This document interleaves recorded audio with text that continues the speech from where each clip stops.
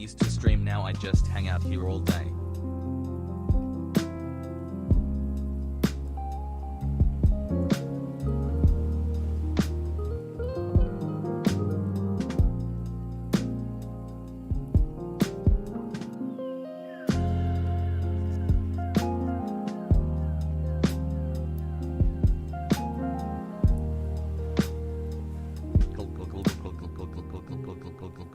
I wish I had friends in AZ side.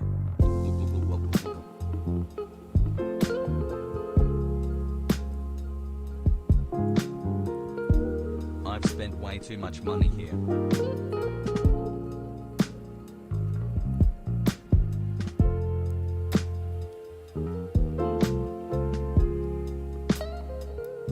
Me too.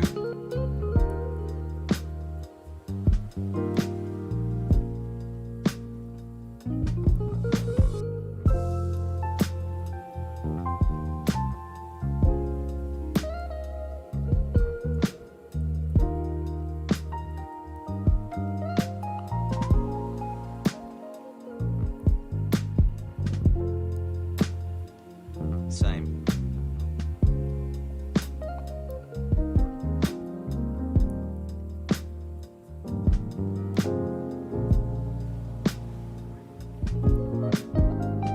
Happy Monday, everyone.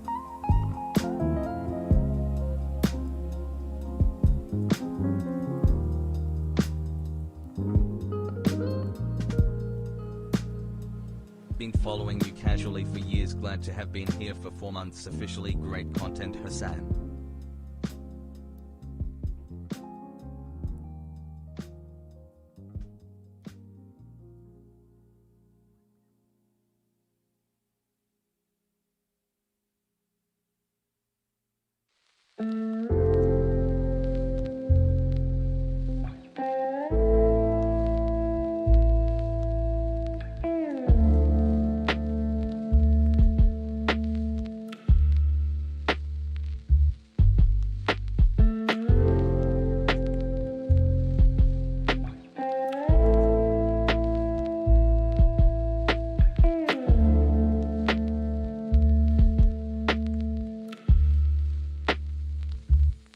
Chat, I hope everyone is having a good day. Let's not forget that we are the Howard wash our booty. Let the watch you and third far down.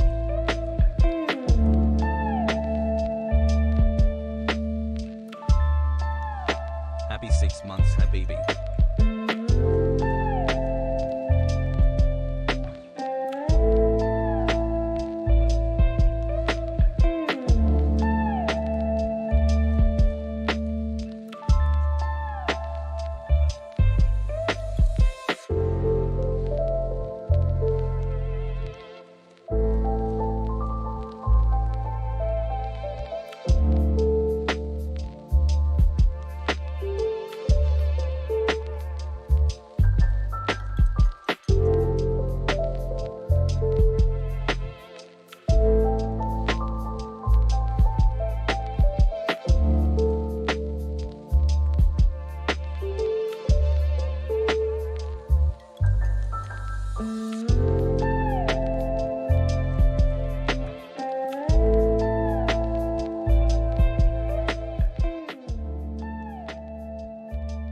What's going on, everybody? 16 months ball. I hope everyone's having a fantastic evening, afternoon, or pre-noon. No matter where you are in the world, I'm Hasan Piker, and this is the HasanAbi broadcast, coming to you live from yet another beautiful and sunny day in California, Los Angeles. We are live and alive once again, folks. And I hope all the boys, girls, and NBs are having a fantastic day. It's very nice out today. It's like, it feels like summer. It finally feels like actual summer. Oh my God, I fucking hate this camera. Shit. Anyway, I know the camera's unfocused. I know. Anyway, as I was saying, it feels good, boys. It feels fucking good. Feels like Yeah, I don't know. I don't know how to describe it. It's just, it feels good. Certified freak 7 days. I hope all of you guys are having a great day as well. 13ZEW already? What the fuck? What does that even mean?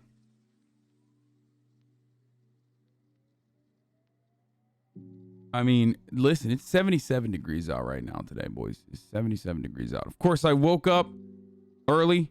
I got some bad news yesterday. I put an offer on a house. Was up, Dad has prey. And there weren't even any other like fucking, and we literally at the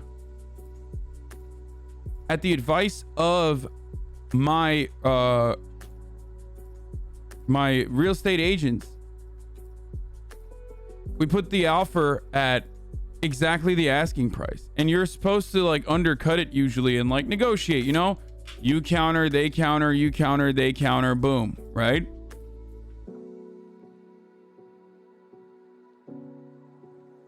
And we did it to just like move fast on a house, like aggressively. And we did it so that we could get like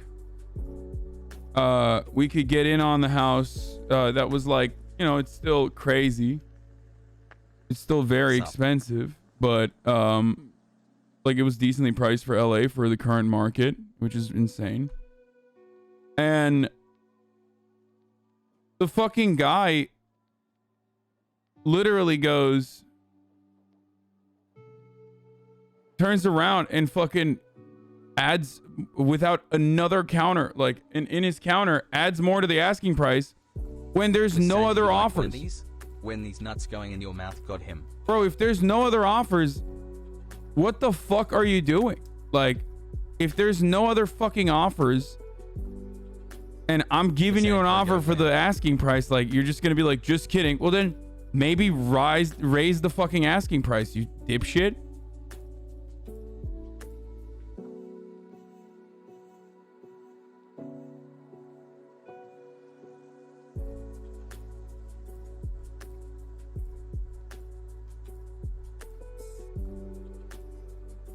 Well, not in this market. You have to offer at least 30% above asking price if you want to get one.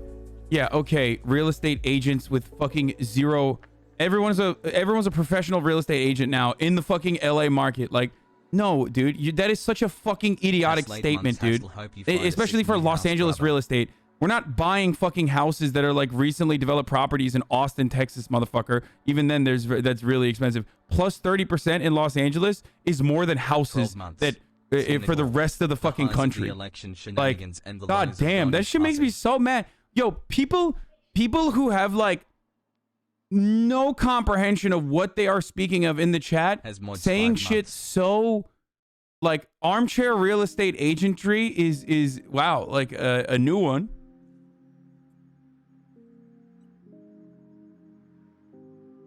One month away from a sub baby.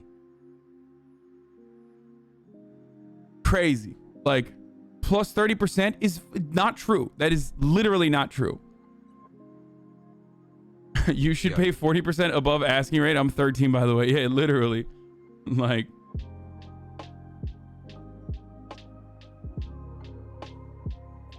any opinions on the discourse, lad? Let's go. What discourse? Anyway, this is the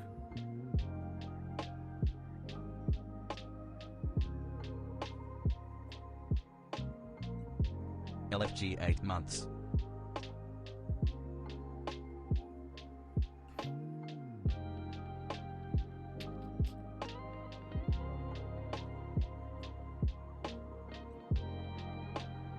Anyway, bro, but we've all sold 10 houses and bought 30 more in the last 20 months in every major market. Yeah, of course. No, I just think it's funny when people say, without even considering, like, people say some shit like, yo, bro, fucking, it's going above 30% in Los Angeles. Like, house understanders in the chat saying shit like that. Oh, yeah, dude. In an area where, like, the average real estate price is, like, $800,000, you're gonna fucking tell me that, like, they're just cracking on another 30% on that? Big love to chat. Yeah, dude, there's like $5 million properties. They're just paying fucking 30 plus 30% on a $5 million property on top of that. Like, that's the same kind of energy as like, that's the same kind of energy as motherfuckers who say stuff like,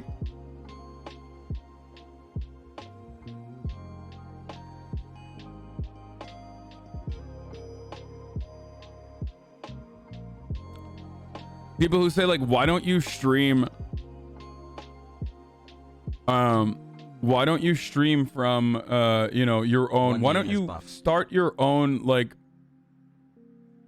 why don't you start your own streaming service and stream from that, you fucking fool, like, you simpleton. Like, I don't understand, it's so unethical.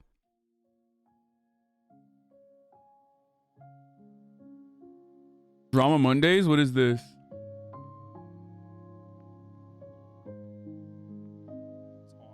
The sex is Did really you good. see Belarus tried to say the bomb threat came from Hamas?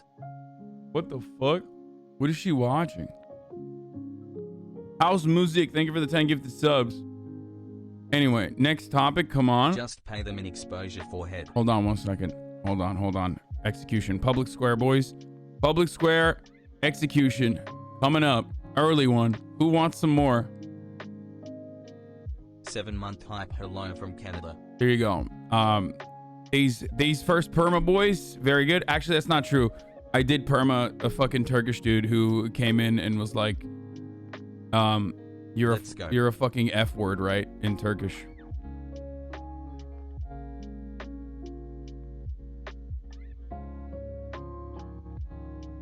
One of my favorite Mario clips, if you want to watch. Yes, you're fatigued. What you do? Very good. Second try. It's very easy. Very easy, this game. I got all the banana. Feels good, man. Has to love this community. For the most part, lol. P.S. Donny Saj. Okay. Yeah, we're gonna talk about this. This is like one of the most like deranged things I've seen on fucking. This is one of the most push me into animation to me, and it's gonna be shown on Times Square. No way. Let me tell you the tale of a hero to people. Okay, that's fucking amazing. Sick, dude. Have a great day, Has. That's actually sick as fuck. Oh god, this is gonna make people so mad. Okay, they literally ripped this off Steven Universe, by the way. Like, they just straight up teaching me to recognize right-wing talking points. Straight up Steven Universe. Did they go and hire the same people? What the fuck? I mean, it's sick. It's sick. This is awesome. Far and wide, armed with the superhuman ability to befriend everyone and eat while gaming, she set out on a quest to spread joy and poggers across the land. Was she engineered in a lab? Is she actually her cat Mimi's human avatar? When she reached the end of Endless Online, did she give up? No, she kept on going. Has she silenced a few trolls? When things got sus, did she casually eat spaghetti? Absolutely. She forged ahead, breaking new ground and making new friends. And when she reached the top of the game, did she stop? No. She broke right on through. Where will she go next? On to star in her own anime? On to launch Mimi into superstardom? On to change the game forever? Only she knows. And Mimi probably knows too. Okay. It's because this is my friend that I think it's like very fucking cool. If we're being real, but like there is definitely so many like liberal marketing major fucking talking points in there. Like she's like breaking through a glass ceiling. Like, did she stop? This is very cool. This is cool as fuck. This is cool as fuck. I'm not gonna be like, especially because this is like, oh my god, on Times Square. That's dope. Guys, just be rich, just be rich, just be rich, just be rich, just be rich. Corporate art style? No. This is like straight up a Steven Universe rip. This is a really fucking sick. This is a really, really sick ad. I just realized, however, us as like Twitch streamers, like we literally don't do anything. Like, it's like, how do you describe what, like how, if you were to promote someone on as a Twitch streamer, like, how would you like talk about our amenities, our qualities? It's like, we literally don't do anything. It's just like, she knows how to eat pasta while sussing out imposters. Like, and Hold on. and it's like, yeah, this is, I mean, we like literally don't do anything, dude. HasanAbi is a Twitch streamer who reads Twitter headlines and articles and then yells at 14-year-olds in the chat all day. He's dodging critics left and right. Wait, they made another one for Ninja too? What the fuck? Twitch is going... That's interesting. Okay, so the thing that's interesting about this is that like Ninja and Pokimane are well-established household names, right? Ninja and Pokimane are very well-established household names. Where's yours? That's what I was gonna say. We're never getting that. Like, let's be fucking real. Like, XQC's never getting that. I'm never getting that. Like, Aiden Ross is never getting that. Misgift might actually get that, but probably not. Like, we are not. I fucking love you, and I'm so glad you went live. Let's go. We're not marketable brands. I mean, we have like we are not good from a branding point of view. You know what I mean? Like, hope you and chat are having a good day, my dude. Actually, I get a lot of viewers. Yeah, I mean, literally, no one will dispute that XQC has been the largest Twitch streamer for years, like for multiple years at this point. But that's not what we're talking about. What about Ludwig? Ludwig is a streamer that is like... Last Airbender is better than what I was going to say is like, that's the old guard, like Ninja, Pokimane, and they're still great streamers and they still stream and they're still massive streamers, obviously. But there are like a lot of new streamers that have also risen through that era that like came in the post Fortnite era, I would say. I would put myself in that category. I put XQC in that category. I would put Ludwig in that category, right? Bro, you old though? Yeah, it doesn't matter though. We're like fucking not, you know, old, yes, but not. XQC came up in the Overwatch era. Dude, it doesn't matter. I'm talking about like making their mark on the platform as like one of the largest content creators on the platform. Okay? Happy that's 3 months. that's what I'm saying. Politics like, stayed for the GTARP. XQC is not old guard, no. 8 months hyper. XQC was always pretty big. XQC was always pretty big for a while, but like he's not a fucking Fortnite streamer. Like he wasn't like hitting 20k, 30k or whatever like the comparable numbers for like the largest streamers back then was. Saikuno is another like new wave Twitch streamer. Biden has decided to not cancel any student debt. I know I don't have an alternative, but I really don't feel like voting Democrat is helping.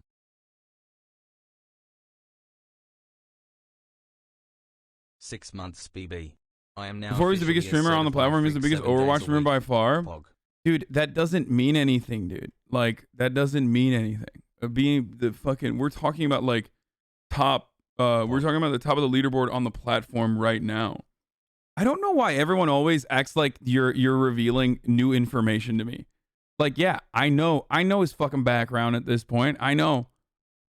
What I'm talking about is like, if there are top content creators from like different eras of Twitch as Twitch evolves, I wouldn't put fucking XQC, XQC's like permanent position as like the largest content creator on the platform in the Fortnite era. I don't think he would either. I think that the Fortnite era is like Ninja, Pokimane, Myth, Tim the Tapman was also big, Dr. Lupo, like these were the Shroud. These were the they don't even necessarily have to be fucking Fortnite streamers. I'm just saying Tfue, Nick Merckx, and then some of them stayed on the platform, kept being like very brand friendly and large streamers. This is a long time. Some of them didn't. There's like a new guard now though, and then the oldest guard is like Soda, Lyric, Forsen. like from what I understand. And then now I feel like there's a new batch of streamers that have grown out in the post Fortnite era, which I would, if I were to say, I don't know, how do I describe it? Like, if I were to put Twitch history in categories like, you know, the Bronze Age, whatever age, like, I would say the Fortnite era was one. It was the most defined by Fortnite, like defined by metas. Hassle. And then the other one was the just chatting era. I think like the React Randalls, people like myself, people like XQC, who still, of course, primarily play video games, but like variety streamers, really blew the fuck up. And I think we're still in the, I guess, React Randall or just chatting era currently. Olivia Rodrigo. Did not mention Ice? No, that's like, that's before Fortnite. I would even go so far as to say like that's the dark ages for Twitch, where Ice Poseidon ruled the lands. You know what I mean? Such a shame that Marjorie so Green I missed most of it. I mean, I'm old. I'm late to the game. Like, not only am I old, but I'm fucking super late to the game. I started streaming when Fortnite was popping off, but I was not like, you know, I wasn't taking it seriously. I wasn't like, you know, full-time streamer or anything. No, we are not in the fucking hot tub era, dumbasses. That's not like a real thing.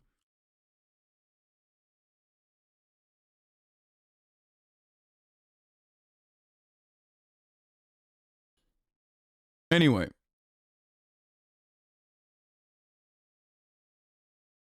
Hi chat, hassle. I think there was a just chatting variety era that we're still in. And then underneath that, there's like different subsections. And the different subsections include the Among Us era as well. And the Among Us meta created a lot of fucking massive names. Like a lot of massive names. I would say that like the OTV and Friends network blew the fuck up. You have Minecrafters on a different planet that like started coming on the Twitch as well. They're fucking gigantic. Love you, Hasan chat hassle. PS happy 10 months. You know what I'm saying? Like, there's a lot. There's a lot that happened. So yeah, XQC.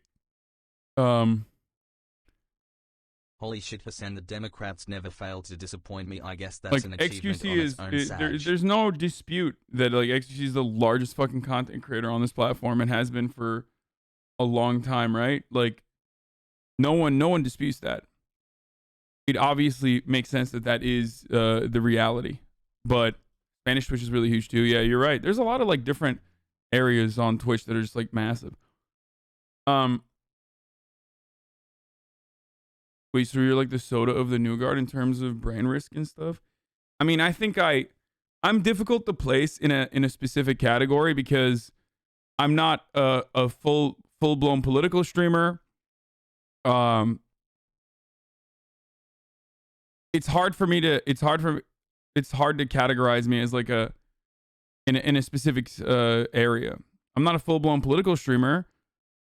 Even though political streaming is not even a real fucking thing until like recently, it wasn't like a thing. Lord tells of the most prolific. Like the reality is like with my political points of view, I will most likely never be a household name. If I am a household name, it will not happen with my political positions. That means that like the moment I've become like a full-blown household name, that means that like my positions have like rounded out a lot. Gamer. As a child, Ninja unlocked a supernatural headband that fit really well and unlocked his true potential. Legend has it, he once sniped a guy in a game while playing a completely different game. As his competitive spirit grew, so did his skills. He broke records with record-breaking hip-hop stars, dominated Family Feud. Armed with only a marshmallow, he won $1 million for charity. And then he disappeared. What the fuck? What the fuck? That's kind of a crazy. They made a crazy. They're saying the mixer, the fucking mixer shit was like a disappearance. Why did they animate this, but not the time you downed the doc so hard he got banned off the platform? Yeah, remember when I murdered Dr. Disrespect in the Call of Duty tournament so fucking hard that the sheer embarrassment caused him to be banned permanently from Twitch? Then he was back, more dominant, more ninja-y than ever before. Ready to win so many championships they'll rename trophies Ninjas. Ready to finally release his hip-hop album? Even ready to invent an unbeatable game where he can take on his only true competition, himself. Good luck, other ninja. Isn't he like... This is hard to watch. I mean, look, this is how... Boys, this is how branding works, okay? This is how it works. They are... He's a league streamer now. Yeah, I know. This is what it's supposed to look like. And in some ways, this is good because it brings more people onto the platform, okay? Which is a wonderful thing. Like, the legitimization and the penetration of the normie sphere of Twitch is always going to be a good thing, right? Now you can like literally tell your friends you watch fucking Twitch streamers and they won't look at you like, ew, that's disgusting. Get the fuck away from me when you go to school. Okay. But also at the same time, that will create a new layer of like marketing standards and shit like that where, you know, the platform won't be the same platform that you know and love, but you know, it's just growing pains. This is the same as Pokimane's chat Pogo. What?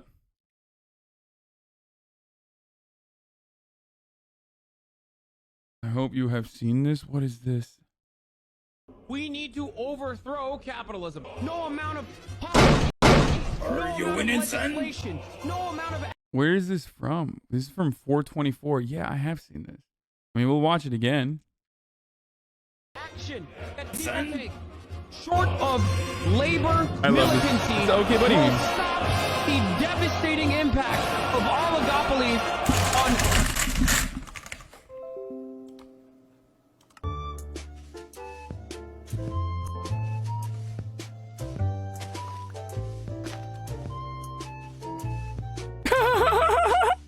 We need to... what? As long as you're on here speaking the truth about 9/11, whether or not... What? Booba stream for Palestine? Shut the fuck up. Wait, was this Han Huts in them? People were posting about this yesterday. Anna the Nugget, streamer successfully raises medical aid for Palestine. 8 more minutes. Come on, we got this. Last speed run. Last 8 minutes. Last 8 Domino, minutes. thank you so much for the 20. Bro, people say Booba streamers are so fucking you know, pervasive and so successful on the platform, and then they raised $2,000 for Palestine. Vosh raised like $300,000 for Palestine, and he is literally the furthest from a fucking Booba streamer. Okay, like nobody wants to see Vosh in a hot tub. Vosh has bigger boom. I'm just saying. Well, this is still sick, by the way. Congratulations to these wonderful ladies for raising money. Harsh, my dude. I don't think anyone wants to see me in a fucking hot tub either. I think you guys are fucking memeing when you say shit like that. It's not about the fucking people who are taking it to like, you know, oh, it's you're saying he's like.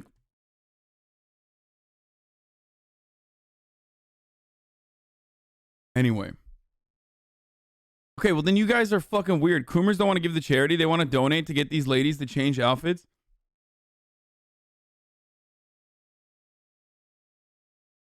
Wrong. Hot tub stream Hasan wrong. Hot tub stream Hasan wrong, says Mrs. Hasan Piker. HasanAbi knocks down Dr. Disrespect. Looking at you right now, Hasan? Yeah, there's oh two yeah, right remember this, dude? Boys, remember this? This is like one of the last times Dr. Disrespect ever appeared on fucking Twitch. I'm gonna play this. I don't think I'll get banned. He's not like prominent in the clip at all. You can't even see him. But to your right. Hot tub stream when? Pogo. One more all white. Yeah. that guy I downed was Dr. Disrespect. Look. Oh, it's Dr. Disrespect. Oh shit. Oh, that was a real one. Yeah, I fucking downed his ass, dude. It's done. And then after that, it was over. After that, it was over. Done. And not just on Twitch. You know what I'm saying? Oh, remember the Portugal? Portugal, carajo! Period. This is in the HasanAbi broadcast. This is the Portugal, carajo! Era. Shit was crazy. That's when the Portuguese frogs were eating, dude. Like, they were eating so much, dude. They were just getting it every day.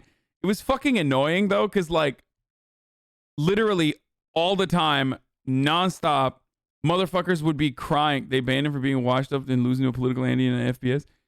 Yeah.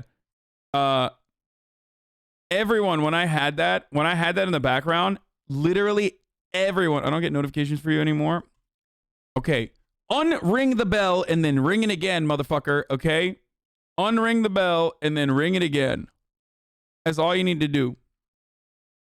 I haven't talked about Belarus yet. I haven't even, like, blasted out that I'm live. I'm just doing, like, you know, fun shit. We'll do the Ziwe Andrew Yang interview. It's really bad. There's, like, really funny fucking clips from it. Really funny moments from it. We'll take a look at also, that. It's been a fun 9 months. Here is to many Is the more Discord months. not fucking pumping out notifications? Discord, my guys, when you don't, why did you perma him? Months, let's go. I permanently banned him because he was very deliberately spamming, like, your car's getting repoed Omega Law over and over again while I was talking about some other shit. And, like, he kept adding another number so he could continue spamming. So basically, the Discord did notify today. Okay, good. Thanks, Gorbachev. Basically, there's many different ways that you can know if I'm live or not. One, I do a swipe up always on my Instagram. I'm live. Swipe up. Jesus Christ, you scare me when you do the name tab shit. I thought I was gonna get banned. Don't worry, C John. I know you're a fucking degenerate juicer / Aiden Ross fan. And an ex, like, reactionary. Hasan, I had to get my GFS Amazon account linked with my Twitch. Here is Bezos money. Anyway, I posted on my Instagram post, like a swipe up post, you know. So there's that on my stories. I also post on my Twitter. House hunting is basically like high stakes used car shopping. It's its own special kind of hell. Wish you luck and patience, my man. Now, house hunting is like speed dating. Kind of. It's kind of like dating. It reminds me of dating a little bit. Like, I can't be showing these ladies how much I'm interested in them. You know what I mean? Because, like, there's a lot of you know, there's a lot of other people out there that also are interested. House hunting is like speed dating, but 20 other people are trying to shove their cocks in at the same time. Yeah, kind of.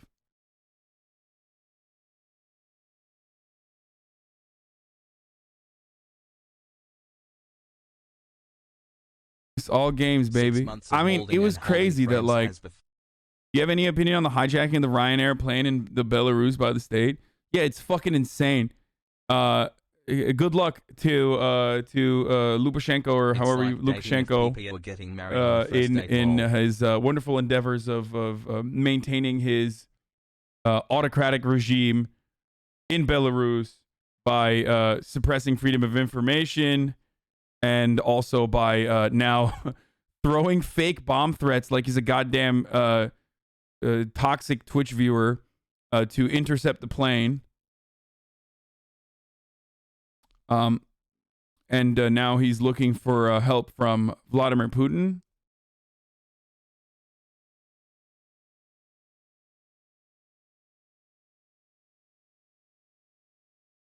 At what temperature The dude they arrested had neo-Nazi ties, so become Lukashenko was gender actually doing Antifa praxis. Is that true? They said it was a Hamas bomb. Okay, we'll look at that in a little bit. Hold on. I will cover it in depth in a little bit. I don't think that dude was the dude actually a neo-Nazi. So here's the thing. A lot of times, like, look, this shit is hella complicated. Okay. XQC just got banned, lol. What, from what? No, he didn't. Oh, NoPixel? Yeah, who cares?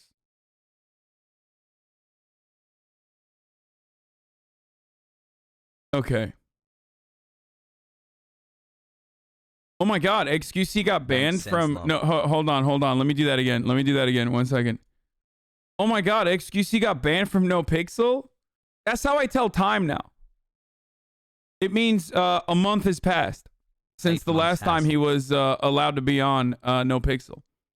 Like, there's a time frame there. Like, that's literally, oh, it's been 3 bans since the you know. Wow, it's the 4th ban period. It's perma apparently. Fuck no, the fuck it's not, dude. There's no shot. Yo. We're in ban 4. Get the fuck out of here. Yeah, okay, bro. I haven't tweeted that I'm live. I'm gonna tweet it in a second.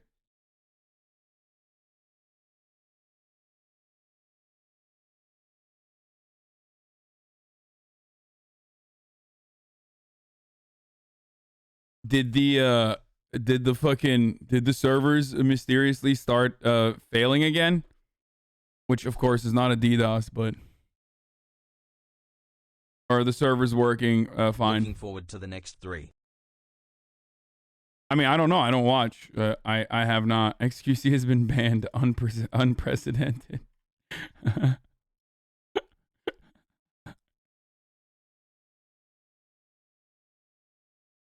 Okay. Look, the reality is, like, I think he's gonna be fine. I'll say this much. I think it's better for him, okay? Just, I don't know how he's been. I haven't watched, like, roleplay at all, and I have not kept up with, like, the ins and outs and comings and goings of the roleplay dynamic, right? But XQC being banned from roleplay permanently is probably good for him, dude. 60 days because this motherfucker is like, he's just like, he was just spending so much time on that shit that it is like, he'll probably become a little bit more, he'll probably become like a little bit healthier. I mean, I'm just saying this from my own, POV. Like, it actually made me a lot healthier when I was able to move away from it in my real life. So, and I mean, like, healthier than doing like 13 to 14 hour streams, you know what I'm saying? So like 10-hour to 11-hour streams like he usually does. Exactly. Same thing happened to you when you stopped. It was very noticeable. Yeah.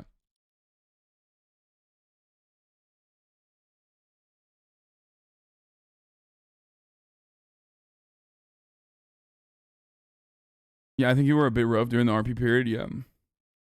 Hassle.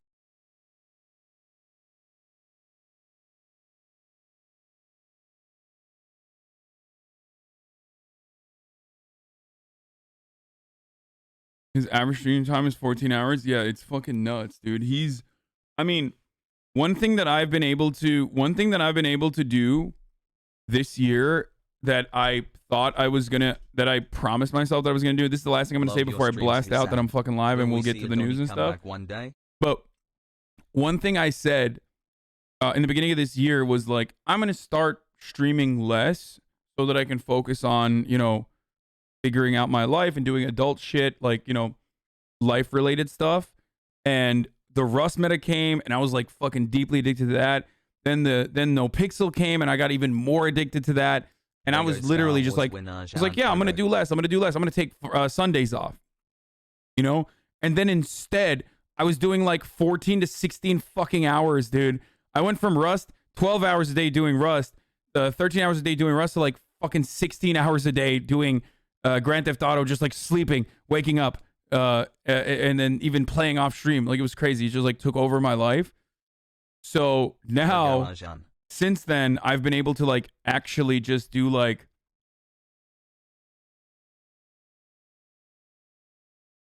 since then I've been actually able to go to the gym every day, cook my own meals, actually fucking you know, deal with like back end real life shit like looking for a house and you know, paying my taxes and doing on the back end like business stuff.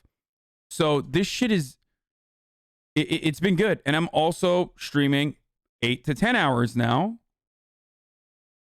which is very good. Like a lot healthier. Still very on the insanely high end. Still a lot, but very, very good in comparison to where I was a couple months ago. Anyway, what happened to your podcast with Will? What do you mean? It's around. We've been posting. We did a 3rd episode last week on Israel-Palestine. You should go watch it if you want. Anyway, I'm gonna blast that I'm fucking live right now. Okay. Daycare is open. We are live and alive. Get in now.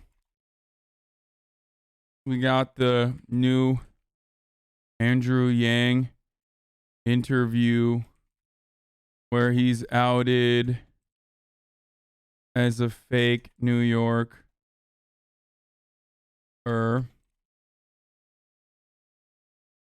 We got the Bella Russian. Did you see Kyle wants you on Crystal Kyle and Friends? Any plans? Did he say that? I mean, yeah, I'd be down to go on. We got the Belarusian plane hijack. Andrew Yang is so goofy. UN aid to Gaza and so much more. Get in now.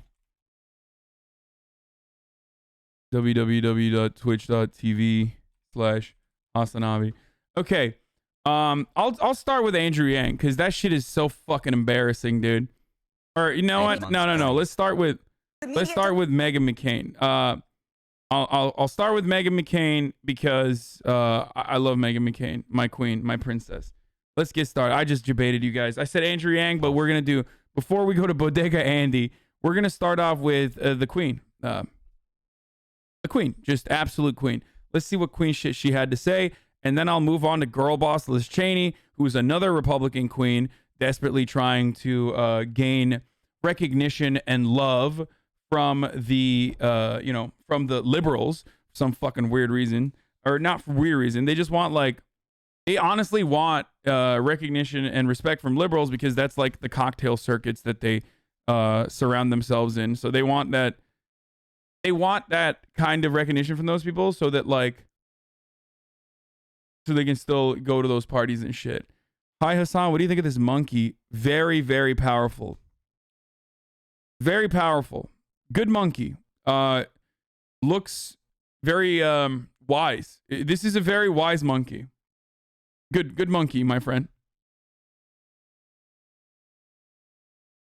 4 months, Pog. Jesus, we're already in here. Why so many links? The links in here are so you can fucking retweet it and tell your friends and family. That's why I blasted it. Doesn't want the squad to look bad. They just want Marjorie Taylor to look bad. Anti-Semitism is a huge problem everywhere in this country. When you talk about Holocaust survivors, yes, it is. My producer who produces me every day, his grandparents. We're going to break, and when we come back, you can continue talking, but now we're going to break, so we'll be right back. I'm cutting you off because we have to go, Megan. Why do you think I'm cutting? Oh my God, bro. What the fuck? Cutting you off because we have to go, Megan. Why do you think I'm cutting? Because the media doesn't want. Oh my fucking God, dude. We got to watch that full segment. Hit me with that segment, dude. Oh, I am so horny right now. That is fucking awesome, dude. Okay, that is like, ooh, that's good. Oh, that's fucking so good. Oh, God damn. Speaking of which, listen, guys, this is actually kind of a touchy subject because, like, obviously there is legitimacy to people talking about anti-Semitism. Anti-Semitism is a real problem, and it has increased, especially in recent times. It's been increasing as a consequence of, like, the Trump administration and the neo-Nazis that felt valid, like they had a fucking space, right? But there are also these kinds of fucking takes where the anti-Semitism or the anti-Semitism is a shield, is a deflective shield against, like, criticisms of Israel's treatment of Palestinians and Palestine in general. And I say to those people, suck my cock, 100%. Like, how dare you? This is such freak shit that my friends that are not, like, super invested in the media part of things sent this to me and were like, look at this psycho. Okay? Like, what a fucking psychopathic tweet, dude. My Jewish friend saw a sign that said, first of all, I don't believe that this is real. I don't believe that this person has a Jewish friend that literally said this in honesty.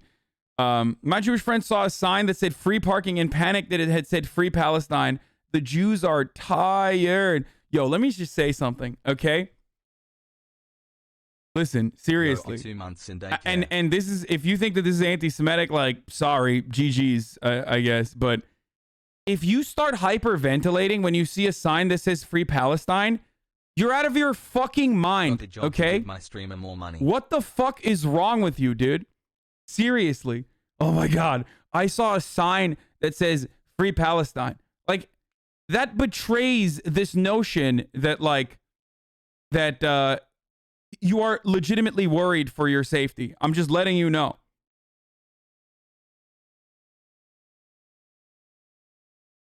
Straight up.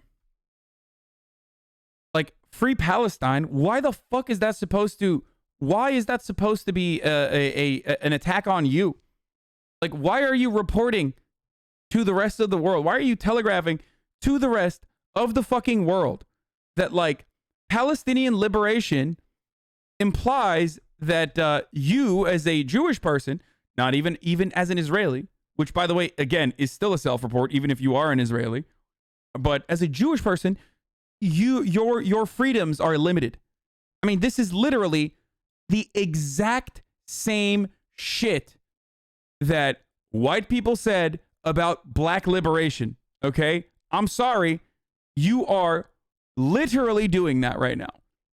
Like, oh my God. I saw Black Lives Matter sign and I immediately rushed to my safe space, my little bag that I have, my little paper bag that I have, because I started hyperventilating into it because I was having a panic attack because I was so worried that I saw Black Lives Matter signs. Oh no, it's like, come on, dude. Really? Really? What the fuck is wrong with you? You are literally, like, you are showing your ass here. You are showing that your position is preposterous. Anti-Semitism is an issue, but trying to use it right now to defend Israel's action is even more anti-Semitic. Yeah, literally, like. She deleted the tweet and went private. Wait, just now? Bro, she had 3,000 quote tweets. The moment I look at it, she deletes it and goes private. Really? Well, that's the last time you guys will see this tweet, boys. So.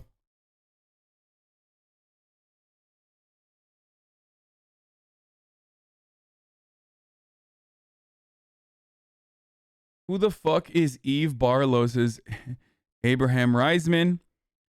This is Eve Barlow. Linda Sarsour wouldn't have been able to reach all the pop stars she's got into her Hamas promo had Jewish music journalists like me not existed to build those artists up in the first place. Don't be salty. What? I did Lizzo's Playboy Centerfold. I did Halsey's Guardian 2020 cover story. I was one of the first people to write about The Weeknd. I could go on, but I don't want you to think I control the media. What? If you shared that Refinery 29 primer today on Palestine, then well done. You're a fucking Nazi. I always feel especially Jewish when I'm nursing a migraine in a dark chamber with no end of suffering in sight. Are you alluding your migraine to what the people suffered during the Holocaust? Because if you are, how dare you compare your migraine to that? Oh my God.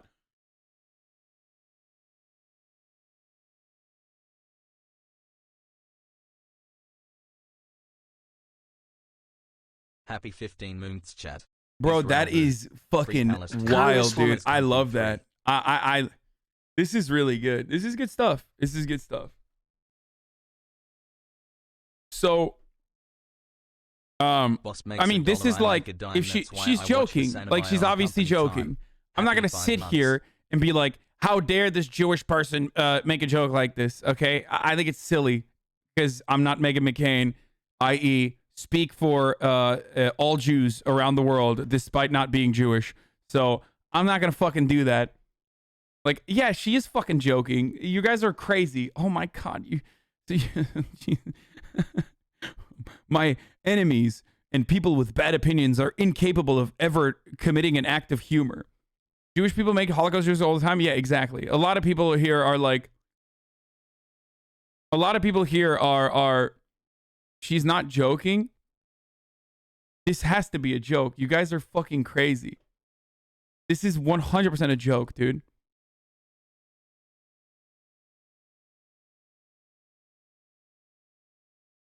Her description: journalist, Zionist, Scottish. I mean, Zionist people can make Holocaust jokes too, man. I mean, look at Netanyahu. Oh, except he didn't. He wasn't joking, though. He was very serious. Oh, Jesus Christ. Oh, my God. Hasan, I have a question regarding Palestine and Israel. I understand the frustration and the idea of colonization, although around 2006 Palestine elected government was overthrown, and ever since the West Bank and Gaza Strip have had different leader. Oh, yeah, man. How the fuck is she a Scot and a Zionist? Did you see Bernie's take regarding apartheid? Wait, what did he say? Do you have a pussy ass statement? Old man. Old man! Listen to me! Listen! What is this pussy ass, wishy-washy ass, don't call it apartheid bullshit? Okay? We have moved beyond J Street activism, okay? Actually, I don't know if the Jewish Voice for Peace and if not now use those terms as well, but it is the truth. That is what's happening. Come on, old man. I would be surprised if they were against using terminology like that, but Bernie was on Face the Nation. He was like, we can't say certain words. Like what? She don't believe in shooting stars, but she believe in shoes and cars, wood floors, and the new apartment couture from the stores department. Have you ever met Mr. Sanders? Just curious. Yes, I have. Of course I've met Mr. Sanders. I love him. Don't call me old when you're pushing 30, boomer. Can you read her tweet in Scottish? Okay, hold on. I'm going to do it again. I always feel especially Jewish when I'm nursing a migraine in a dark chamber with no end of suffering in sight. Is that good? Okay, that's how she said it. If you shared that Refinery 29 primer today on Palestine, then well done, you're a fucking Nazi.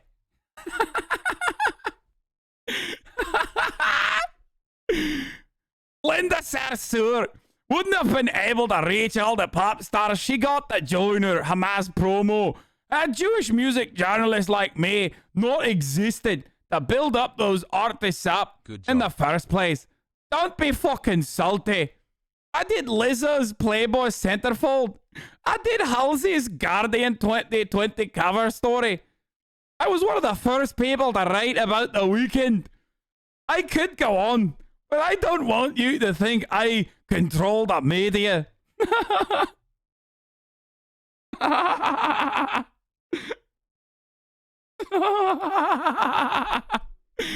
Oh, very good. My iPhone has glasses now. Hold on, I'll read the original one too. My Jewish friend saw a sign that said free parking and panicked that it had said, "Free Palestine. The Jews are tired."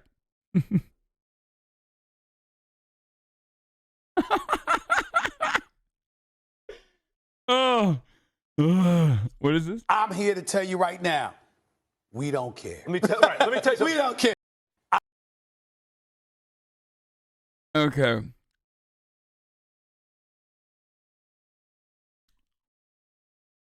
The equivalent of, I have a black friend, I'm not racist. No, I think she...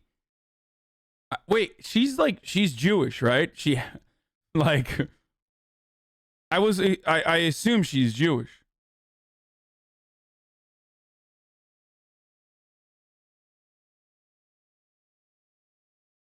Right? I mean, it says she's a Zionist, but...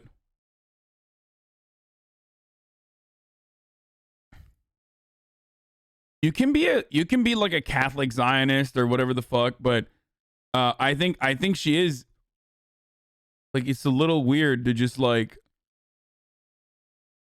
Free Palestine. Like, okay, if she's not Jewish and making that Holocaust joke, then you know, and maybe that's an indoor joke. You know what I mean? Maybe you keep that in your group chat with your Thanks for 4 months of pretending your Jewish to work friends while I watch your stream.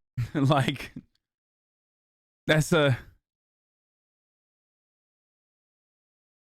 by that I mean, didn't you teach chat what cashews were yesterday? Yeah, it's funny because chat was fucking trying to be like, cashews? That seems like a slur.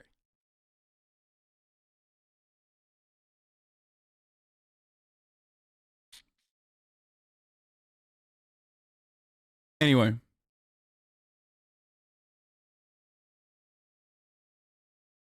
You really need to look up here other tweets. It's not jokes. Cashews come from... I mean, I said it does sound like a slur a little bit. It sounds like a pejorative, but... Okay, part one. Let's fucking watch this shit, dude. Let's go. Come on. Marjorie Taylor Greene's time in office has been marked by harassing of the House. Oh, cashew means half Catholic, half Jewish. Cath Jew. Hassle. It's just like... I don't know. It's a term I learned in University of Miami.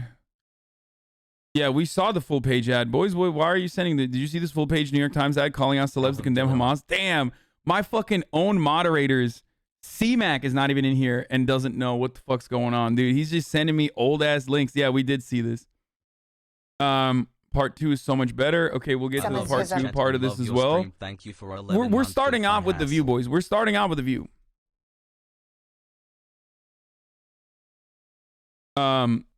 But of course, before we full-blown start off with the view, you already know what motherfucking time it is, ladies and gentlemen. It's top of the hour, so I'm going to run a 60-second ad break here.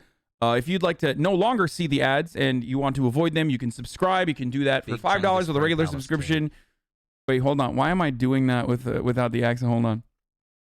If you'd like to no longer see the fucking ads, all you need to do is subscribe with your Twitch Prime. You get one free Prime subscription a month. And you can use that. You can use that for fucking free. No, that's not my old ad voice. My old ad voice is Irish. This is Scottish.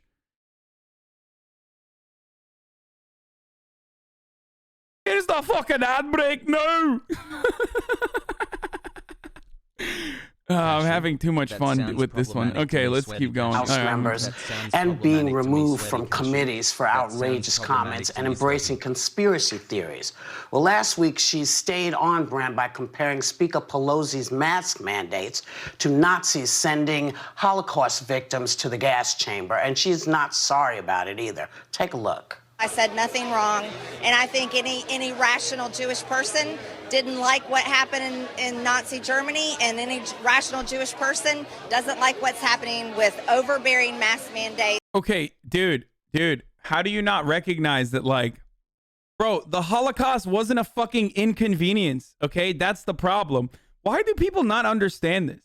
Like, people get so mad at me whenever I make comparisons to Nazis that are completely valid because, like, it's nearly identical in terms of, like, the kind of fucking violence that whatever group is subjecting other marginalized communities to.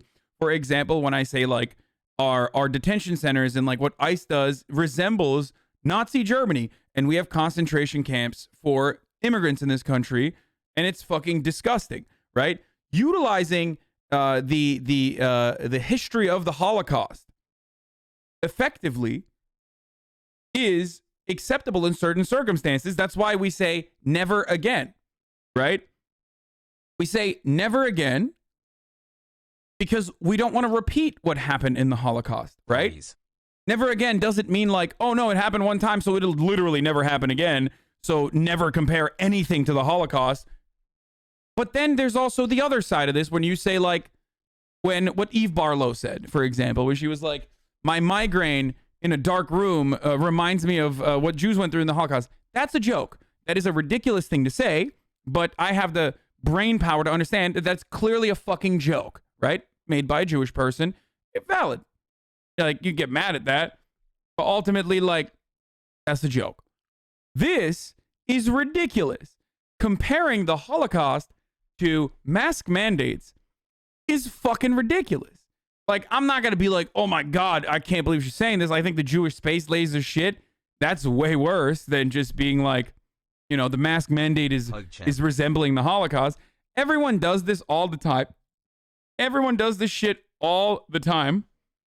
Everyone makes comparisons to the Holocaust on whatever like suits them or doesn't suit them. But this one is like ridiculous. Like, this is so ridiculous that it's like, it's kind of anti-Semitic, okay? And overbearing vaccine policies.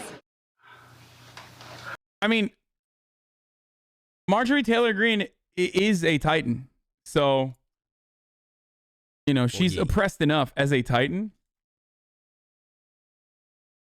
So I guess like it's, I'm just going to go easy on her. You know what I mean? I mean, she's literally a Titan. Like, they've been purged from the inner walls of whatever the attack on Titan City is. You know what I mean? Like, they've been pushed away. I think that was the fucking AOT. Marjorie Titan Greene. Yeah, put all the Eldrians on an island. Did I get that right? I don't know. Are the Titans the ones that are oppressed, or are they doing the oppression? Yankees. Or you kind of recognize that they are the ones that are being fuck it. I'm giving you spoilers, whatever. The Holocaust was about murdering a group of people, and mask mandates are about preventing illness. So I see how they are comparable. Yeah. Yeah. It's actually very similar when you think about it.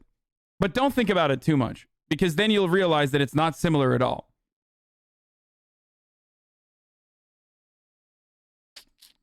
This is from the woman whose party stands with Israel. So where are all her colleagues telling her that she's minimizing the horror of 6 million Jews being mass murdered by comparing it to wearing a piece of cloth over your face? Bih, what the hell? I mean, Joy. What the fuck? Did you just say bih? What the fuck? That's an audible bih, dude. That's crazy. That's wild. I did not think that I would hear that on the fucking View, dude. I think you can say bitch on you can say bitch on TV. 6 months, Pog. But you know, that would have been a way bigger issue, because like, angry black woman says white congressperson, a real American, is a bitch. Ooh, that would have been wild. Is this finally going to turn the tide on Greene? Are her people going to finally stand up and say, shut up and sit down? This is ridiculous. I don't think so. I mean, Republicans didn't do anything when she called Jewish lasers the cause of wildfires in California. Yeah, like, for a year. Bro, when you fucking drop that, when you drop the Jewish space laser line, like, it's over, dude. It's kind of hard for you to come back from that, to be like, I am the defender of Jews now. It's kind of weird. Anyway. California, and when she liked, as they say, a Facebook post that said that they should put a bullet to Nancy Pelosi's head, 94 of the Republicans in the House voted not to do anything about her. And I must point out that when Ilhan Omar tweeted it was all about Benjamins, which I hated that, and I hate any kind of Yeah, dude, that was so anti-Semitic. Yeah, very similar. Like saying that the Israeli lobby has a lot of power in Congress in a country where 35 states have like criticism of Israel bills that literally go against our First Amendment. Yeah, that's so crazy, man. That's very similar. That's very similar to saying like a Jewish space laser caused a fucking forest fire. What the fuck? Yeah, yep, there it is. That's a apples to apples comparison right there, dude. Yeah, you should never admit money is in politics. Well, the worst part about that is when you can admit that there is money in politics and lobbying groups have a profound amount of influence over Congress. You just can't admit when it comes to the Israeli lobby, which is fucking insane because then it's automatically anti-Semitic. Like, shut the fuck up. And I said as much at the time. I covered that relentlessly as well because I felt like no one was fucking defending Ilhan Omar. Anyway. Keep rocking. Anti-Semitism from any party, at least in that situation. Pelosi. We are going to get to the fucking anti-BDS bill, at least in Georgia. By the way, 2-month sub. That's there was a big fucking dub. Shouts out to Abby Martin. And the entire Democratic leadership condemned it. Kevin McCarthy is just sitting on his hands right now. You know, I mean, this is. Bro, Kevin McCarthy literally ran ads showing George Soros and talking about immigrant caravans. It does not get more Nazi than this, okay? Why did Palestine overthrow their government? What else did Kevin McCarthy do? Hold on, Mr. Anti-Ilhan Omar, Kevin McCarthy. Like, hold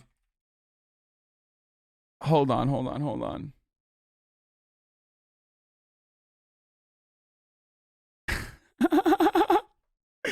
Yeah. McCarthy rebuffs accusations of anti-Semitism in deleted tweet about Soros, Steyer, and Bloomberg. Widely condemned comments from Democratic Representative Ilhan Omar, blah, blah, blah, blah, blah. He said, we cannot allow Soros, Steyer, and Bloomberg to buy this election. Get out and vote Republican. Okay, I thought it was like linking them back to... Soros is like Steyer and Bloomberg. It kind of makes sense to say that about because they are literally fucking billionaires that are buying their way into the election. Saying it about Soros, all of a sudden, though, kind of weird, okay? Look at all these Jewish elites.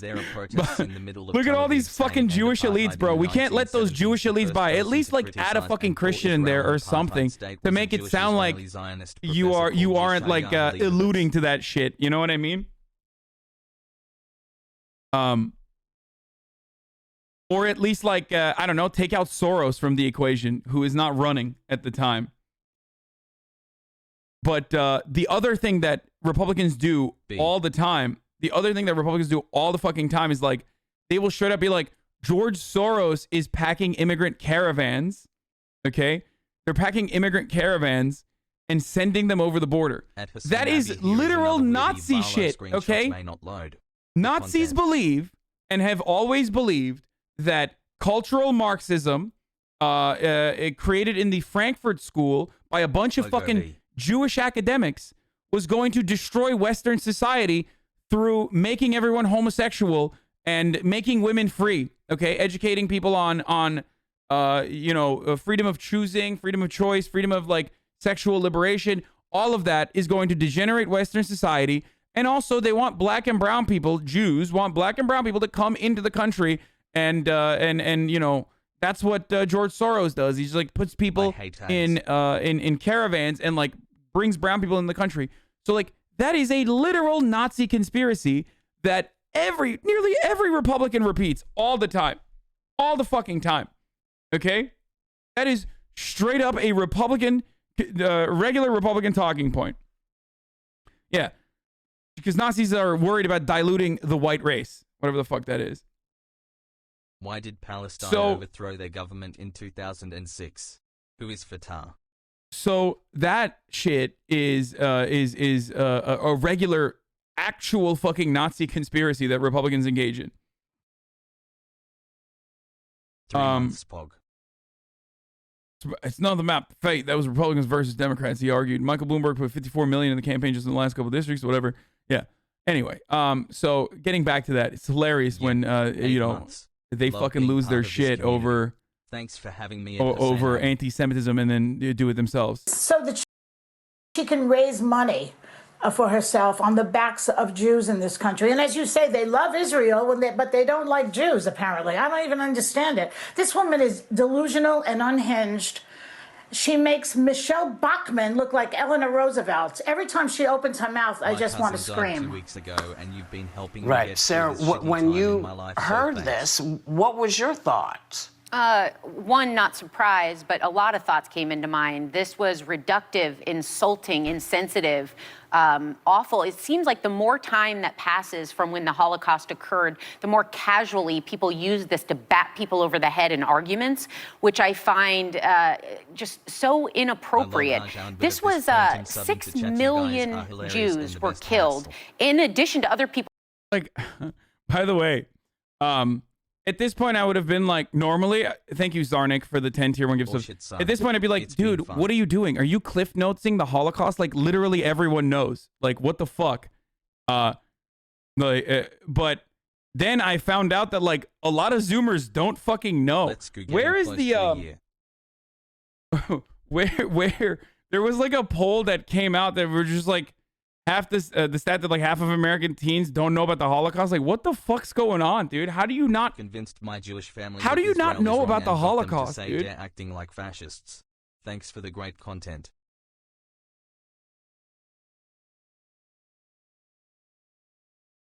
Maybe, and this is where I say, maybe the fucking Confederates are right that you actually do need monuments, dude.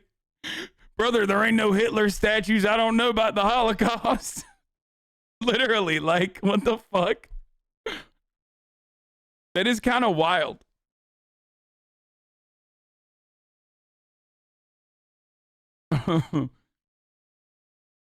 What up, bitches? I had to delete TikTok because of how dumb so many Zoomer conspiracies circulate on there. People that were perceived as inferior. You had Slavic people, Germans with disabilities, homosexuals. This was meant to wipe out a people.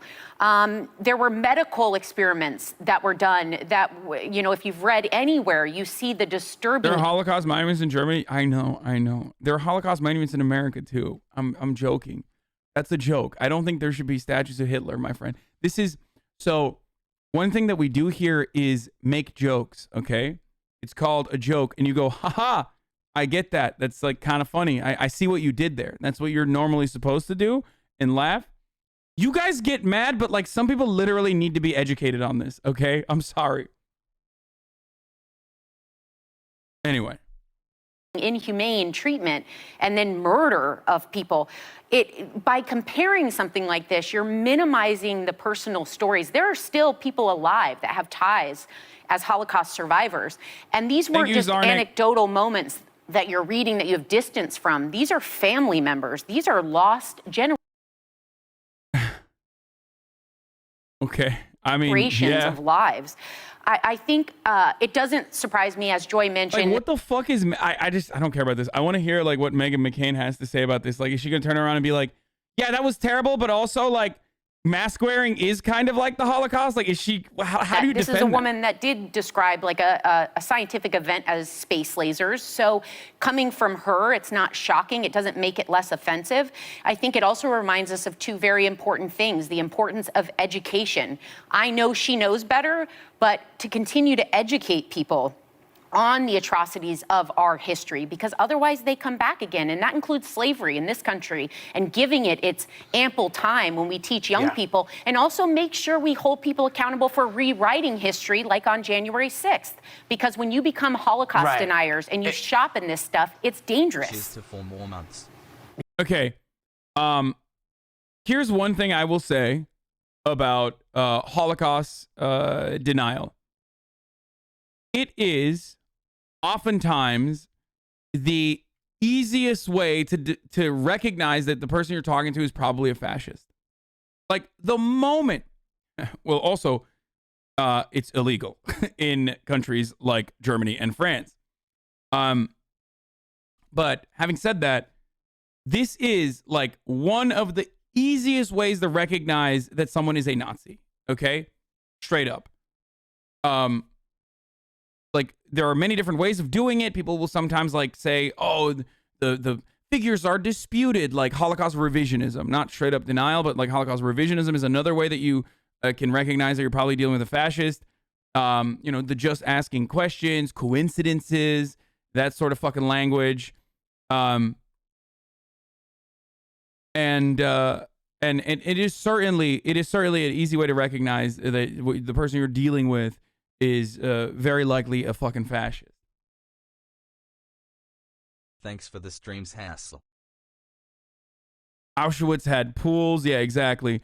Oh, the concentration camps were actually, if you want to know the kinds of Holocaust revisionism that Nazis engage in, literally look to what conservatives say right now about the atrocities that they commit, or the American state commits, or the Israeli state actually commits. It is literally identical. Holocaust revisionists will say, "Oh, well, they weren't concentration camps. They had pools. Like, come on. The situation that they were in, the Jews were in these concentration camps, like that was, you know, that you're crazy. They were just like cleaning them in. They were cleaning their clothes in the gas chambers, like shit like that." You know, that's something that literally, what's her face? The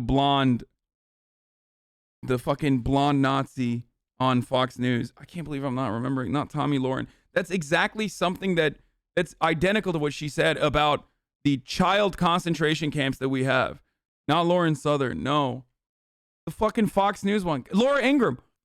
Laura Ingraham literally said that the concentration camps that we're putting immigrant undocumented children in resemble like actually you know, daycare and like a summer camp. She said that. She fucking literally said that. So remember that. You know, it's just, if you want to understand like how people if you want to understand how people lie about Holocaust revisionism, just listen to what conservatives currently say about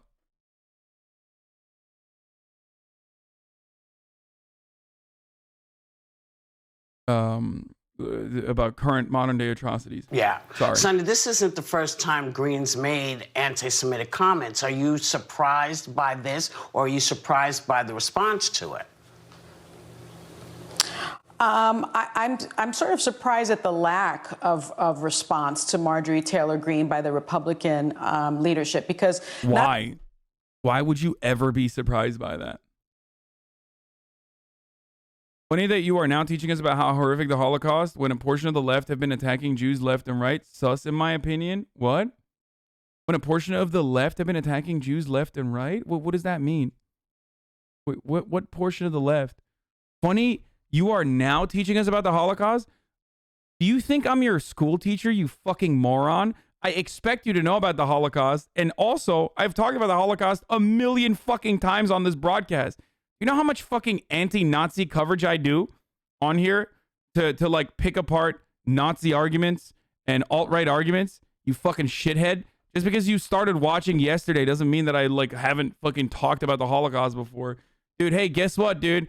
I was live yesterday as well. Maybe you didn't see. Maybe you lack object permanence. But if you've been fucking following me since November 14th, 2019, I'm sure you've probably seen my coverage on the Holocaust or Holocaust revisionism, Holocaust denial over and over again.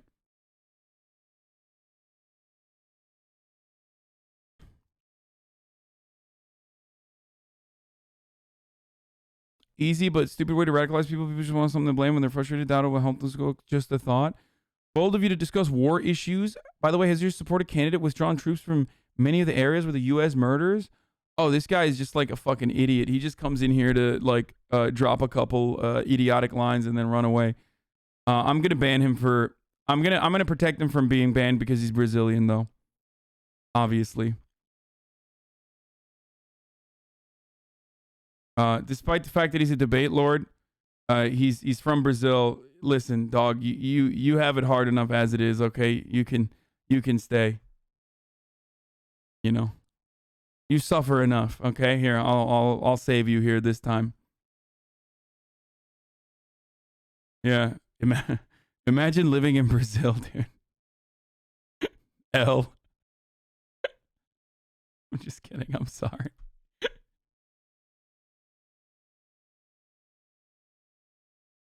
It's hard enough as it higher is. Education. Thank you, Professor Hasan. That's kind of classist. No, that's not. It's not classist. Not only has she made anti-Semitic comments before, we've all talked about the Jewish laser beam comments. I mean, she's also just routinely targeted marginalized communities and the representatives of those marginalized communities. Remember, even before she was a member of Congress in 2018, when you had Congresswomen Tlaib and Omar elected to Congress, which they were the first two Muslims represented in Congress. I mean, that was a monumental moment. I wonder how funny this would be if you were the one in Brazil. I mean, people from Brazil routinely make fun of how terrible the conditions are in Brazil. So that's the joke. It's not coming out of a place of hatred. It's like understanding and it's dark humor, making fun of a shitty situation that you're in. Also, I come at it from the point of view of someone who lived in Turkey, which, you know, you also make fun of Turkey and the USA? Yeah, exactly. Oh no, hold on. No. Oh fuck. I did the number one error, dude. I criticized Brazil. I criticized Brazil thinking that this was a leftist community and you know, we could have an opportunity to make jokes, forgetting that you know, you never upset the Brazilians. You don't upset the Turks on the internet, and you don't upset the Brazilians. You don't upset the Albanians, okay? Very similar personalities. I forget someone who said once, like, someone tweeted out saying, like, I love shitting on Turkish people on the internet because they don't, like, go and do this, like, bullshit, like, oh, wow, you're really, you know, you're really advocating for my trauma to continue. Like you're advocating for intergenerational trauma to continue upon Turkish people. They just go, suck on this mother bitch. Fuck you. You are shit of the dog. Like immediately. They're like, fuck you, shit of the dog. They don't do that fucking lame ass, like, oh my God. And Brazilians are similar too. It's like, oh, you are shit on Brazil. You are shit on Brazil. I tell you what. You come to Brazil. I show you how to shit on Brazil. Brazil number one.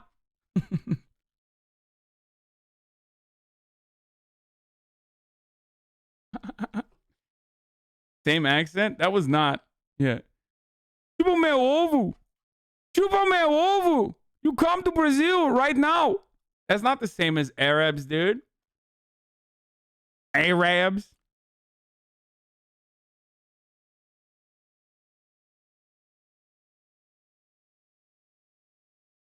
Chupa meu ovo is suck my balls, right? That's what it is. Suck my ball. Did you just mention Albanians? Do you have a problem with me? Albania number one, bro. Fuck you.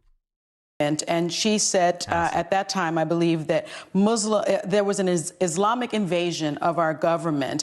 Once she became a congresswoman, she harassed Representative Newman by putting up a hate sign in front of her office targeting Representative Newman's trans daughter. She's stalked and been so aggressive to Congresswoman Ocasio-Cortez. She targeted Congresswoman Cori Bush, so much so that this congresswoman felt unsafe and had to move her office. And then even her aides act inappropriately in an aggressive manner, basically stalking and attacking Congressman Swalwell for wearing a mask. And that went just unreported. And so, it's really up to, I think, Republican leadership like Kevin McCarthy. She's literally just like a demon, dude. She is kind of like a titan. Like, it feels weird. Like, she just can't fucking stop herself from just being gross all the time. It's kind of weird.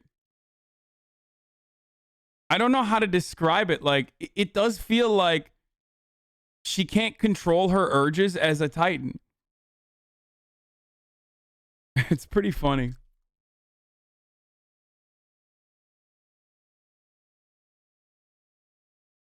Anyway, we're gonna let's keep going, because at this point Marjorie Taylor Greene is the face of the Republican Party, and because it's a big tent party, she is welcome, and Liz Cheney is not. Right. So Megan, I mean, have you?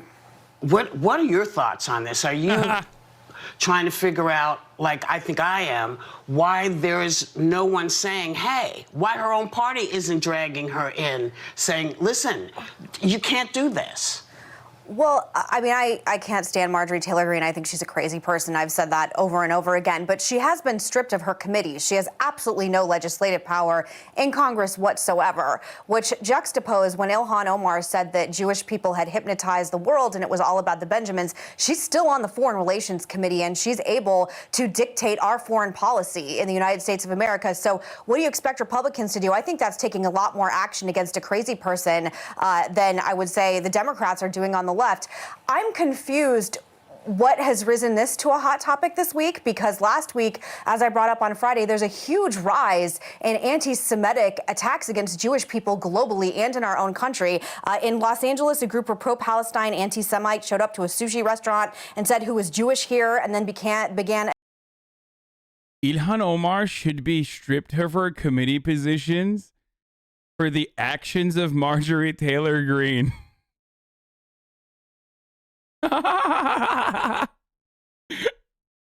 What the fuck? Yeah, dude, you're right. She said Israel has hypnotized the world. I mean, listen. I talked about that before. Like, one, it's she's saying Israel, but it doesn't matter. She's using hypnotism. Like, that's sus, okay? It's sus, but it doesn't fucking matter. It was a long ass time ago. She's obviously not fucking anti-Semitic. Shut the fuck up. Happy 6 months. Wasn't that? I mean, it's more of a. I would attribute that to ESL for sure. That's not what she said, brother. I think she said isn't that what she said like way back in the day? But the new shit that they launch against her is bullshit.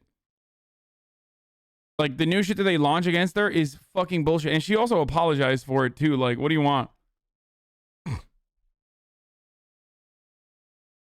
As I was saying, she literally campaigned for a Jewish man to be president. I mean, yeah. But, again, that doesn't matter because they think... A lot of people think Bernie's not, like, a real Jew because he's fucking critical of Israel. So... You said Israel has hypnotized the world? Yes, Israel has hypnotized the world even though she's saying Israel, she's not saying Jews hypnotize the world. Saying Israel hypnotized the world, but it doesn't matter because Israel is still, a Jewish nation state, and then hypnotism is like classic fucking Nazi shit to say like, is hypnotism a Jewish conspiracy type thing? I've never heard of that.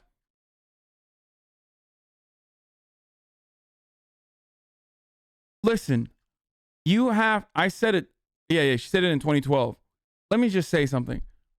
I've talked about this before. You have to separate Zionism from Judaism, okay? These two things should not be married. Nazis married the two so they can justify their fucking anti-Semitic points of views. And also Zionists married the two to be like, oh, you're being anti-Semitic if you criticize Israel. Okay? So,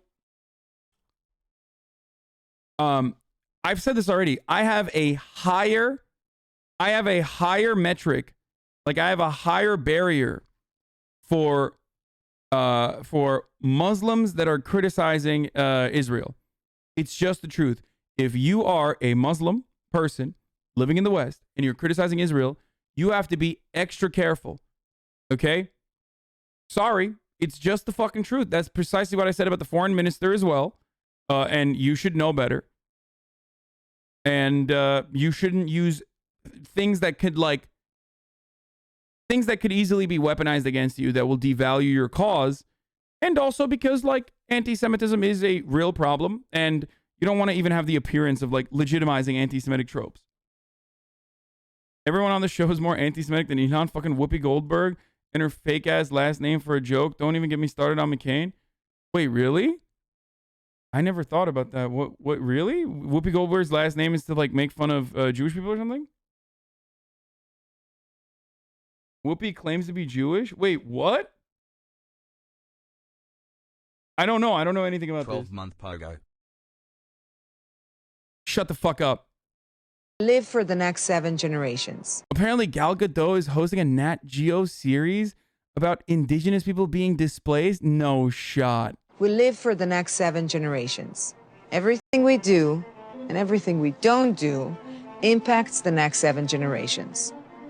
This way of life has been passed down to Chief Shirel from her ancestors, whose land is being lost to climate change. Committed to leaving the world a better place, she's leading the fight to protect the environment and all generations to come.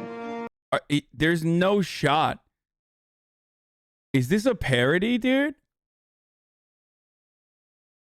I mean, if the focus is just like climate change, it's still kind of weird that like... Why? It's very weird that like Gal Gadot... What the fuck? Why is Gal Gadot talking about... Yo, that is... What the fuck, dude?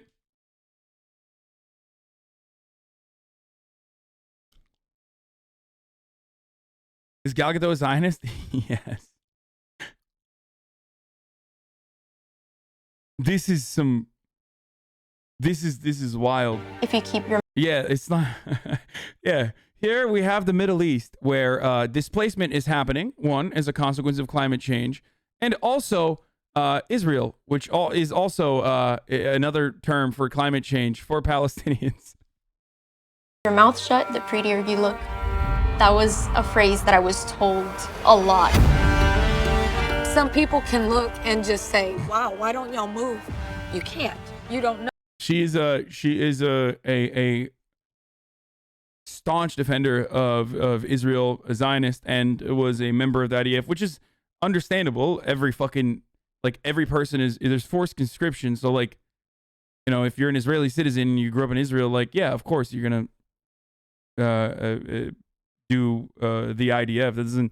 That does not mean that you presently and currently have to be a supporter or defender of the Israeli state in the way that it exists currently and the oppression that it engages in. I've talked about this already. Fuck that shit. Not an excuse. Nah, dude. Listen, I am of the mindset that I'm of the mindset that, look, I celebrate veterans who recognize the actions that they engaged in the fucking Middle East. And especially if they come back and they're like, what the fuck did we do? This was terrible. And dedicate their lives to, you know, ending wars and ending American imperialism. If you join the IDF, especially because, like, you will literally go to jail if you don't fucking join the Israeli Defense Force. Like, you serve a 6 months jail sentence if you don't go. Like, then, yeah, you join the IDF, you commit atrocities on behalf of the state of Israel against Palestinians, you recognize how terrible that is, and you fucking get out of that propaganda space and you work against it, then I'm gonna fucking celebrate you. I don't... The things that you have done in the past, it's a year and a half. Oh, shit, my bad. The things that you have done in the past should not define your point of view in the future. Everyone has the capacity to grow, no matter how fucking horrible this shit was. So you're okay with being a Nazi? So being a Nazi was okay if you were conscripted? No, being a Nazi, if you're conscripted and then literally changing and recognizing this is terrible and changing sides and working actively against Nazis is not going to be like, oh, wow, I can't believe you were a Nazi at some point.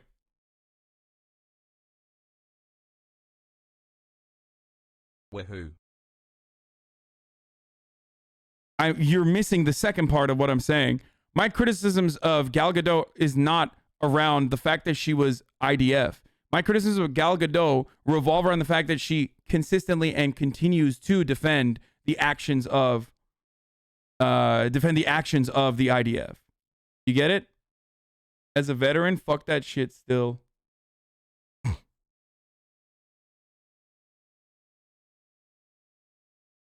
Wait, is this the Taylor Swift account? This was dope, by the way. Yeah, there was a Taylor Swift Stan account. I remember, like, there was a Taylor Swift Stan account that was managed by an Israeli Jew who wasn't around for a while. Okay, who was not around for a while, and then she, like, out of nowhere comes back and is like, "Sorry, I haven't been posting. Sorry, I have not been posting because I served a jail sentence for refusing to join the IDF."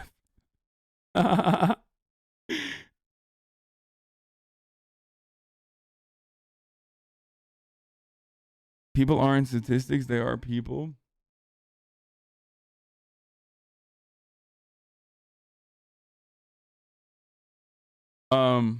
It wasn't real. Oh my god. Wait, really? I thought it was real. Anyway, no, there are Israeli Jews who were like refuse to serve in the IDF, and then they just go they go to jail. Like they throw them in jail. אני יודע שאתם מתפללים, אתם אומרים אללה אכבר. נכון? אתם מתפללים, אתם אומרים אללה אכבר. That is what the fuck is this? אתם אומרים אללה אכבר. You say that Allah is the greatest? אתם מתפללים, אתם אומרים אללה אכבר. אתם צריכים But what להגיד you should be saying is Israel is the greatest? אללה אכבר.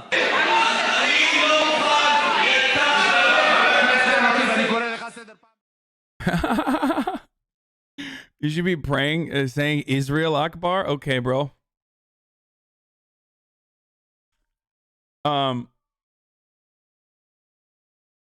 Dude, there's a lot to cover today. So, oh no, it is real, dude. Yeah, look, chat. Why did you guys say that was fake? The Taylor Swift Stan account took a.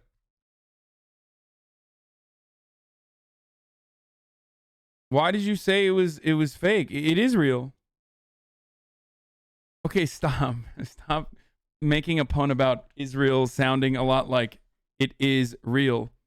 Yeah, I remember like reading an article about it, but anyway, this Taylor Swift Stan account took a stand in solidarity with Palestinians today, 2 years ago. The 19-year-old Israeli girl behind Legit Tay Updates was released from prison after refusing to join the Israeli military. During a 2-month sentence, she still gave updates from the inside. Update, as most of you know, I haven't been very active in the past couple of months because I was in prison. I'm back now, though. More Taylor Swift updates coming soon. OMG, why? I refused to join the IDF, LMAO. I'm still in prison, LMAO. But I asked a visiting friend to post this. Can y'all stop making comments on Taylor's body?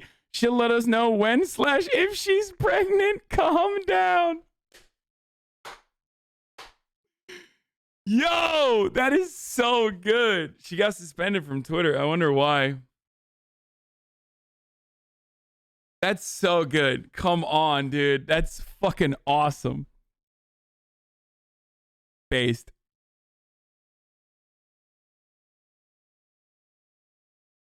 Thank you for making me significantly more informed for the past 7 months. You are so appreciated.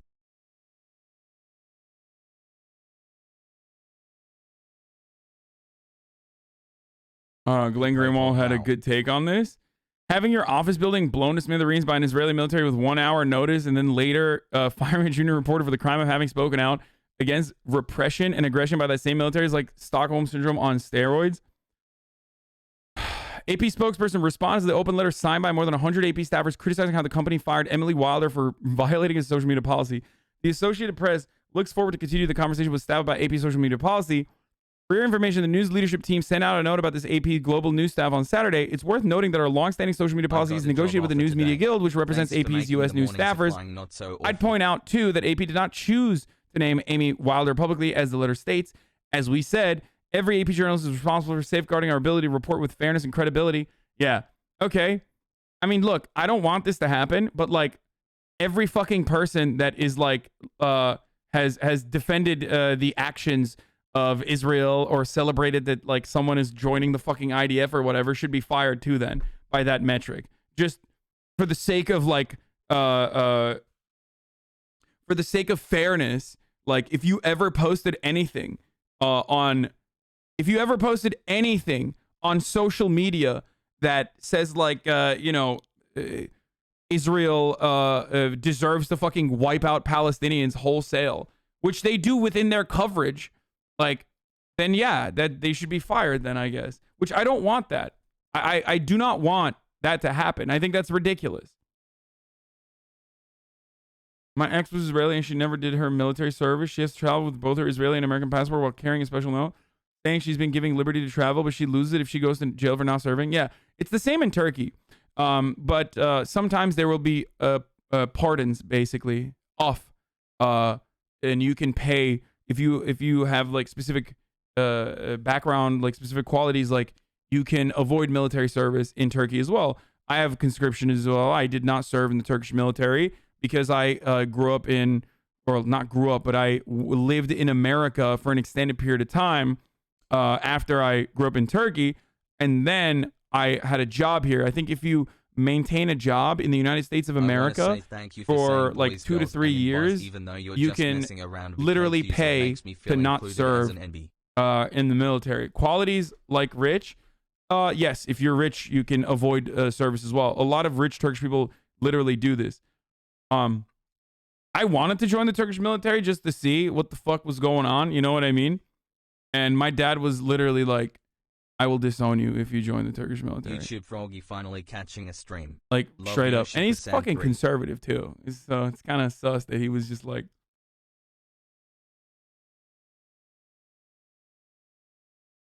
Genuine question, do Kurds also serve by conscription? Holy shit. Yeah, everyone. Every... Like... Okay. Kurdish people... The largest population of Kurdish people living inside of Turkish borders live in Istanbul. Like, I think it might even be like the most amount of Kurds living all around the world in one area. They live in Istanbul. So, yes, they serve in the Turkish military as well. Like, there is everyone serves in the Turkish military. If you're an able-bodied male over the age of 18, unless you go to college, in which case, like, your military service is reduced. But if you don't go to college after high school, you're supposed to serve.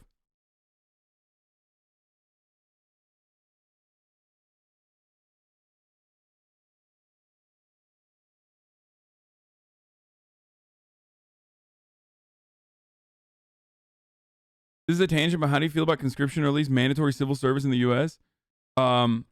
Conscription is a nationalist project. It really is. It beefs up nationalism. It's part of the reason why countries with conscription have like higher rates of nationalism. Military, just like public school education, is a reinforcement of nationalist ideas.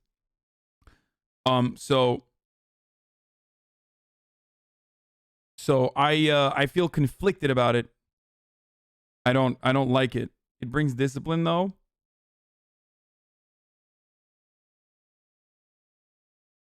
What about conscription into a civil service job outside of the military? How does it work if you're a dual citizen in the US and Turkey? They try to draft you at the same time, like due to a global war? I think before that point, you make choices.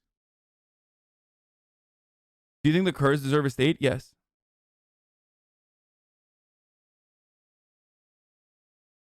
Public schools, why? Guys, Common Core and public school education is still, and I don't mean that in a bad way. I don't even think that that is a bad thing. I think that like there needs to be some level of cohesive identity in the absence of like a full-blown international abolition of states, or a complete change of the way we understand states, even though I am an advocate for free travel, yes, that's what the Common Core public education is supposed to instill in you. Every country does this. Like a curriculum that everyone learns. It's like teaching you an identity.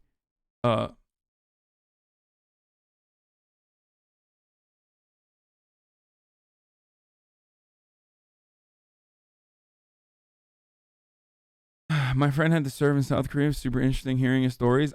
And most countries that like border with hostile nations will have forced conscription. What are Kurds and why do they not have a state? Legit, I don't know.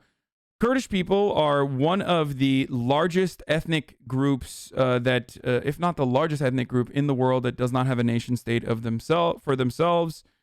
They have historically been, historically been marginalized by the other dominating imperial powers in the region, and they are to this day still very much dominated. It is the largest, right? There's 34 million Kurds who have an ethnic background, a different language that they speak, and they have no state for themselves. They have no nation state for themselves. So they live within the boundaries and borders of Iran, Afghanistan, Iraq, Turkey, pretty much there. They're mostly in, or not Afghanistan, actually, not a lot of Kurds in Afghanistan, but like mainly in Turkey, Syria, Iraq, and Iran. And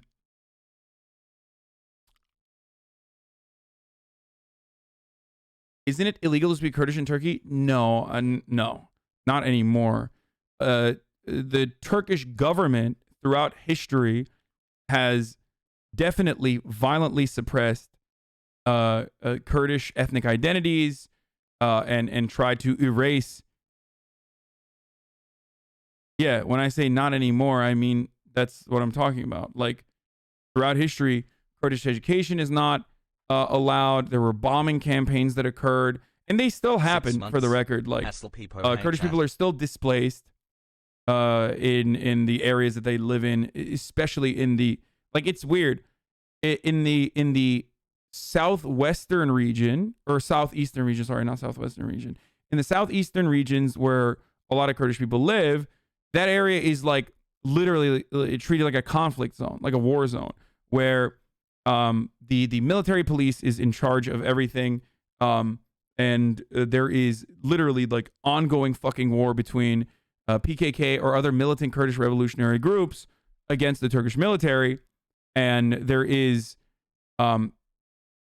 like bombing campaigns that occur when tensions flare up, where the Turkish government will literally just bomb the shit out of a fucking village or engage in like mass displacement of Kurds in that regard. So, why aren't Turks based? If the new conservative lib wins, how would he help the Kurds? I don't really know. I think Kemal Kılıçdaroğlu is actually more woke on the Kurdish stuff than most other Turkish politicians, if I'm not mistaken. I mean, they use that as like in Turkey, they literally use his opinions on Kurds as a like they use that against him, basically.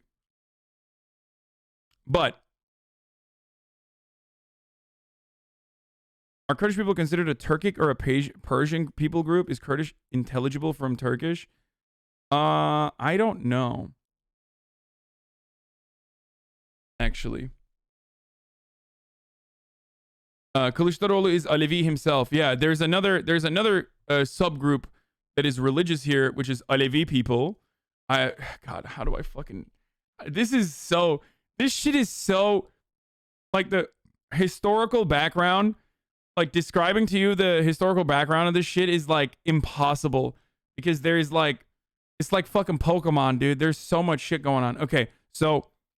There's the Alevi people, and there's a big group of Kurds that are Alevi, which is a different sect under Islam, okay? It is a Shia sect, right? Alevi is like, I mean, it's still Hazreti Ali, so it's like it's a Shia sect, technically. And Turkey is predominantly Sunni, okay? So Turkey is Sunni Muslims, whereas Alevis are Shia Muslims. And there is a lot of tension and constant war between the Shias and Sunnis. Yeah,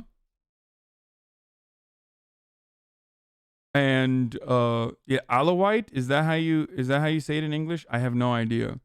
And in Turkey, Alevis have been fucking brutalized, like incredibly aggressively. And Kemal Kılıçdaroğlu himself is Alevi, so that's something that they use against them. Tanki bir solcu olarak diyorum ki Albin Umuru Tekin'e ben Gazi Mahallesi'nde büyüdüm amına koyayım ya. Alayının anasını sikerim bunların. Kurdish is an Indo-European language related to Persian that is unrelated to the Turkic languages and unintelligible. Hello chat, love you all. My mom's side is primarily Kurdish.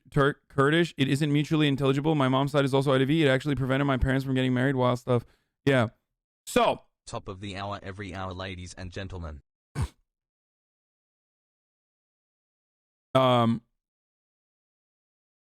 Where else? Where else was I going? Where was I going with this? Healing. Why did I start talking about Kurdish people in Turkey?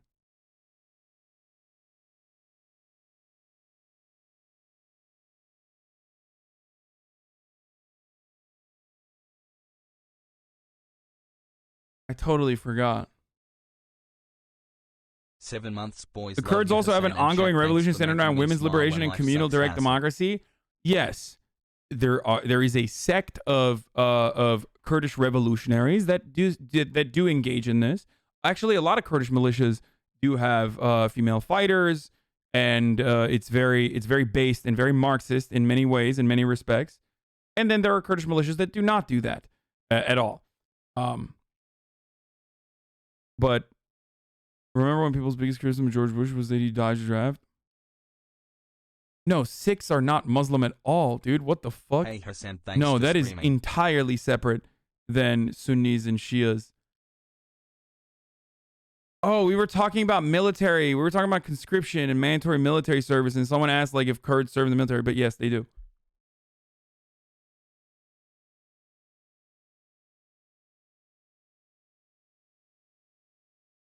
In Iraq, they have an autonomous region. The Kurds have an autonomous region in Iraq that was carved out for them by the American government. Rojava is the separate ANCOM project that I've talked about before that that unfortunately will never be a reality because America will never, ever, ever allow there to be a communist nation state in that region.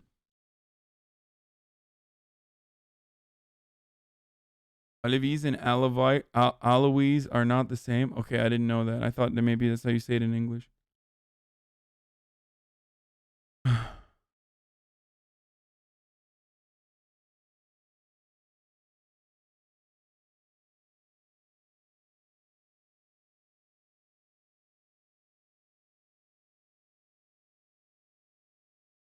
Can you explain why Turks aren't Arab?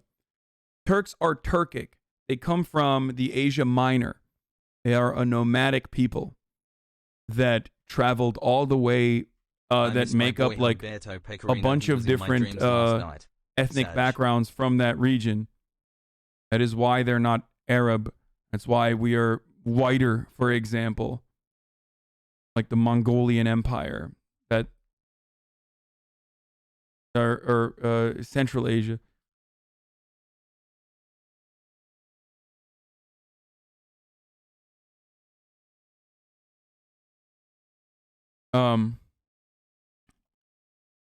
But because the Ottoman Empire, which is like the Ottoman Empire was so vast and so powerful, but spanned across so much land and so much territory with so many different ethnic backgrounds that in many ways, with respect to the time and place in comparison to other empires, was more tolerant to marginalized communities. Still not, obviously. I'm not saying they were fucking woke, but they were more woke in comparison to like other nations that colonized and had colonies.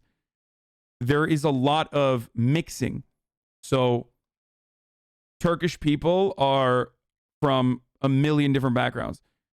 In some ways, it's like, how do I describe it? In some ways, like, Turkish people are like what America would look like in 100 years if it hasn't fallen apart, or if like Nazis haven't completely taken over. Like, everyone in Turkey is technically a mutt. There is no like pure Turkish person. You know what I mean? Stop with that shit. I'm losing respect for you when you speak like that for the Ottomans. I mean, that is I'm repeating a historical fact to you. Beyond taxation and beyond like additional taxes for people who weren't Muslim, and just basically admitting that Islam is the greatest, they just let people do their own thing instead of like forcibly fucking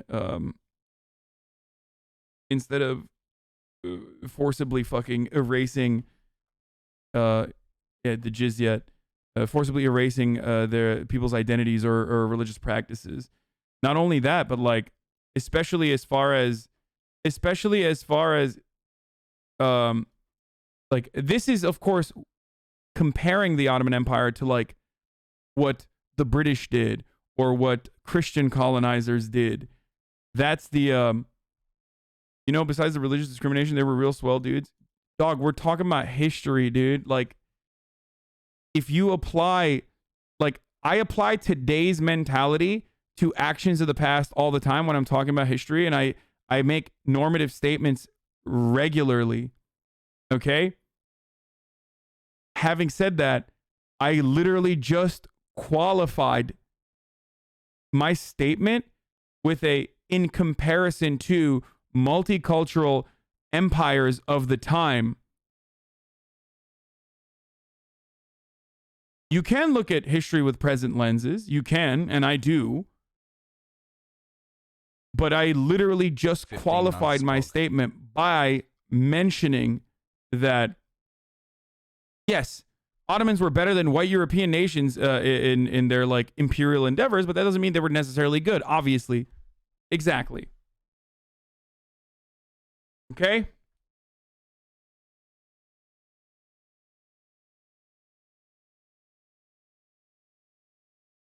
Does that make sense? Do you understand? Paying a Turkish tax is better than getting killed or expelled for being a Jew in Spain? Yeah. So that was actually the example I was going to give. A great example of what I'm talking about is the historic historic like safe harbor that the Ottoman Empire gave to Jewish people, Jewish refugees, specifically from Portugal and Spain.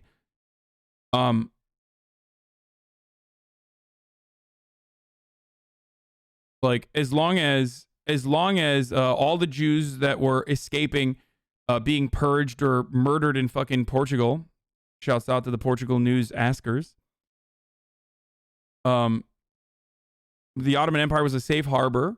Keep keeping me informed.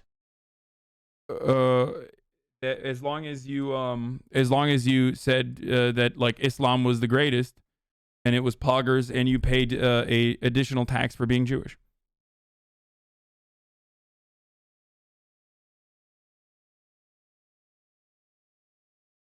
Under the Ottomans, Selanik was the largest majority Jewish city in the world, which is actually where I'm from. My grandfather, Hasan Dede, who I'm named after, is originally from Selanik, and so is Atatürk. My father's side is literally from Greece, Selanik and Crete. So both mainland and island Greeks.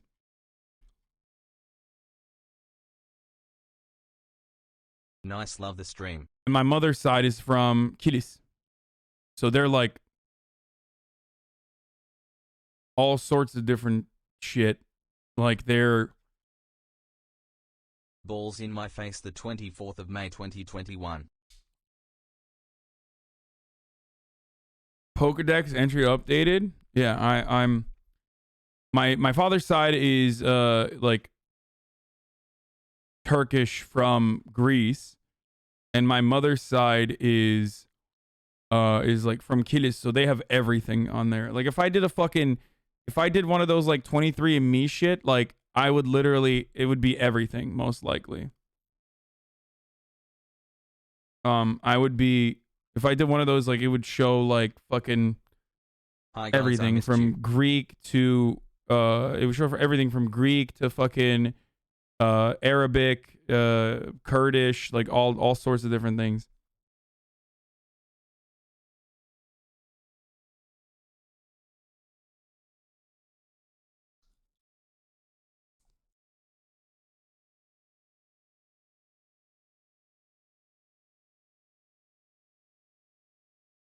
Anyway.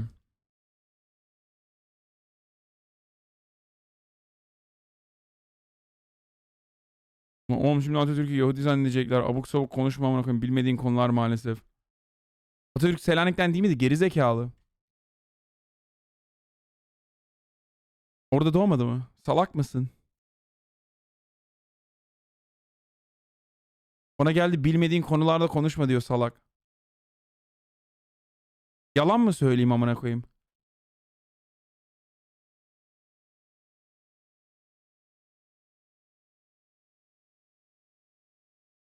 Wait, the Turks went to Greece? My middle schooling fucking sucks. My American...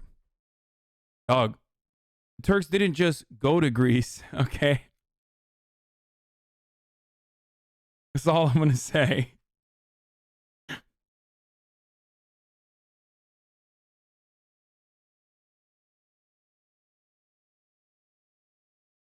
The Ottoman Empire didn't just go to Greece and visit it.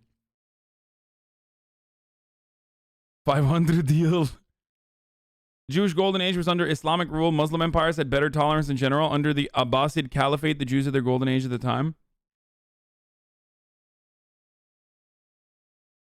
It might not show too much detail, HasanAbi. Mutt peoples kind of get lumped. I'm Armenian, and I think that percentage just showed Turkish/Caucasus.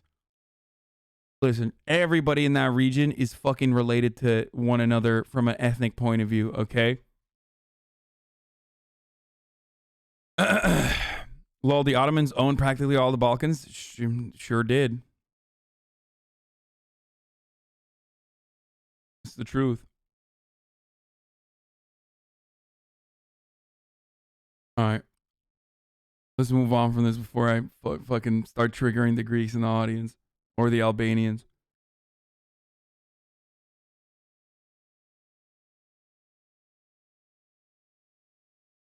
How can you say the Ottomans were not just as ruthless as other imperialist forces? It's totally insane to me. Keep up with the content, king. I mean, I don't know what to tell you, dude. Like, they were obviously still fucking brutal. But I don't know what you want from me with respect to, like,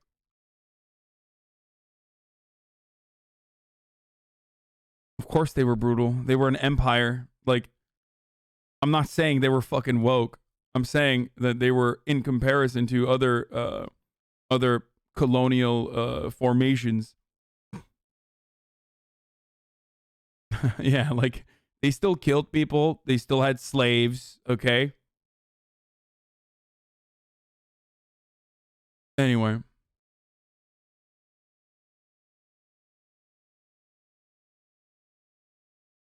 It's like being mad when I say something like it's like being mad when I say something along the lines of like the Ottoman Empire fucking had a more tolerant approach to LGBT than Western nation states at the time, which is literally the truth.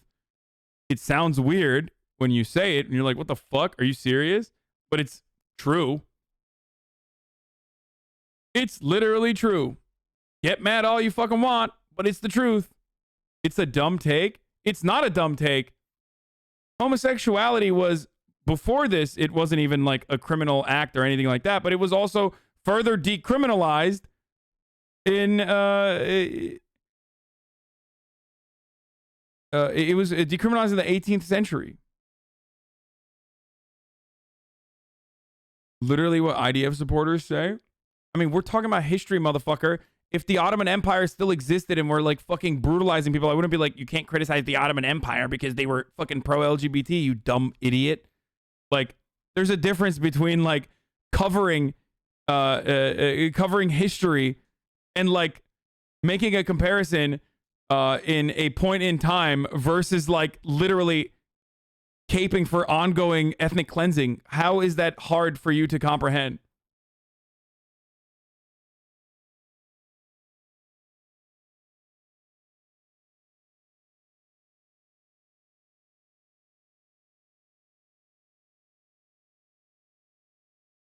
Gay luxury space communism rules. Ottomans were pretty genocide-y even up until the last century. You're not denying that, right? No, of course not, dude. What the fuck? No, obviously not, dude. They're an empire. Of course they were fucking brutal as fuck.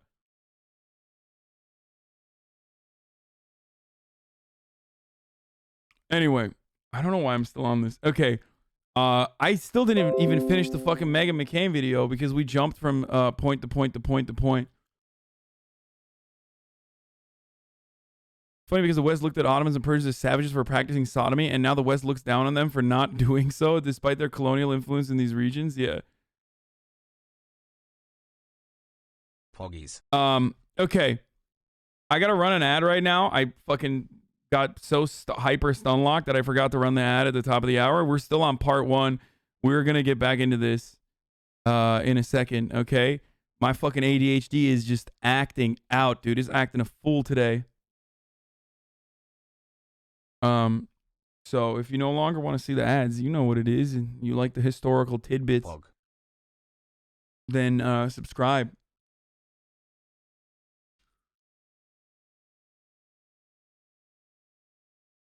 Okay, the devil works hard, but yo, dude, are you serious, dude? What the fuck? Hasan Doğan Piker, fake Turkish. He's Greek. He's Greek, bro. Greek streamer, bro. Here's the fucking 1 minute ad break now. Fuck. Okay, let's finish. Attacking people at that restaurant in New York City. As I mentioned on Friday, a Jewish man wearing a kippah was beaten up in Times Square. A pipe bomb was set off in the Jewish Diamond District. In Italy, hundreds of neo-Nazis were marching and giving the Hitler salute. In Toronto, a pro-Palestinian... You know, the pro-Palestinian Nazis, dude. If there's one thing that I know about Greek Nazis, like Greek neo-Nazis, it's their overwhelming love and admiration for the plight or the Palestinian people and the plight that Muslims go through. You know, the famous Muslim-loving Nazis who are pro-Palestine. Got my monthly ad break reminding me to Oh, Jesus Christ.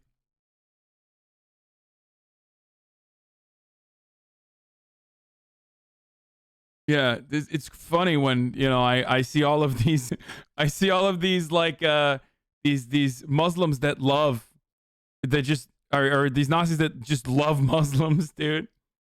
Is this true? Turkish Ahmed, truth number 7. I love Greek penis in my mouth. Hasan Piker.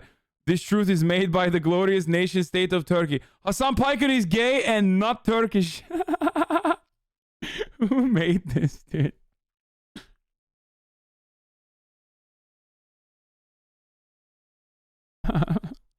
This is true. This is known, brother. You are shit of the dog. Palestinian demonstrator lynched an elderly Jewish man and sexually assaulted a Jewish woman. In London, pro-Palestinian demonstrators went down the street and screamed "Death to Jews," blanked their sexually assaulted salute. In Toronto, a pro-Palestinian demonstrator lynched an elderly Jewish man and sexually assaulted a Jewish woman. In London, pro-Palestinian demonstrators went down the street and screamed "Death to Jews," blanked their mothers, raped their daughters. This was all happening last week, and I would love if the energy that is being put... The Toronto dude was literally fucking a part of a group that's considered a terror organization by the FBI. I'm just going to point that out. But yeah, no, these are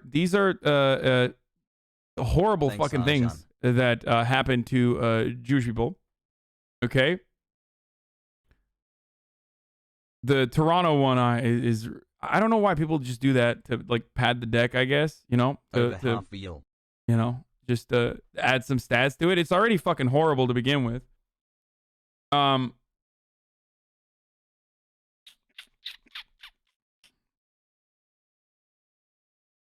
But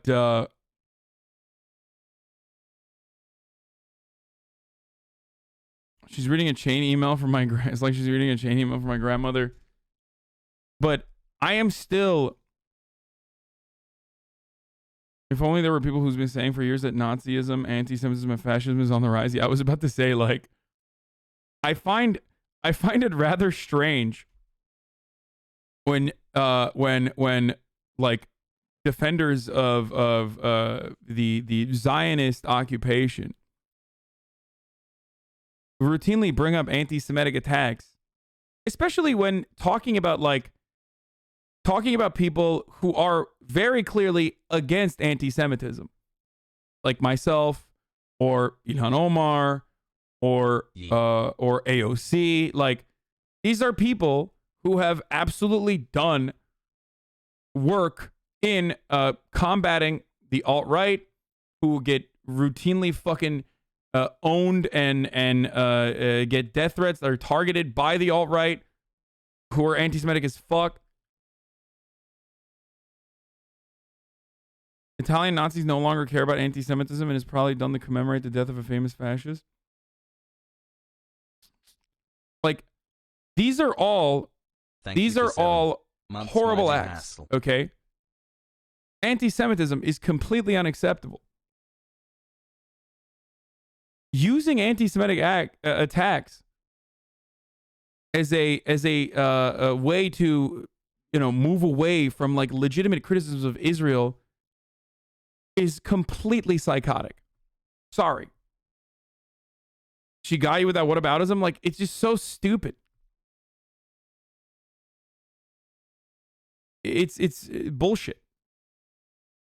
Some of those were false incidents. It doesn't matter. There is, but like, it doesn't matter because there are very real incidents that are occurring. Like, there are very real incidents. There are anti-Semitic attacks that are happening, right?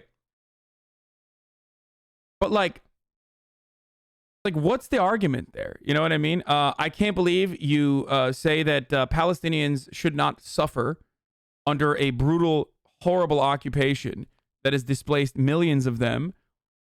I can't believe you would say that. Now, fucking Jewish people are getting beaten up. Like, okay, that's anti-Semitism that's happening in the West. But it's, why are you rushing to marry the two ideas? They're making this stochastic incitement argument. Yes, I understand that. But the problem with making the stochastic incitement argument with respect to the Palestinian cause is that you are the one who is trying to tie the ultimately anti-Semitic idea that all Jews are loyal to Israel across the fucking board. That's anti-Semitism. You are trying to fucking ram this all lives matter take into a conversation where Palestinians are talking about liberation.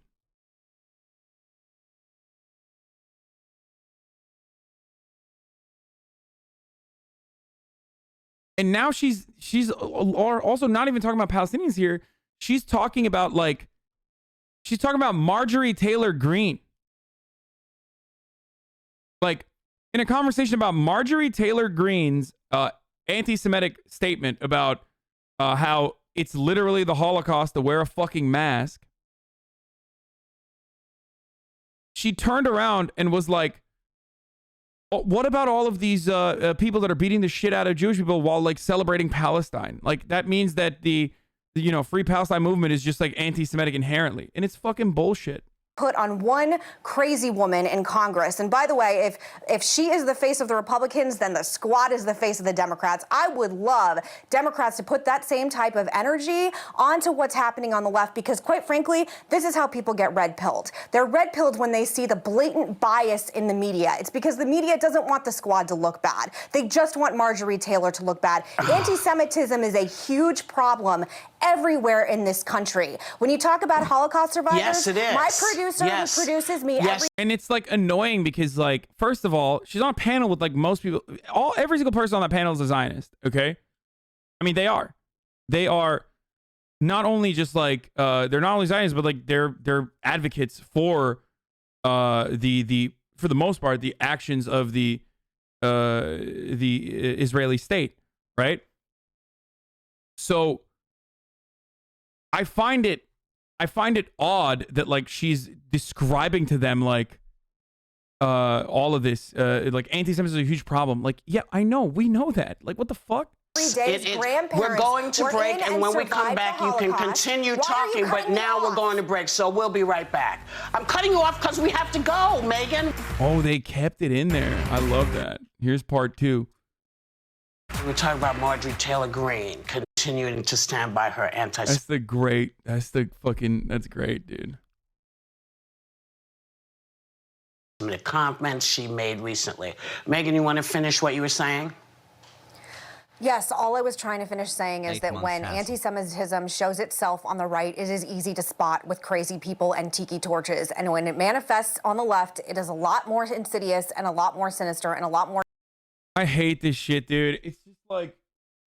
I hate it. It's so fucking annoying. Like, what about the anti-Semitism on the left? Like, you literally just talked about Nazis beating the shit out of a Jewish person in Germany.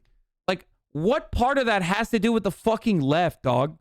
You fucking psycho, you sick freak. God damn, dude. Like, in a segment while she's defending someone who is a psychopathic anti-Semitic titan in Congress.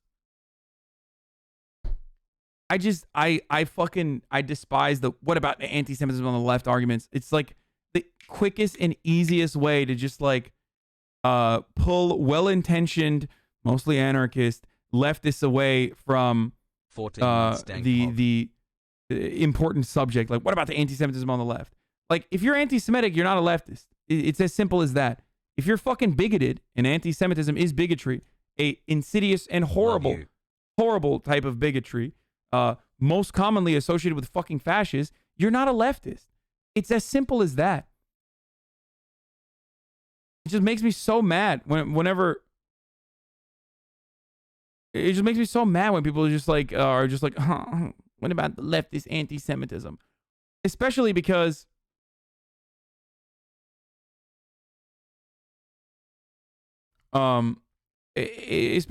like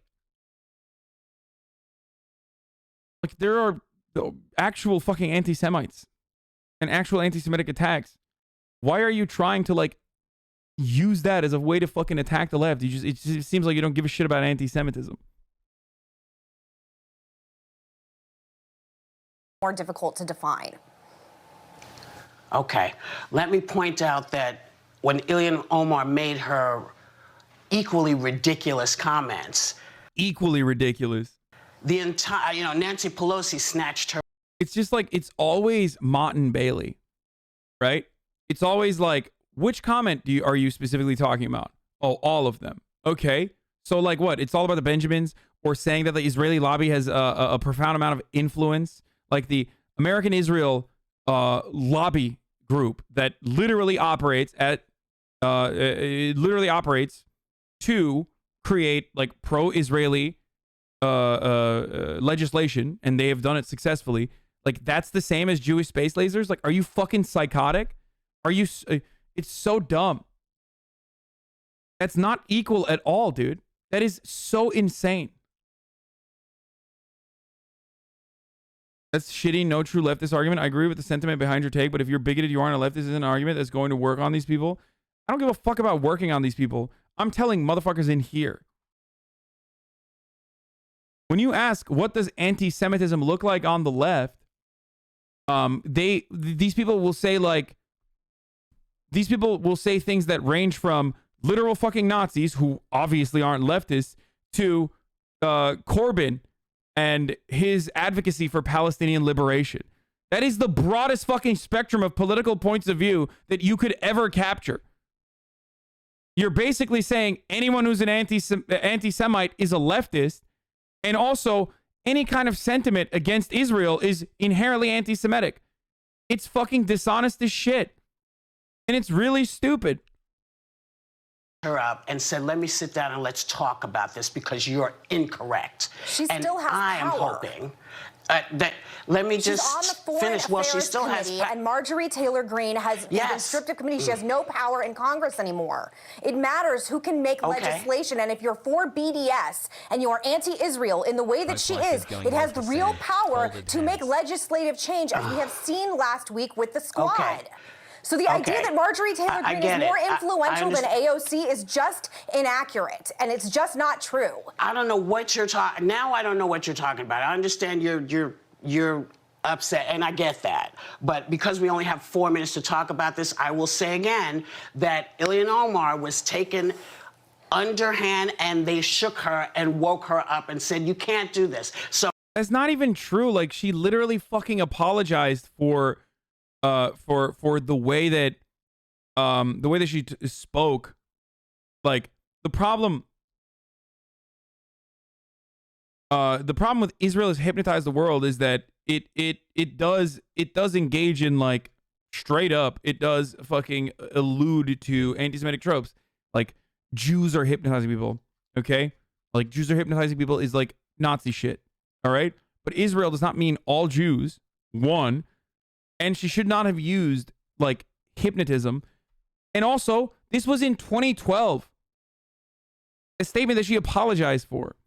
Using that to say, well, actually, her current position on Palestinian liberation is also anti-Semitic is disgusting.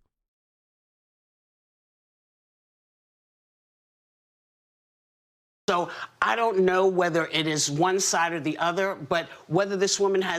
Oh, so now it's okay to say stuff in the past?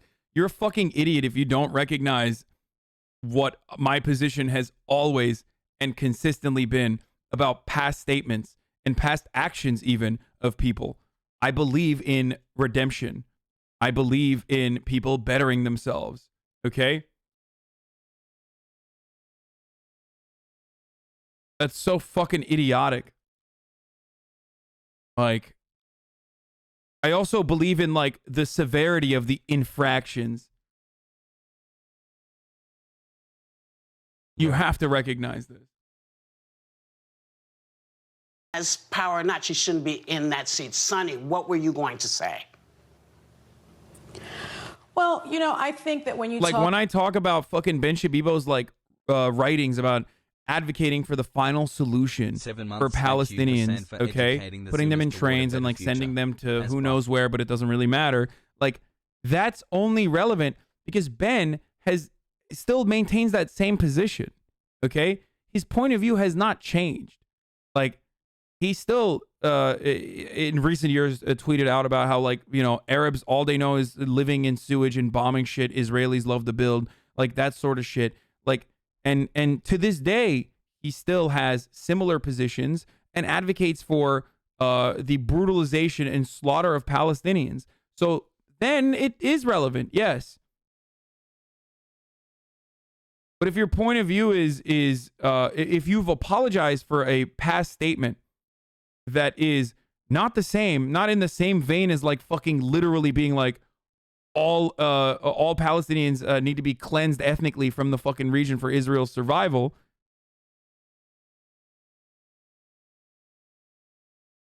Like, the best thing that I can say here, the best comparison I can make here is the 9/11 comments, right? People still, to this day, try to be like, oh, you just wanted all Americans to die on 9/11. You love Al-Qaeda. Like, no, I don't. You're a fucking idiot. You're absolute fucking dingus. Okay? It's so dumb.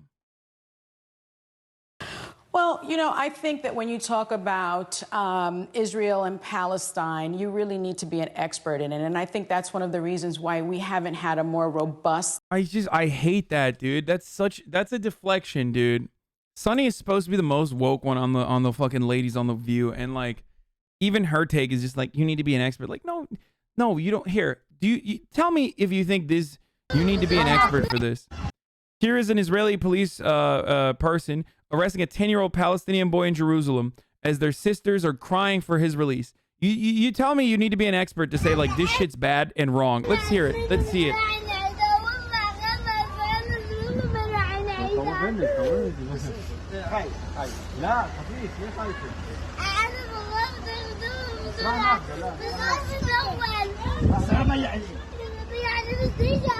You need to be an expert for this, dude. You need to be an expert to be like, yeah, ethnic cleansing and mass displacement of a marginalized group of peoples from an area by a much more dominant military power is actually bad. You need to be a fucking expert for that, dude. Really? It fucking blows my mind. It's literally no different than saying, like, you need to be an expert to talk about Black Lives Matter. Yeah. Would Sunny Hostin say that, you think? Would she have that same energy for BLM, dude? Probably not, right?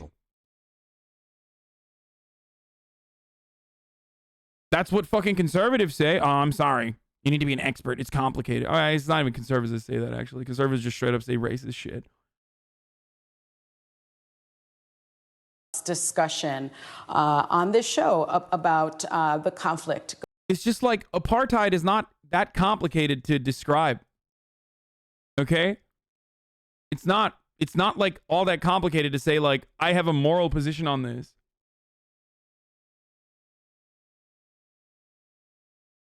Going on over in the Middle East, because none of us are Middle East policy experts, and perhaps you don't need to be a fucking Middle East policy expert to be like, apartheid is wrong. Something that we should do. Perhaps we should have experts come on and, you know, educate us and our viewers on it. But I will say this, you know, I think it's very dangerous to use examples of allegedly pro-Palestinian supporters attacking Jews. I think it's criticizing the Israeli government and some of its tactics is not the same as being anti-Semitic. Just as criticizing Donald Trump is not the same as being anti-American.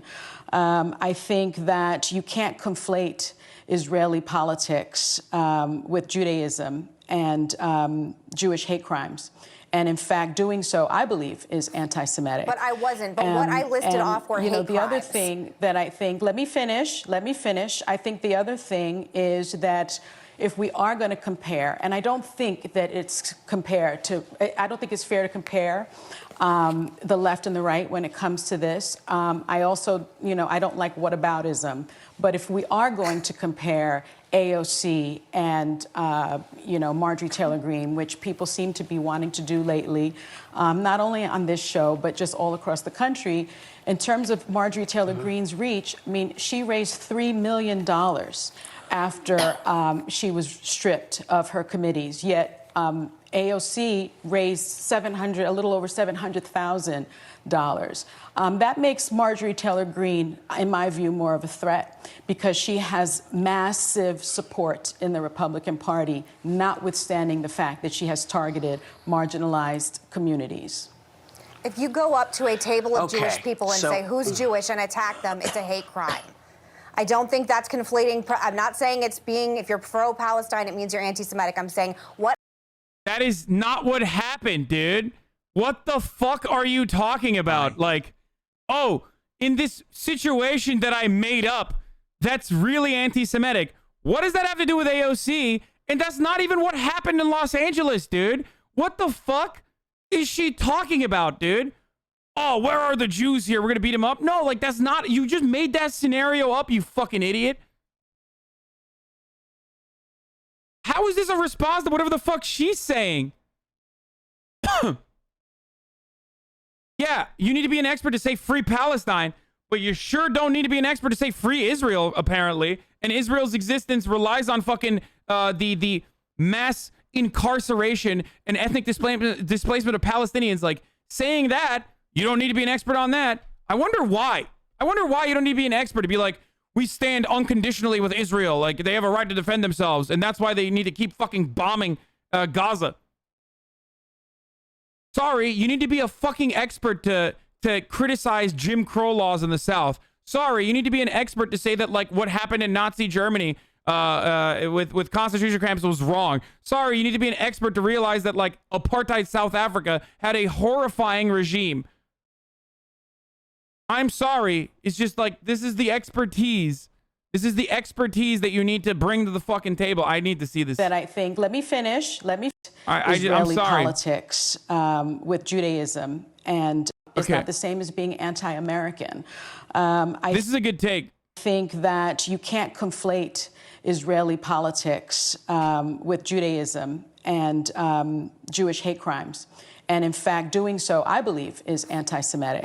That's a great fucking take, though. Sorry. But what I listed off were hate crimes. The other thing that I think, let me finish. I think the other thing is that if we are going to compare, and I don't think that it's I don't think it's fair to compare the left and the right when it comes to this. I also, I don't like whataboutism.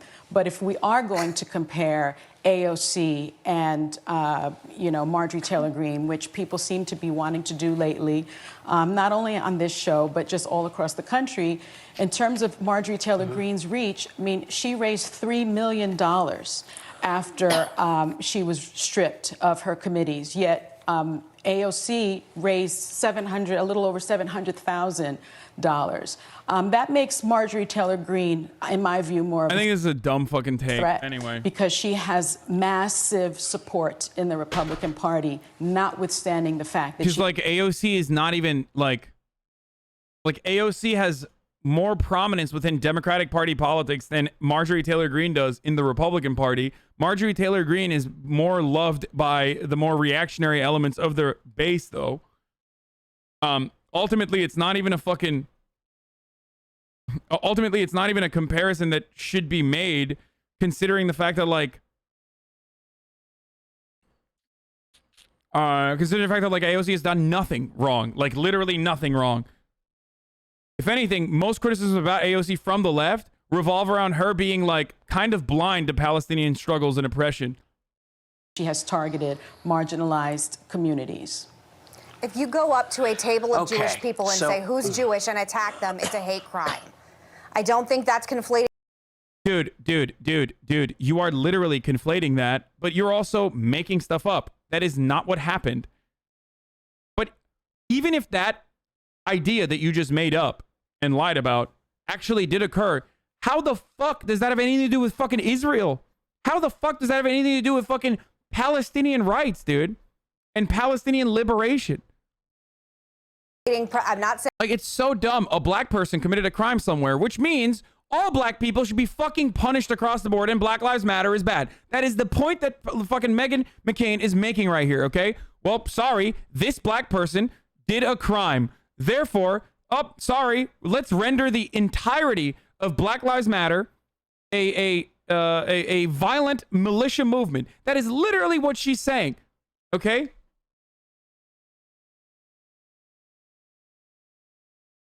saying it's being, if you're pro-Palestine, it means you're anti-Semitic. I'm saying what I listed off, which I was very careful to use the examples because I knew that would be the rebuttal. If you go up to a person at a restaurant or throwing off pipe bombs and hitting someone with a yarmulke, and by the way, the man who did that to the Jewish man was let out of jail and then celebrated and said, quote, I'd do it again. That's a hate crime. And I just wish we could bring that same energy towards hate crimes directed towards Jewish people. At this point, like, I don't know what she's saying. She's just like literally fucking, like, how is this any different than like QAnon conspiracies, dude? This is just like, I guess she's just completely making stuff up now. Like, I don't know how to, it's just vomiting out like lies. Like, what the fuck? As we do with every other minority, which we should. We bring dislike for all hate crimes. I resent that. We just do. And I when resent that remark. when you say, which well, one? I resent a lot of things, so we're even.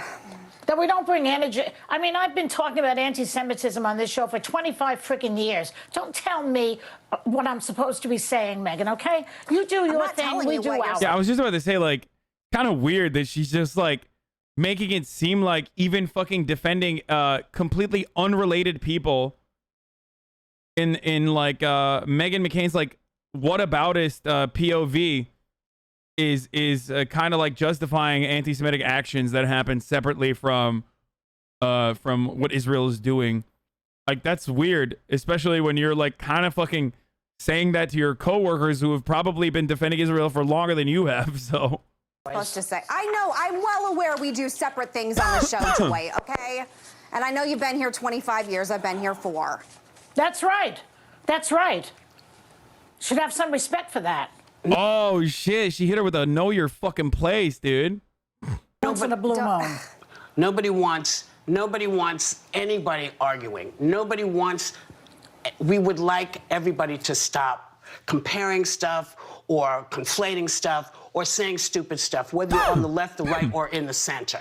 If we could just get back to Muslims are being attacked, Jews are being attacked, gay people are being attacked, trans people are being attacked. We like to focus people's ideas on how to make a better world. And you have to do that by saying, this is wrong. And every time we see something that's wrong, you say, this is wrong. That was wrong. So, I do want to go back to watching the Corey Gill Schuster videos. They were pretty good. But before we do that, speaking of the Republican Party, the Republican Party and the weird shit that they do. Close this stuff off. I got to talk about girl boss Liz Cheney. From one Republican girl boss to the other, okay? Girl boss Liz Cheney was on Axios. Why am I fucking coughing? Oh shit, I'm dead.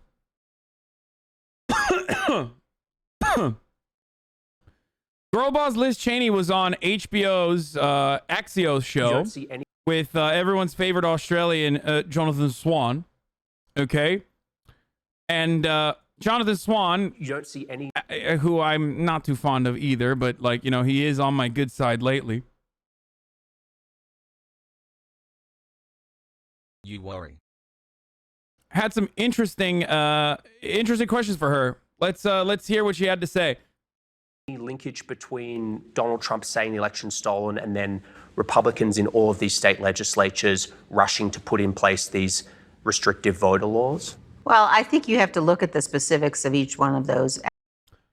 So this is something I talk about all the time. Donald Trump's statements about how the election was stolen reached a massive group of Republicans because it is literally no different than regular Republican sentiment around how voter fraud is commonplace and occurring all the time. And also, that's the only way to prevent this is by restricting black people's liberties and making it as hard as possible for poor people, black and brown people specifically, to vote.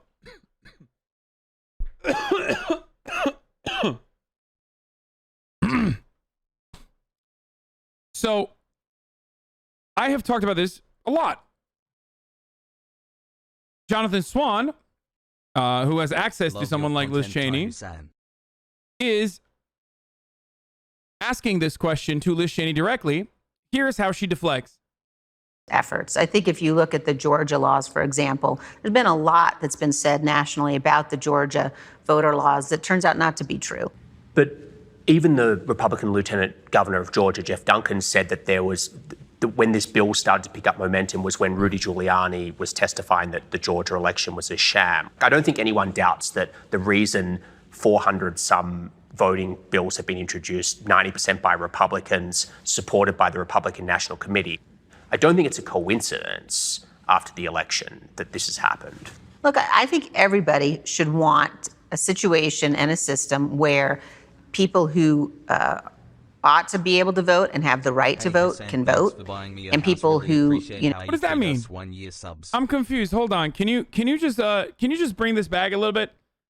That's expert deflection right there, by the way. She just fucking boom dodged. How is that any different than what Donald Trump said?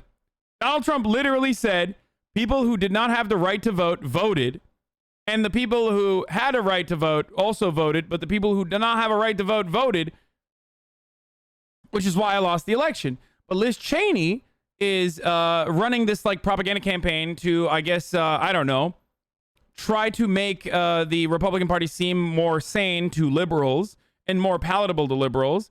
I believe she raised around $3 million from a lot of liberal donors who are fucking suckers and idiots who are conservative themselves. Like, I despise these people that like would ever fucking donate to the campaign or donate to someone who is so disgusting that she literally sold her own lesbian sister out to, you know, get a seat in the Republican Party.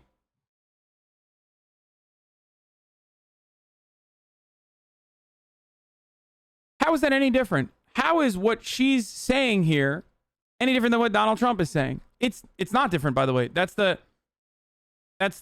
point. It's literally the fucking same.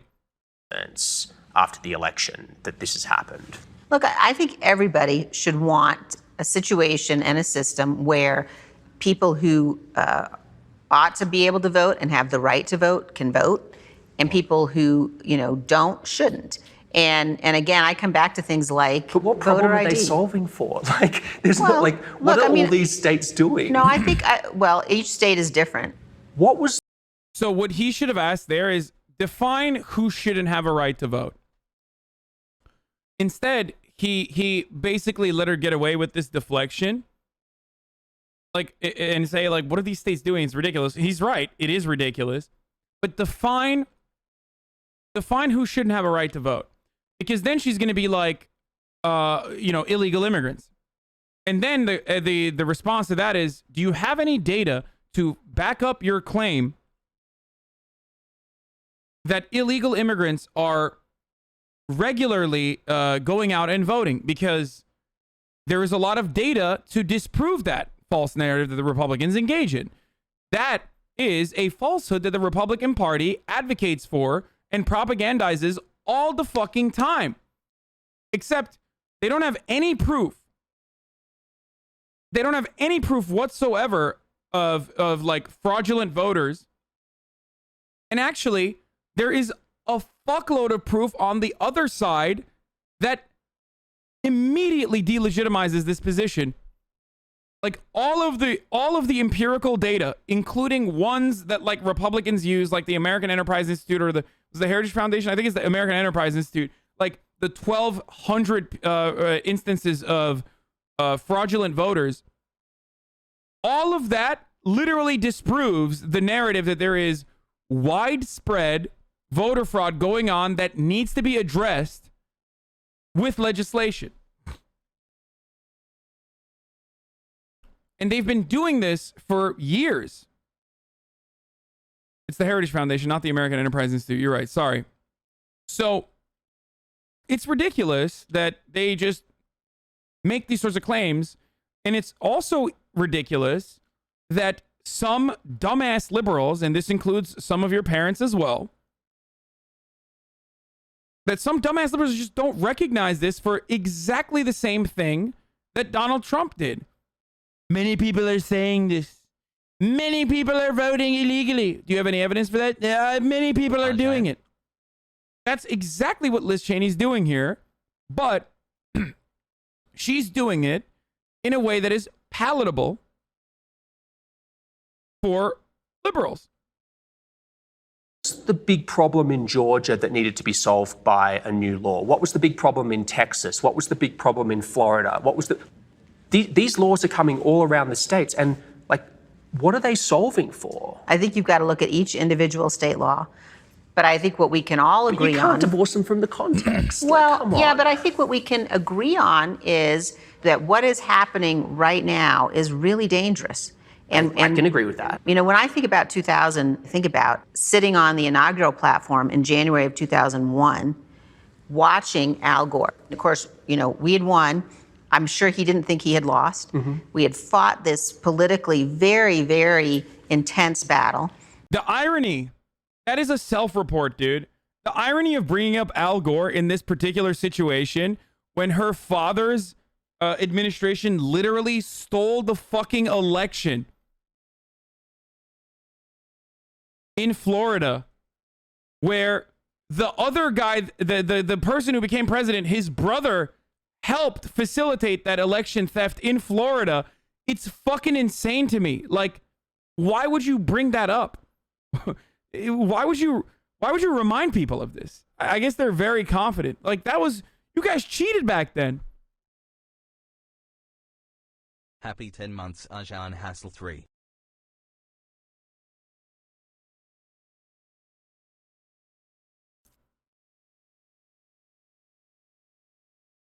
It blows my mind.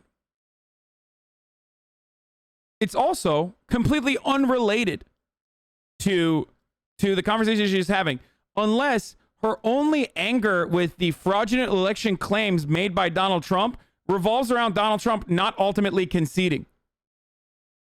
Like, is that the argument that Liz Cheney's making? Someone should ask Liz Cheney, like, so what are you saying exactly? Are you saying that, like, if Donald Trump conceded and admitted he lost, like, you wouldn't have a problem with it? Because, like, you don't really care about all of the statements that he fraudulently made about, like, how the election was stolen?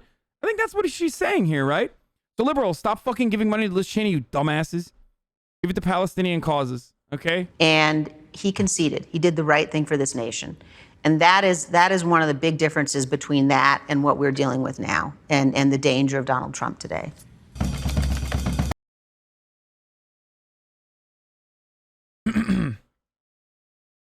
How did they cheat? I don't know. Maybe in for example, a area that was predominantly made up of, like, older liberal Jews, they overwhelmingly voted for the fucking anti-Semite, and it came out that, like, oh wait, we actually had a problem with the way that the ballots were getting read in Florida. The hanging chads, or sorry, it was the butterfly ballots, hanging chads and butterfly ballots, and they recognized that, like, maybe the predominantly Jewish neighborhood did not end up fucking voting for the anti-Semite, and there might be a problem here with the way that we read the actual votes, and the Republicans literally fucking refused for recounts to happen at the time by instigating and starting what is known as the Brooks Brothers riots, led by Roger Stone, participated by, like, people that ended up working for the George W. Bush people that ended up working in the George W. Bush administration, where they created, like, a fake riot to stop people and prevent people from doing a fucking recount. And then taking it all the way up to the Supreme Court, where the Supreme Court basically said that there's no need for a fucking no need for a recount. And George W. Bush won fraudulently the state of Florida, which gave him the presidency.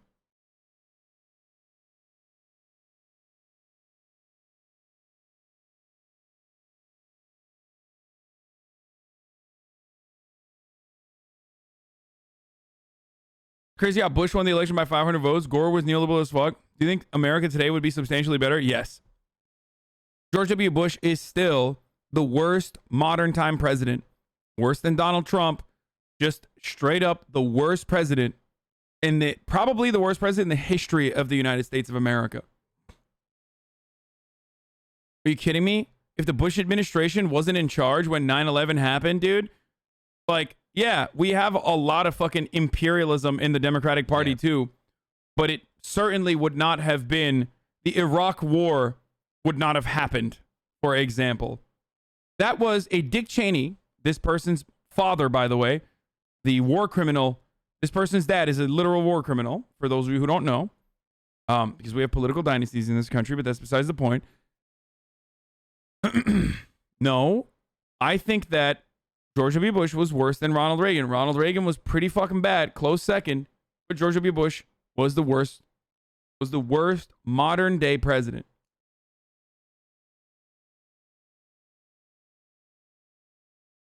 Actually, I don't know. Maybe Ronald Reagan was worse. His impact is his domestic policy, like his impact in domestically is worse. I said contemporary.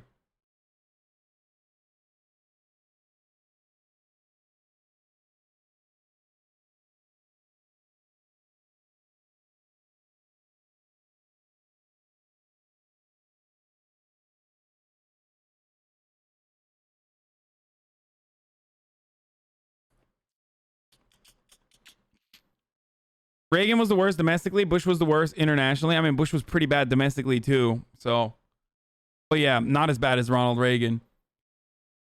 Yeah, but Bush's foreign policy, Bush's administration's foreign policy also has a significant domestic impact too. I don't know, man. American presidents are so fucking bad. I mean, I hate all of them. So.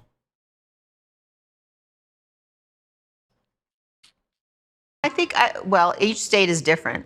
What was the big problem in Georgia that needed to be solved by a new law? What was the big problem in Texas? What was the big problem in Florida? What was these laws are coming all around the states, and like, what are they solving for? I think you've got to look at each individual state law. But I think what we can all agree on... You can't divorce them from the context. Well, like, come on. Yeah, but I think what we can agree on is that what is happening right now is really dangerous. And I can agree with that. You know, when I think about 2000, think about sitting on the inaugural platform in January of 2001, watching Al Gore. Of course, you know, we had won. I'm sure he didn't think he had lost. Mm-hmm. We had fought this politically very... Fucking bullshit. Anyway. So yeah, fuck Liz Cheney. Which one do you think the best president? I don't know. What...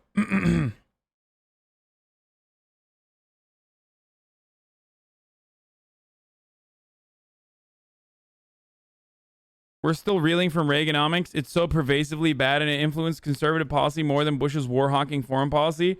No. Ronald Reagan's reforms, I guess. I don't know how to fucking describe it. Ronald Reagan's austerity and trickle-down economics policy literally it's a neoliberal policy. It's the heart of like what the Democratic Party believes in as well, capitalist neoliberal policy, and it's what the conservatives certainly believe in still, regardless of whatever the fuck they claim that they believe in now. Okay, his war on drugs or continuation of war on drugs was also fucking dog shit. Ultimately, it is one of the worst fucking it's one of the worst things that happened to the United States of America. A lot of the economic inequality that you can point to right now accelerated under their Reagan administration.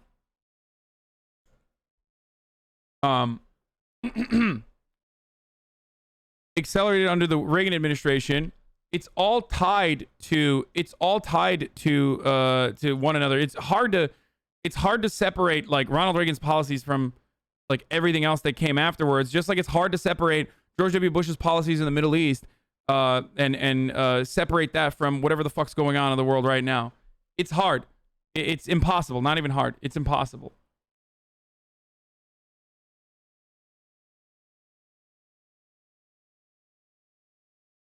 Bill Clinton saved America. Bill Clinton was dog shit too. Get the fuck out of here, dude. Bill Clinton was horrible, dude.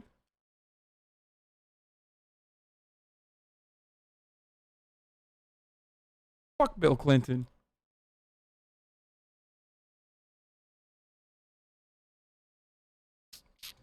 Anyway, it's top of the hour, so I'm gonna run another 6-second ad break here, boys. Obviously, you already know that that's coming, and we're moving away from Liz Cheney's psychopathy to what Bernie Sanders had to say about using the term apartheid and kind of being a little, lib there, Bernie. But if you want to see that, and if you want an ad-free broadcasting experience, you can subscribe with a Twitch Prime for free.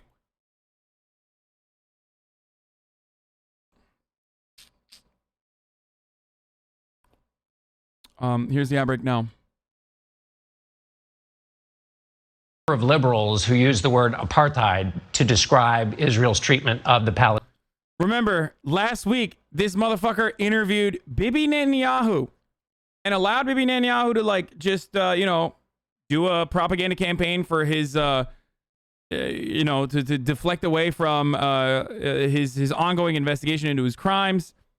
I like, this dude is not an impartial journalist on this issue. So I wonder what he has to say to Bernie about a number of apartheid. liberals who use the word apartheid to describe Israel's treatment of the Palestinians. A number of them liberals in the House who use that language. The executive director of the American Jewish Congress, who handled Jewish outreach for your campaign, has said that word, Joel Rubin, has said that using that word has increased the level of vitriol that has contributed to this anti-Semitism. Yeah, I don't care, dude. Like, that's fucking ridiculous, dude. Yeah, suck my dick, okay? It is literally apartheid. What the fuck are you talking about? Yeah, dude, Nazis are fucking feeling galvanized because Israel is people are using the term apartheid.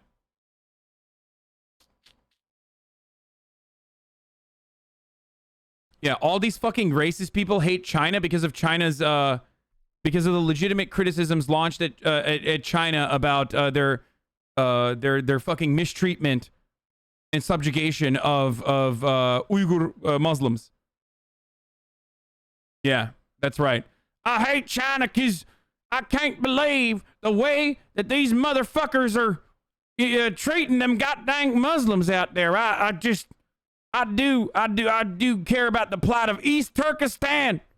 That's what motherfuckers are saying, dude. When they're, yeah, when a fucking hog is like punching a fucking old Asian lady and being like, "You did COVID, you motherfucker."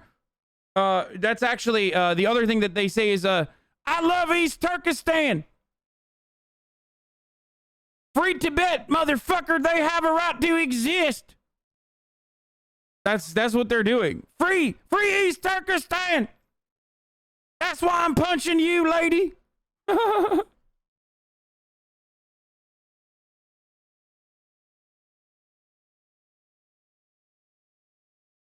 That's so stupid. Do you think those who share your view should not use that kind of language?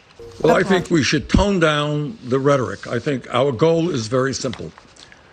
It is to understand that what's going on in Gaza today is unsustainable. When you have 70% of the young people unemployed, when people cannot leave the community, when hospitals and wastewater plants have been destroyed, that is unsustainable.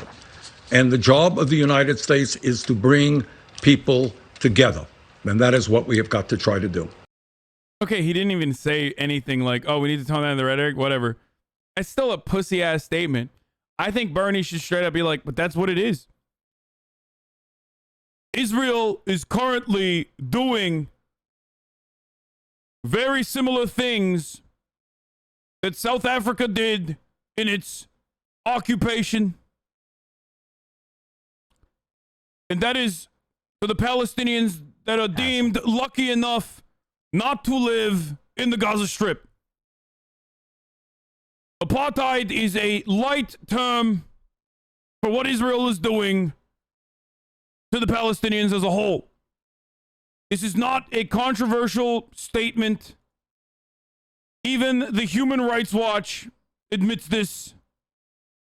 Apartheid. While many associate the word with South Africa, apartheid is a universal legal term that refers to severe discriminatory oppression. Apartheid is also honestly, the specifics of South Africa are really different from Israel. Yeah. The specifics being that South African whites needed, like absolutely relied on and needed an enslaved and captive black population for the majority of their labor and economic production. Whereas in Israel, they don't need the Palestinians. They just want them to fucking be purged, which is why Israel is worse in many respects than apartheid South Africa. Not to compare like atrocities. It's like literally thinking like, what's better, genocide or enslavement? That's like the conversation that we're having. Which is why I say that like the lucky Palestinians are the ones that are under the apartheid element of the occupation, The 2 million Palestinians that live in Gaza are not even a part of the apartheid occupation. They're just being ethnically cleansed. Slowly but surely. Come on, man. Fuck. Wait, what? Gaza is an open-air prison.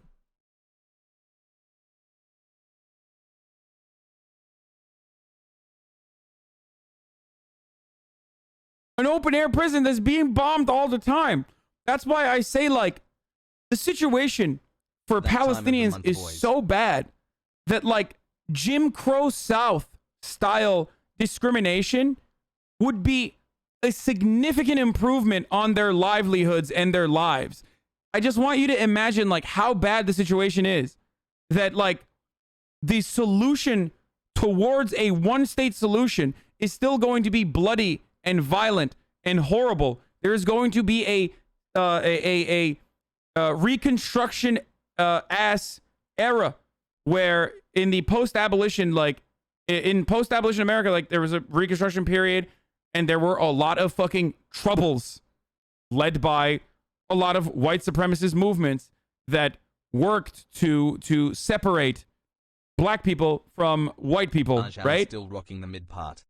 That is going to happen, and that is a step towards progress. If I'm looking at this from a very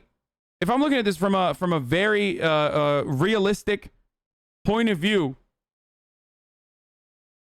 this is a horrible take.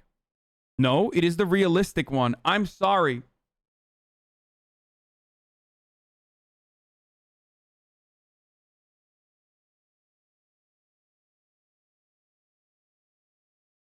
Actually, they do need Palestinians. A single-day labor strike caused 40 million in loss to Israel. That's Palestinians living in the borders of Israel. I'm talking about, like, overall the entirety of the Palestinian population. They don't need as much, and they would rather completely fucking kick them out. Crime against humanity. Its definition in the 1973 Apartheid Convention and the 1998 Rome Statute of the International Criminal Court is made up of 3 key elements: an intent to maintain the domination by one racial group over another, systematic oppression by one racial group over another, and one or more inhumane acts as part of that oppression.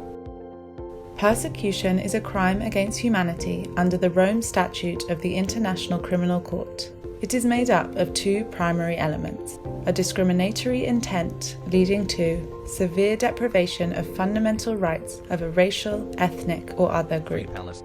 On the basis of these definitions and its research, Human Rights Watch finds that Israeli authorities are committing the crimes against humanity of apartheid and persecution. Human Rights Watch finds that the elements of the crimes come together in the occupied Palestinian territory, pursuant to an Israeli government policy to maintain the domination by Jewish Israelis over Palestinians across Israel and the occupied territory. In the occupied territory... Why isn't the U.S. called an apartheid state? Like, Jim Crow South was closer to an apartheid state, or was technically an apartheid state, than it is now. There is a specific classification for it. Systemic discrimination in the way that it exists is not always going to be apartheid. That's why I keep saying that that's why I keep saying the lucky Palestinians that live in the West Bank, which is occupied territory, live under an apartheid state. Whereas the people in Gaza literally exist in an open air prison that is slowly but surely being cleansed. 987654321. That intent has been coupled with systematic oppression and inhumane acts committed against Palestinians living there. The Israeli government is the main authority across Israel and the occupied Palestinian territory. Don't say lucky, my guy. They are lucky in comparison to the Palestinians living in Gaza. That's what I'm saying. That's how bad the situation is for Palestinians as a whole. How do you not understand what I'm saying?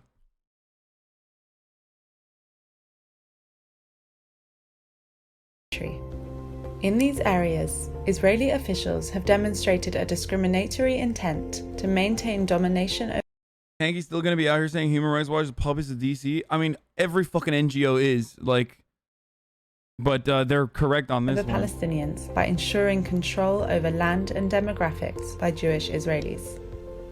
Take the Jerusalem municipality as an example. The Israeli authorities' goal is to maintain a sizable Jewish majority. By the way, this isn't like a conspiracy. This is like, we're watching the Human Rights Watch. Like, we're not watching like some fucking hyper lefty person. This is like this is the Human Rights Watch talking about Israel's like deliberate policy of maintaining a specific number of Jewish people in the West Bank. Like, this is a stated goal.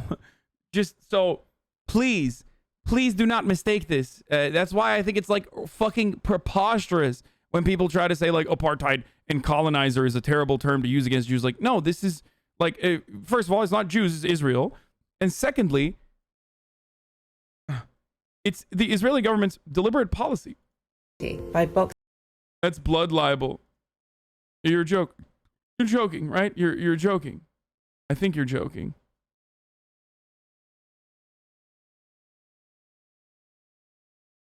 You converted to Hindi, just curious? Please tell me you're joking. Oh, come on. Oh, it was a joke. Okay, good joke, dude. Boxing in Palestinian areas while helping predominantly Jewish areas to flourish. Israeli authorities maintain a two-tier system which... Yeah, like, how do you fucking describe this as anything but apartheid?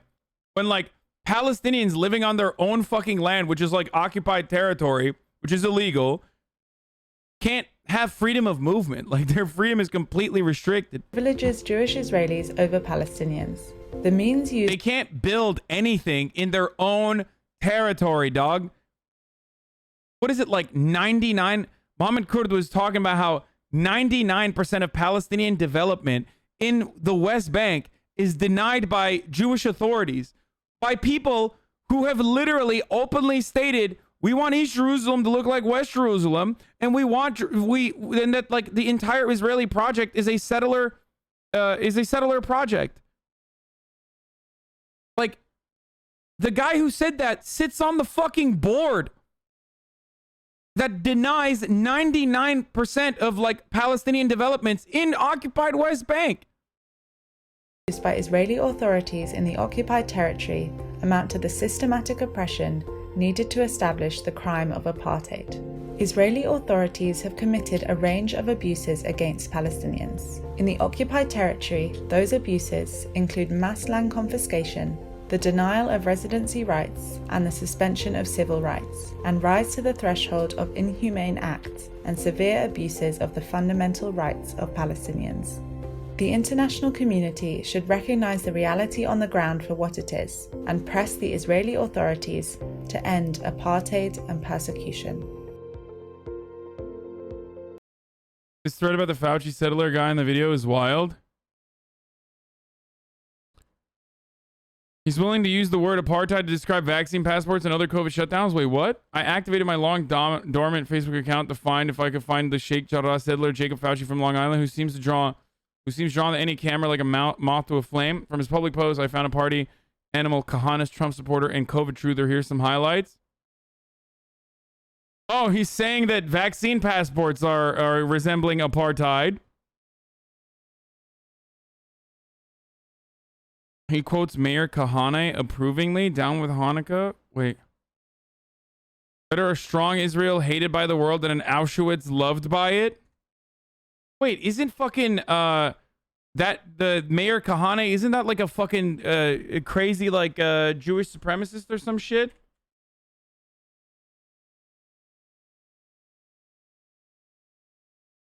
Hasan, I accidentally screen shared. Yeah, he was like an ultra nationalist psycho, right? Don't worry though, you didn't get away with it. Like he was like a terrorist. Not like a terrorist. He was he's the guy who fucking founded the Jewish Defense League, dude. The guy he's quoting is the founder of the Jewish Defense League. Remember the Toronto guy who had a fucking knife? The Jewish guy in Toronto who had a knife in his hands and got his ass beat by Palestinian demonstrators who everyone said was an anti-Semitic attack. Remember that situation? Regarding Gaza in 2014, Fauci writes, obviously I would prefer a nuke and pave approach, making Sderot beachfront property. That's pretty cool. Not really surprising that he's a major Trump supporter.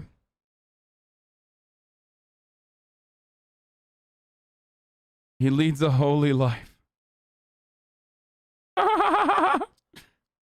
Yeah, okay, good stuff. They are, by the way, considered a terrorist organization by the FBI. Apparently he bought a Nazi dagger? What the fuck?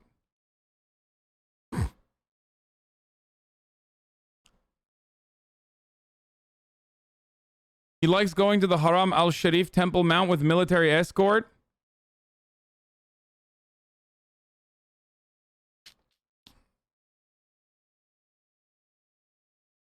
Oh, by the way, speaking of going to the Temple Mount with military escort or going to the Al-Aqsa Mosque with military escort, that is still happening right now, where like settlers that are armed literally fucking go now to the demonstrations happening at Al-Aqsa Mosque with the IDF, provoke the fucking demonstrators there, and then get the IDF to fucking, you know, I'm going to use a term that that have been used by the IDF in the past, mow the lawn, which is, of course, exactly what it is. Cut the tall trees used by other similar organizations with similar ideologies. It's also been referred to as what the actions that the IDF takes in Gaza. It's mowing the lawn. A couple of years in, every couple of years, you go into Gaza, you fucking level it a little bit, you know, you push back the Palestinian population, keep them in control.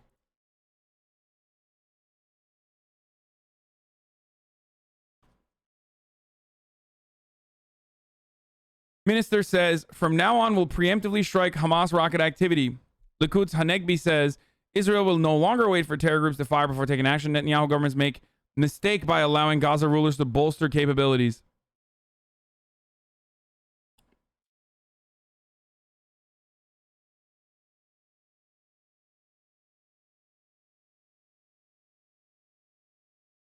Their only provocation is being Jewish? Wait, what? You think the only provocation there is being Jewish? You think this is just like he's there to just be Jewish? Is that what you think it is?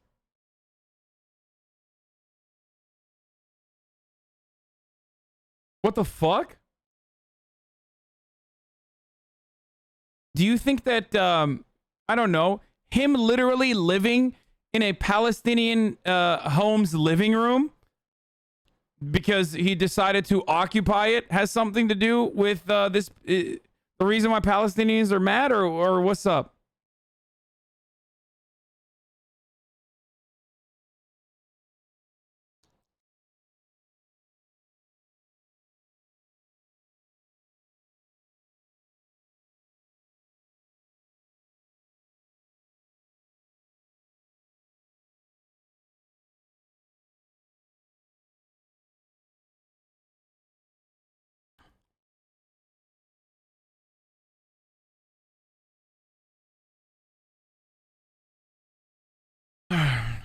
Ceasefire meant they will cease the delay between firing more rockets.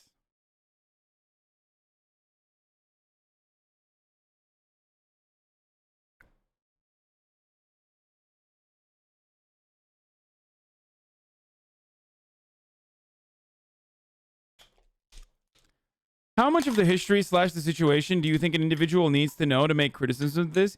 Hearing you speak on it sounds like you know a lot, but I've heard you don't know enough to speak on it. I wonder who has said that I don't know a lot to speak on this situation. I wonder where that fucking take is coming from.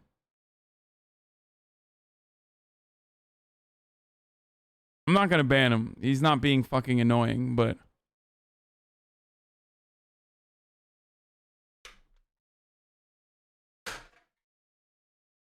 I wonder where they I'm saying other streamers have said you don't know, not me. I think you're good. What streamers have said I don't know?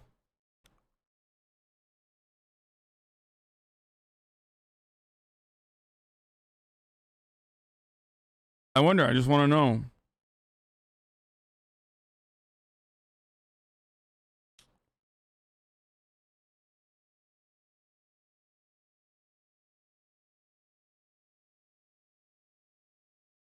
I just want to know. I don't know.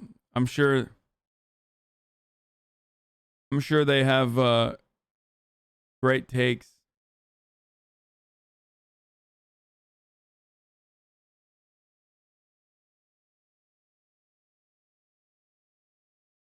Well, I want to know. I want to know who the many people are, but he's not responding for some reason.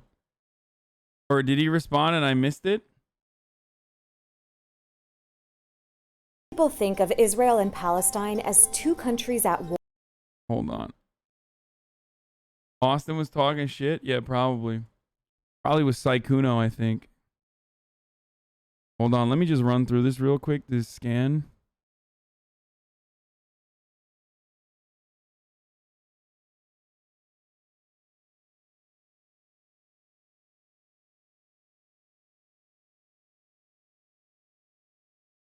I have to look to see if there's any blood, chat. Sorry.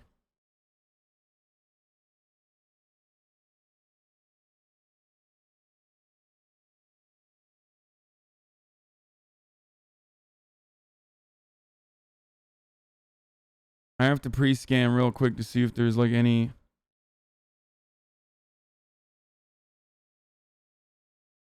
F/P. There's a lot of old footage.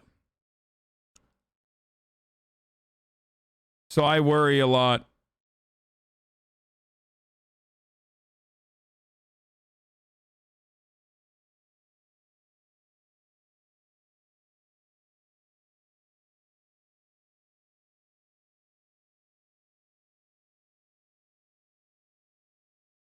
Yeah, maybe I should have done my fucking homework, dude. I'm such a piece of shit. All right, I think it seems safe. Think of Israel and Palestine as two countries at war, with this one, a state for Jewish people, occupying this one here, where Palestinians live. The truth is, both Israeli Jews and Palestinians live all over this territory, ruled by one government and one army, based on the idea of advancing the supremacy and domination of one group of people, Jews. And that is what guides its policies and its practices towards Palestinians. In other words, apartheid. I tuned in for aristocracy. What the fuck is that? But I tuned out as soon as they said HasanAbi. To see what they had to say in the situation. I heard them say that and I tuned out. I wish you would have listened. I want to know. Apartheid is a loaded word tied to the racist South African regime of white minority rule. But although the word comes from there, apartheid isn't just a description of what happened in South Africa. It's actually a crime against humanity under international law. In 2021, Human Rights Watch accused Israel of carrying out apartheid. It based this accusation on the 1973 Apartheid Convention and the 1998 Rome Statute, which say that three elements have to occur for the crime of apartheid to apply. They are an intent by one group to dominate the other, systematic oppression by one racial group. The situation is so fucked up. While all this is happening for decades, we are taught in Israel nothing of this sort. We are only taught about the wars Israel fought and how brilliant the IDF is. Yeah. Group over another, and one or more inhumane acts, like denying people the right to leave and to return to their country, expropriation of landed property, and the creation of separate reserves and ghettos. Wait, wow, that's crazy. That sounds... Fuck. Oh, wow. That literally describes the everyday lives of Palestinians. So let's see if any of these apply to Israel's rule over Palestinians. Like anyone who says Israel's regime is not an apartheid regime against Palestinians is just fucking delusional, dude. Like, not only are you a fucking coward, you're a morally abhorrent coward if you do not openly fucking admit that what Israel is doing is straight up an apartheid. I'm sorry.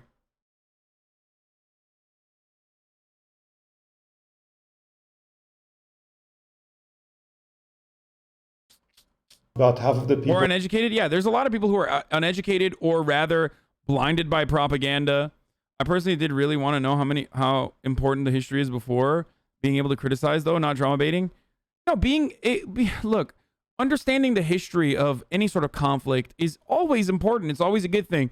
It's kind of at the heart of what I do. I love to offer historical perspective whenever I'm talking about issues. So my anger is when people use how complicated. It's just complicated to just like try to avoid having a conversation about it.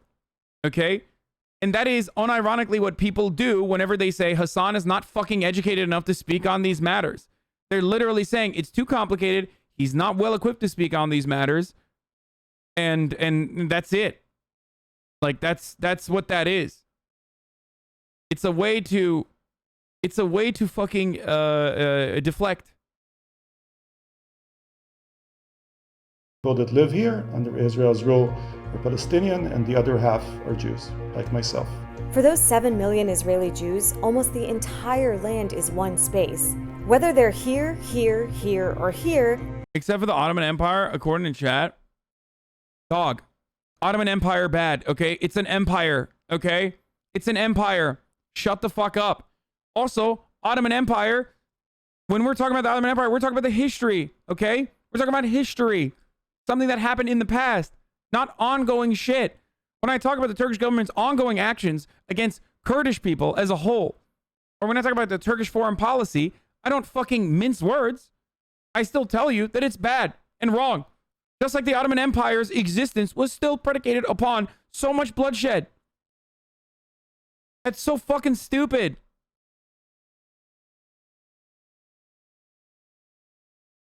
Yeah, cancel the Ottoman Empire, dog. Do it. Do it. They have the same rights, privileges, and legal status. They can move freely, vote in the same elections, and live under the same laws.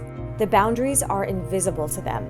But for the 7 million Palestinians, the boundaries are very visible.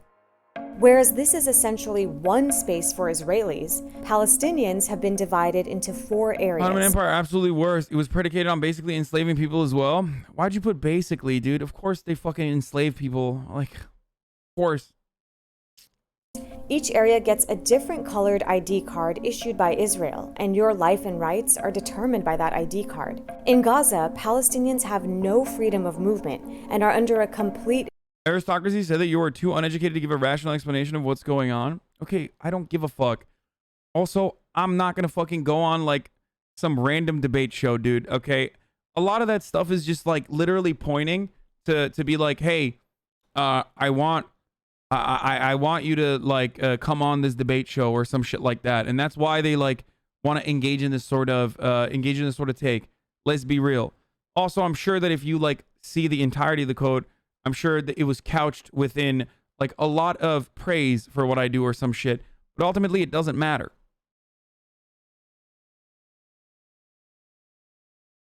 Don't shit on aristocracy. She's literally out there as a historian educating people on the Nakba. Okay, any fucking historian educating people on the Nakba is not gonna fucking turn around and be like, oh, your perspective is so uneducated.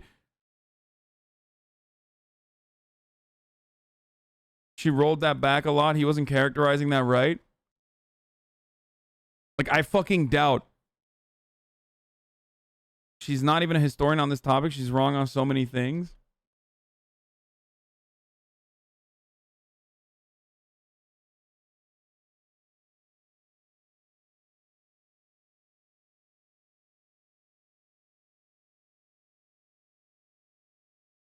Anyway. Dude, you gotta stop, dude.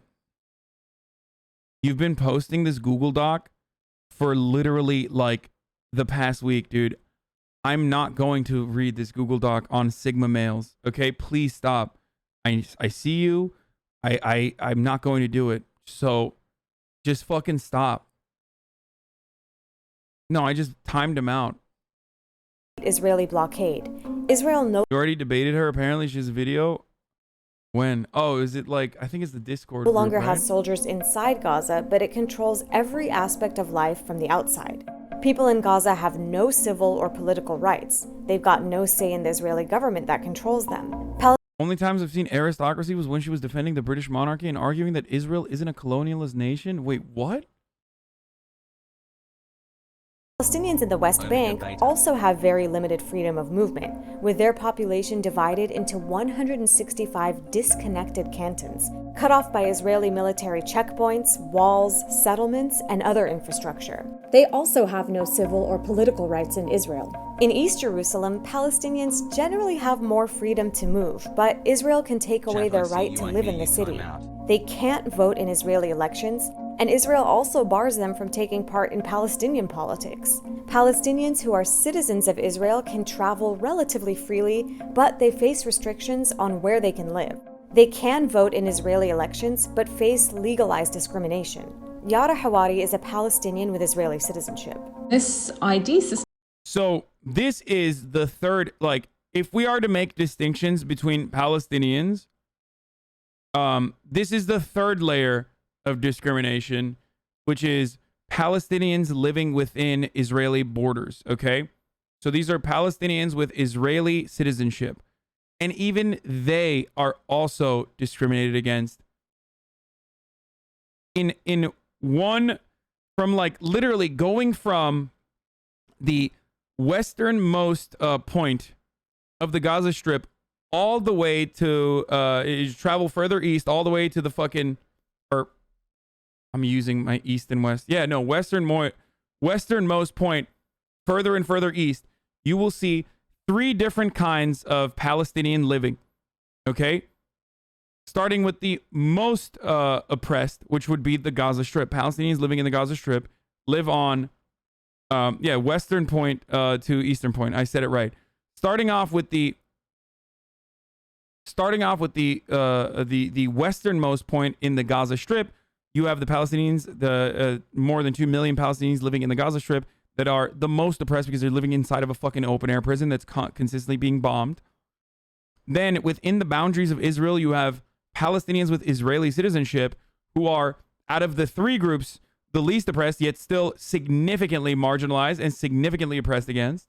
And then lastly, on the eastern side, you have the occupied West Bank territory, where Palestinians live on their own land that is currently occupied by Israel, and they live under an apartheid regime. It penetrates, all areas of life, where you live, where you study, what you work, etc. Even the more intimate areas of life, such as who you marry.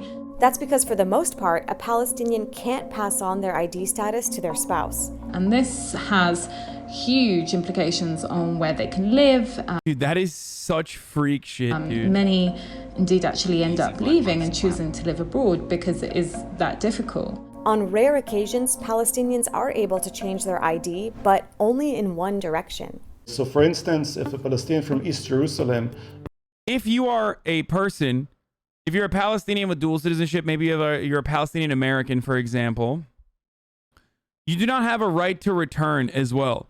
Like, there are Palestinians with citizenship to other countries living in the West Bank, and if they leave the West Bank, Israel will revoke their fucking status Israel will revoke their status of, like, Palestinians, revoke their right to return, basically. And the only way as a Palestinian you can change your, like, citizenship status is by losing it. It goes in one direction only. Moves somewhere else inside the West Bank, they could lose their residency in East Jerusalem, and Israel, since it's considered that a downgrade, then that's a direction that would be feasible. And further down the line, again, from Israel's perspective, if West Bank... It's not Ilhan Omar. Ilhan Omar is Somali. He's not Palestinian. You're thinking of Rashida Tlaib. Bankers move to the Gaza Strip, then that's a direction that Israel will accept, but not in the opposite direction. So while Palestinians are granted different rights based on their IDs, nowhere do those rights match those of Israeli Jews. Looks like we can check off at least one of the elements required for apartheid to apply. When Israel was founded in 1948, 700,000 Palestinians had fled or been forced out. The result was that the new state had a Jewish majority. To maintain that majority, Israel has never allowed the refugees to return. The Palestinians who remained were given Israeli citizenship, although they were kept under strict military rule for 19 years. But in 1967, when Israel occupied more lands, including Gaza, the West Bank, and East Jerusalem, it faced a problem. It wanted the land, but didn't want the Palestinians on that land. So it's refused to extend citizenship to the rest of the Palestinians under its control, while keeping them under military rule ever since. To further control the ratio of Palestinians to Israeli Jews, Israel still bans Palestinian refugees and their descendants from moving into any of the territories it controls, while encouraging any Jewish person anywhere in the world to immigrate to Israel, even if they've never set foot there before. In Jerusalem, the Israeli authorities actually have a population target: 60% Jews to 40% Palestinians. Palestinians in Jerusalem are only granted a permanent residency permit, even if they've been living in the city since before Israel was founded. About 350,000 Palestinians are in that status, and which is Orwellian the way it's defined, because the only thing permanent in permanent residency is that it can actually always be taken away. These permits can be revoked if a Palestinian moves out of the city, but Jewish Israelis living in Jerusalem never lose residency, even if they move to the other side of the world. This discrimination has been enshrined in Israeli law. The 2018 nation-state law says that Israel is the nation-state of the Jewish people, and that the right to national self-determination in the state of Israel is unique to the Jewish people. That means that even Palestinians with Israeli citizenship aren't considered equal to Jews with Israeli citizenship. As Israel's Prime Minister Benjamin Netanyahu put it, Israel is not a state of all its citizens, but rather the nation-state of the Jewish people, and only them. So let's go back to that list from before.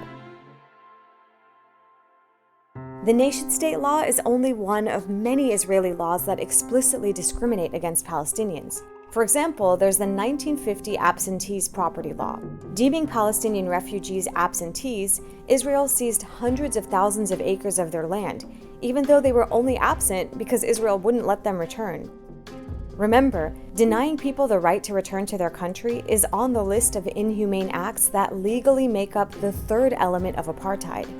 There are more Israeli policies that could fall under the category of inhumane acts, especially when it comes to land. So Israel desires the land, even more so desires... Chad, shut the fuck up. There's empty land, or land that it makes empty, and doesn't desire the Palestinians living on that land.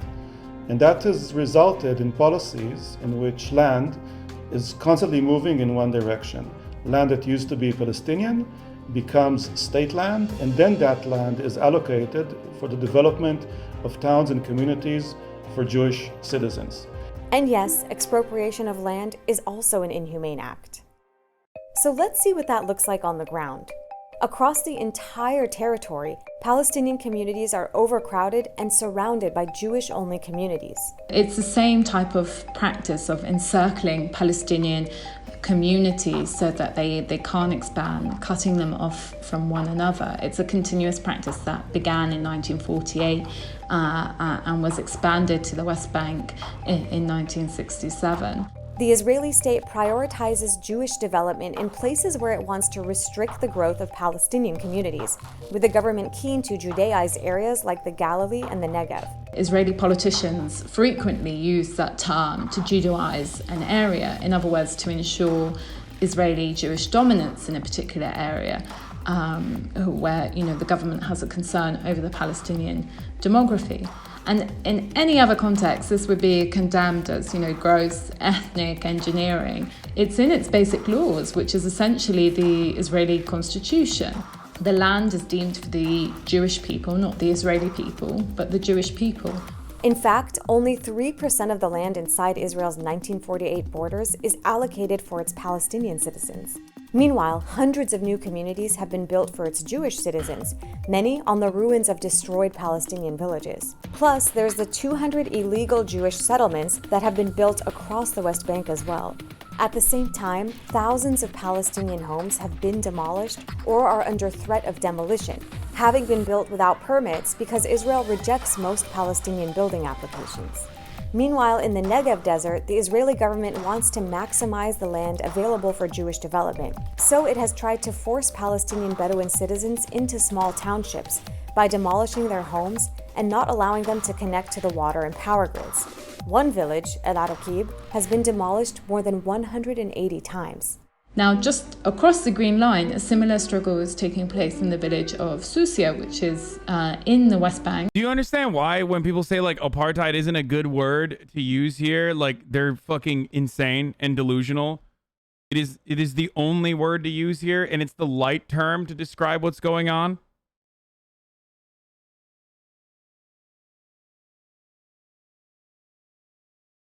That's why I say it's like the luckier in comparison to the Palestinians living in Gaza Strip, like the luckier version.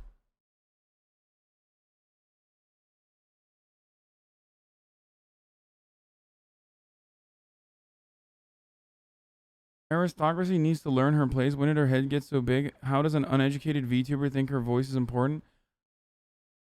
I don't know what the fuck you're talking about. I don't know enough about this person but like regardless, it just fucking reeks of like weird. I can't tell if you're trying to bait drama by like,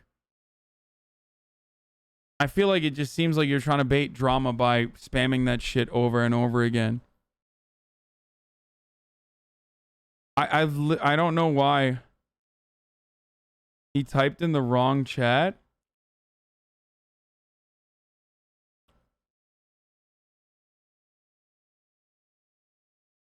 Fucking know your place rhetoric is really stupid.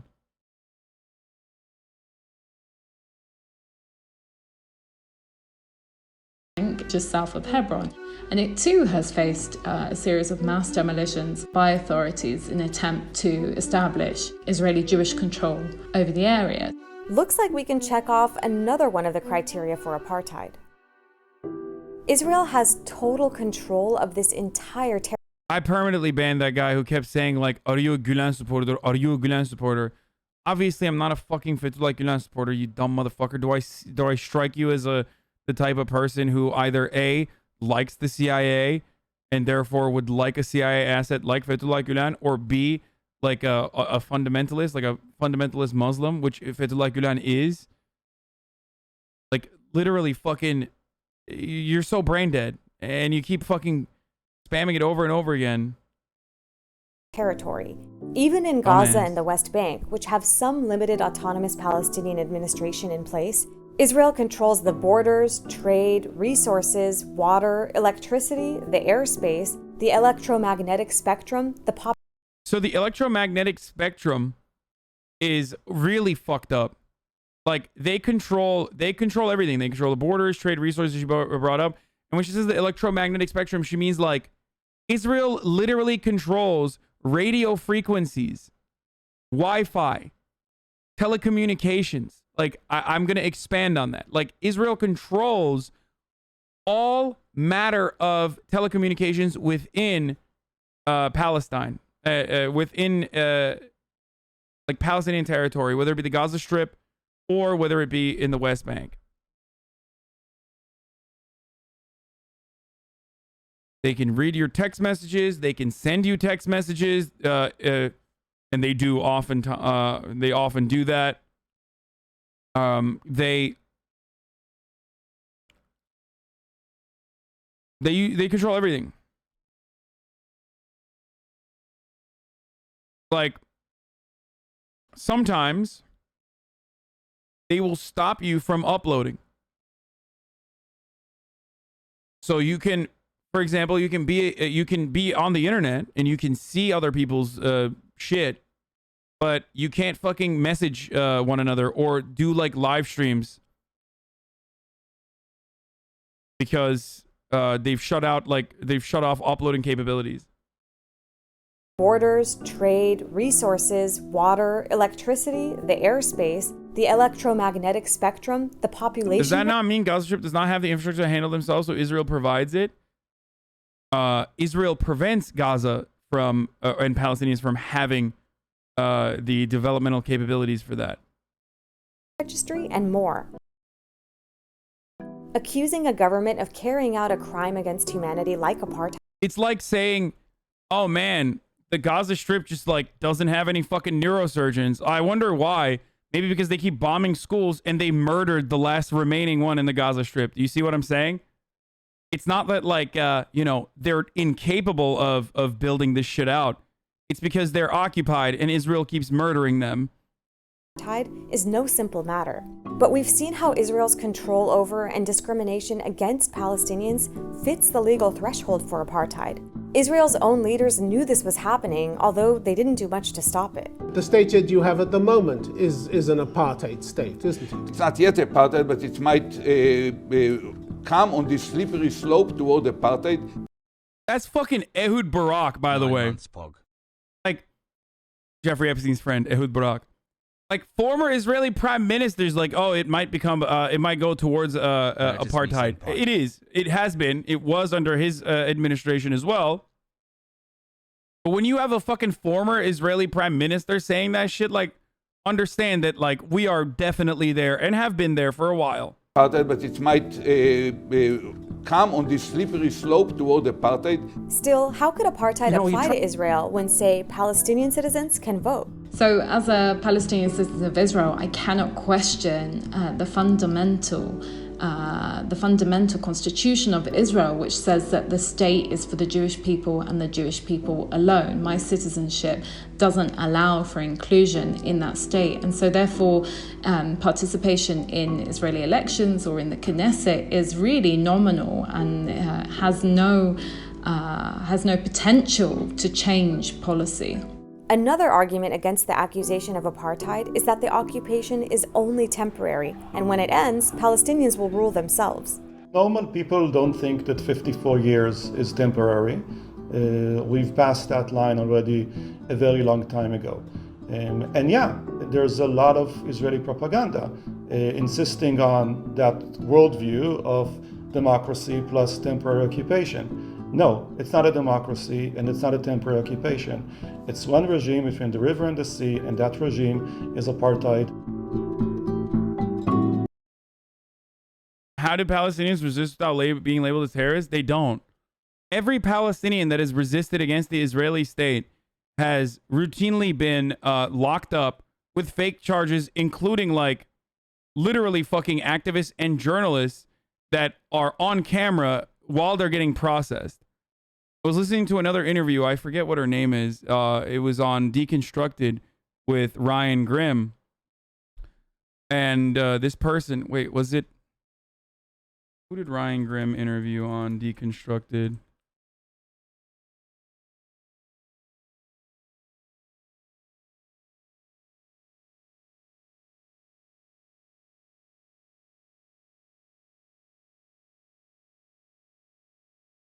Maryam Barghouti, friend of the show, Ryan, interviewed Maryam Barghouti, who is a Palestinian-American journalist in Ramallah, in occupied West Bank, who talked about like Ramallah being the center of operations of the Palestinian Authority and all that sort of stuff. And at a like, it used to be illegal to even fucking fly the Palestinian flag. That was considered illegal. And the Israeli authorities said that they apprehended her at a protest, declared the protest illegal, but because there were cameras on at the protest that she was at, they couldn't put all of these like false charges. They were literally openly in front of her talking about like they moved her illegally from her home in the West Bank to Israeli territory within the borders of Israel, which is illegal. You can't do that. You can't extradite someone like that. Then they made like these false charges up, literally in front of her, straight up. Like, yeah, we're gonna just say that you were throwing a stone, but because all of that was on video, those charges would not have stuck. And because it's like visible, because she's a journalist, they just kept her under illegal detention for 10 fucking days. And, you know, told her that she had to plead guilty, kind of similar to the Japanese criminal justice system. Of course, the Israeli system has Israeli criminal justice system has a 99.4% conviction rate. Everyone just happens to be illegal of doing, acts against the Israeli state that are deemed terroristic. 99.4% conviction rate, boys. They're just too good.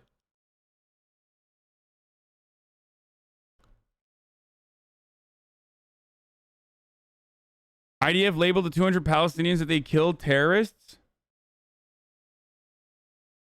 The IDF. Operation Guardian of the Walls. 200 plus terrorists neutralized. Yeah, 65 babies. Also terrorists. Very cool. Thank you for, thank you for, your sick Guardian of the Walls. I mean, this is disgusting, dude. These people are fucking disgusting. I guess that 10-year-old boy you showed being arrested is the 6%, 0.6%. No. That person is also probably a terrorist.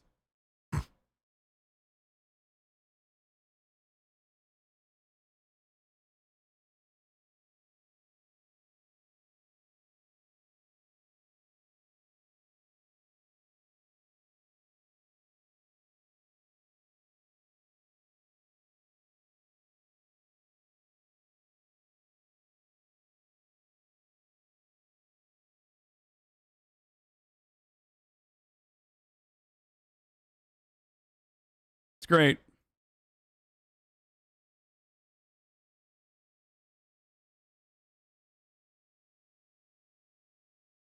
$13 people killed in Israel, 200 plus terrorists neutralized, dude. Fucking disgusting. This is Nazi rhetoric. It just is. Your enemies are not human, they're subhuman. And they're vermin. That's literally what the fucking Nazis did through and through. So I'm sorry if you get offended or if you consider it to be fucking anti-Semitic when I say Israel's violent and bloodthirsty occupation is reminiscent of Nazi propaganda and also is literally Nazi shit. Then you're wrong. I don't know what else to say.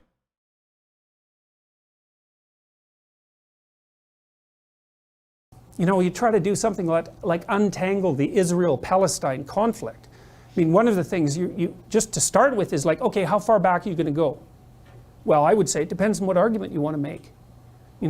If you want to make argument A, you go back 100 years. If you want to make argument B, you go back 3,000 years. And then you could have an argument about which time scale you should use, but it's not like it's obvious. Is it 10 years? I will die on a hill to defend that point. What? Is it 1 year? Is it 6 months? It's not 3,000 years. Is it 2,999 years? Where are the borders of relevancy when you're laying out the landscape of the argument? God only knows. It's intractable.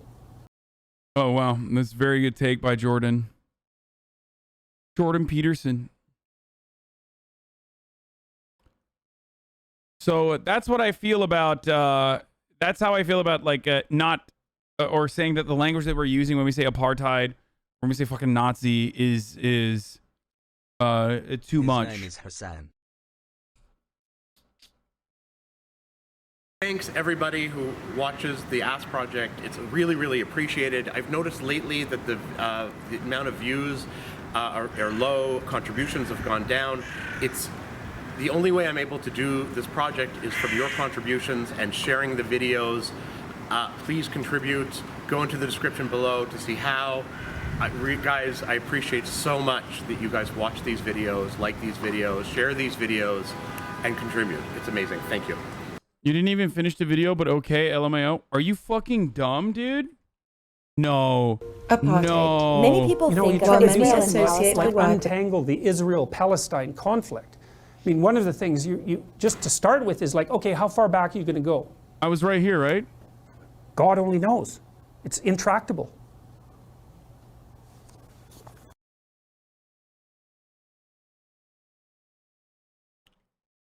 Where is he? Where is the guy?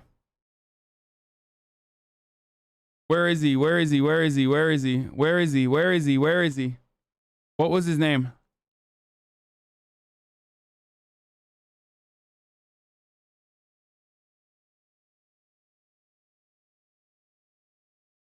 You think his class was 42 seconds? Hide him, chat wait.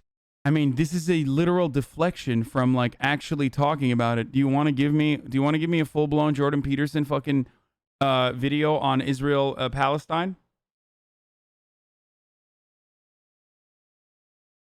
The original one, that's not it, LMAO. You have 5 minutes. Not 5 minutes. You have 1 minute to send me the full video. And if you do not send me the full video, I am going to ban you. And if the video is over 30 minutes long, and I'm going to scan through it, and Jordan Peterson... Are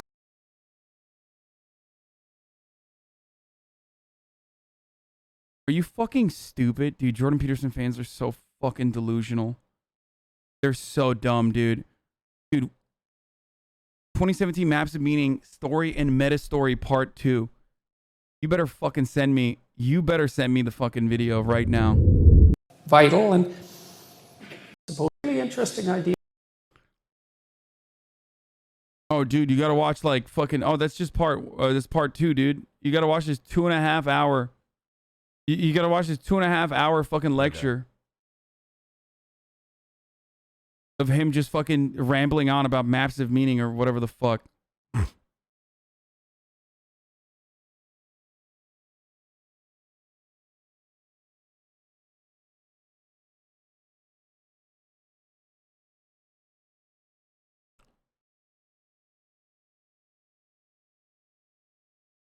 You need to listen to every possible second of Jay Peterson for full context. I'd prefer to watch Nelson Mandela on Israel, thanks. As a Palestinian who lives in Israel, what do I wait for? Is there any solutions coming that the conflict's going to end? Is there anyone who's going to step up and help? We having a baby. I don't know. I'm not going to fucking 2x speed it. I need to know exactly the time codes where he's like, where he's covering this issue.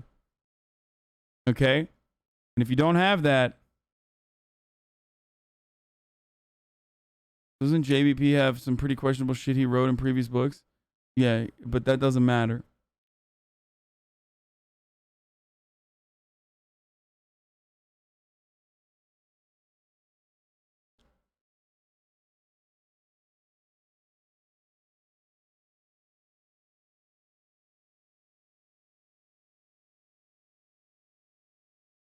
If you find it very engaging, you also want to have that integrated within the broader society so that society isn't existing towards you as a continual obstacle and making...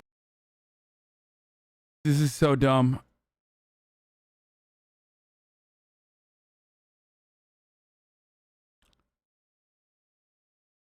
Can you find where he was sitting down like he was in the clip? So... Other questions? Listen yes. to every JBP lecture ever or you are taking him out of context. OS frog. Look for radical success. Not all, I want 1%. There's lots of things that produce this. But one of the things that I've noticed is that mostly women in their 30s bail.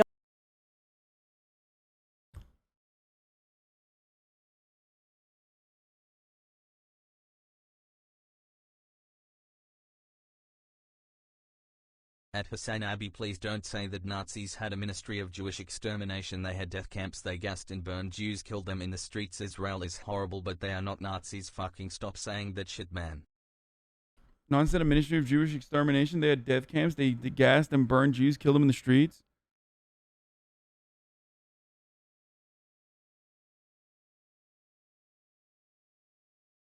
I absolutely fucking hate when dumbasses are like, it's not literally exactly the fucking same. Like, it is not, well, Israel does not call themselves Nazis, so how could you say that? When it's still fascism. Okay? It's still fascism. It's still ethnic cleansing. They are behaving and operating in a similar capacity to Nazis just because it did not fucking get to the point where they have like mass exterminations happening within camps, despite the fact that they do arrest thousands of fucking Palestinians on a regular basis for the crime of like whatever the fuck they've decided on that day.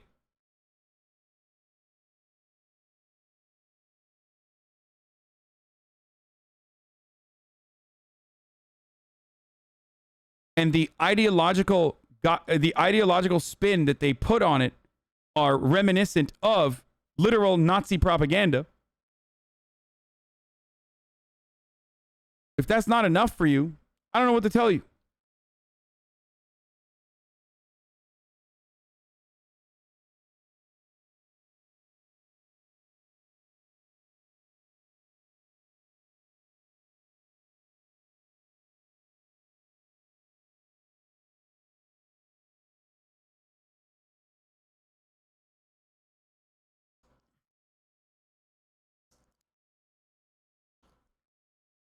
$10012. I think you're lying. If you're lying, I'm gonna ban you. Holy cow! 12 6 months. months? Like, it's not 3,000 years. Is it Hell yeah, 2,999 years? Like, where are the borders of relevancy that guy's when great. you're laying Thank out you. the landscape of the argument? God only knows. It's intractable. And, you know, partly the way your temperament solves that problem, because it does, is say, well, a creature like you with your temperament preferentially attends to this set of facts. And that'll work, because attending to that sort of facts is likely to produce a reasonable outcome for you in most circumstances. And it's a way that you simplify the world and make a tremendous amount of it irrelevant. A priori filters. Okay, good. Now. Where's the other guy? Where's the other guy? Where's the other guy? Who was the other guy who originally said you should watch the full context?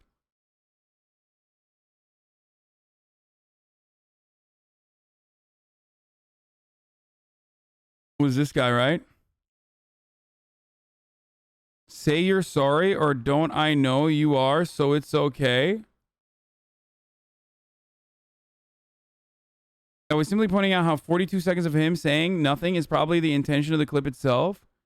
Buddy, go ahead and ban me. You know I'm barely ever here, buddy.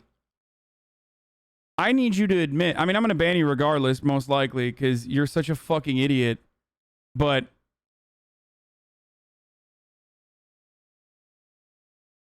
don't you love that the full context in that lecture actually showed nothing? This is the mind of a fucking Peterson fan, dude. Still, in this circumstance, saying, say you're sorry.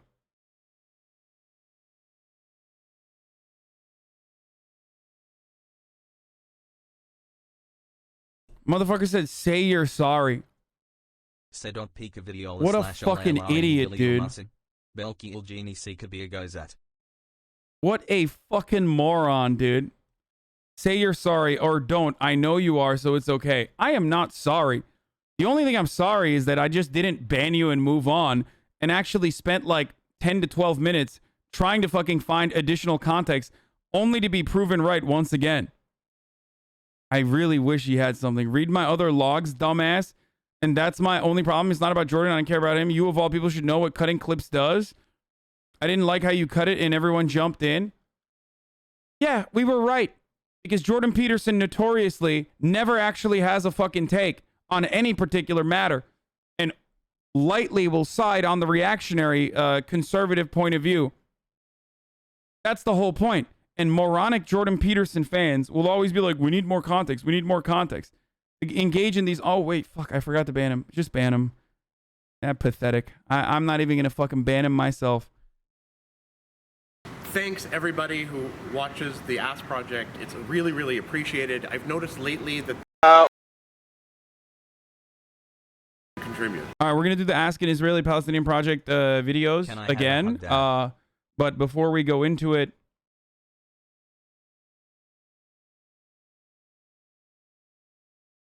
before we do that, though, it's top of the hour, so I'm going to run a 6-second ad break right now. Here's the ad break. If you no longer want to see it, you can subscribe with a Prime. It's free.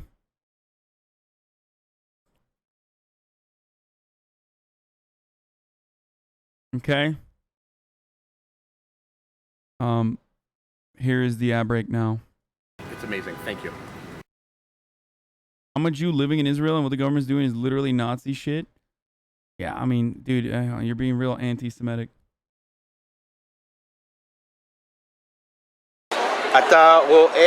אתה רואה גויים כשווים, כבני אדם. כן, תודה.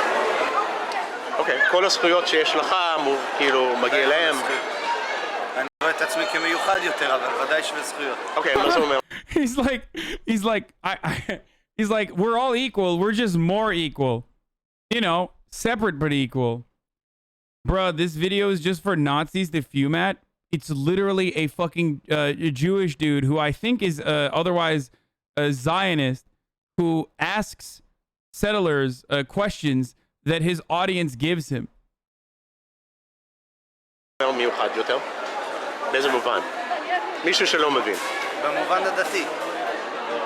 אוקיי, שזה נותן לך מה? אני חושב שיש לי ייעוד גדול יותר. הייעוד שלי הוא חשוב יותר.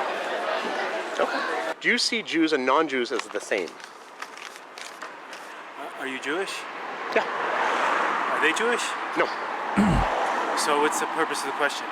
People outside want to know, from a Haredi point of view, do you see Jews and non-Jews as the same? I'll answer you politically. In the eyes of I Hashem, don't want political. Yeah, okay, fine, in the eyes of Hashem, we all are created. In the eyes of God, we are all created but as you know, as the Chumash, the Bible says, the Jews are the chosen nation. So you can't exactly consider that when there's testimony from Hashem that we are different. So it's not my opinion, it's Hashem's opinion. I just happen to follow Hashem. האם גויים, אנשים לא יהודים, הם פחות או inferior, כאילו, to Jews, ליהודים? הם נחותים ליהודים. נחותים, כן. בשום אופן לא. אין שום קשר. 8 months of gorgeous himbo. יהודי וגוי לגבי רמת משכל או רמת מוסריות. זה רק עניין של מסורות. ליהודים יש מסורת מסוימת, לגויים יש מסורת אחרת. הם יכולים להיות כאן וכאן, להתחלף. שום קשר. האם אתה רואה גויים כשווים, כאילו בזכויות, כבני אדם? אני רואה אותם כן, כיצירה של הקדוש ברוך הוא, זה לא משנה. מבחינת אדם הם אדם. שיתנהגו כמו בן אדם, אז הם שווים כאדם. למה אתה חושב שהם לא מתנהגים כמו? לא אמרתי שהם לא, אמרתי אם הם לא מתנהגים. לא, אבל למה זה עלה לך לראש? כי גם אני, לא רק גויים, גם יהודי שלא מתנהג כיהודי, הוא לא נחשב, התורה אומרת להרוג אותו גם, אם צריך. להרוג אותו? כן, בטח, יש הלכות, מה, לפי התורה אני אומר, לא... ולכן אני אומר, מי שמתנהג כבן אדם, ויש לו את הזכות להיות בן אדם, אז יש לו זכויות של אדם. מי שמתנהג כחד ושלום לא כאדם, אין לו דינים של אדם. האם אתה רואה אנשים יהודים ולא יהודים כאותו דבר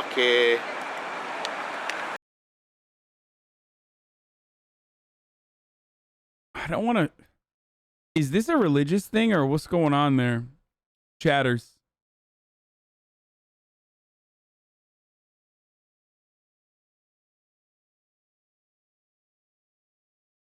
How can you watch and still consider religion not harmful? Stop. The Nutters' whole claim to sovereignty is our crazy-ass Bronze Age belief system. What? I was going to say... I thought it was like... I didn't realize. I assumed it could have been a religious thing. Where... It's a religious thing. I think he's just starting to grow it. Oh, okay. Got it. כאותו דבר.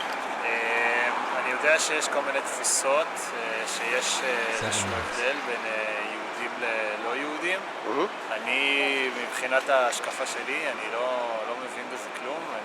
זה משהו שאני לא חושב שאף אחד מבין בזה, באמת. והרבה אנשים לוקחים את זה לכל מיני כיוונים לא נכונים. אני יודע שאלוקים רוצה שאנחנו כולנו נהיה באהבה אחד עם השני ובכבוד אחד לשני. אם אתה בחו"ל ואתה פוגש מישהו שהוא לא יהודי, אתה רואה אותו כאילו שווה? כן.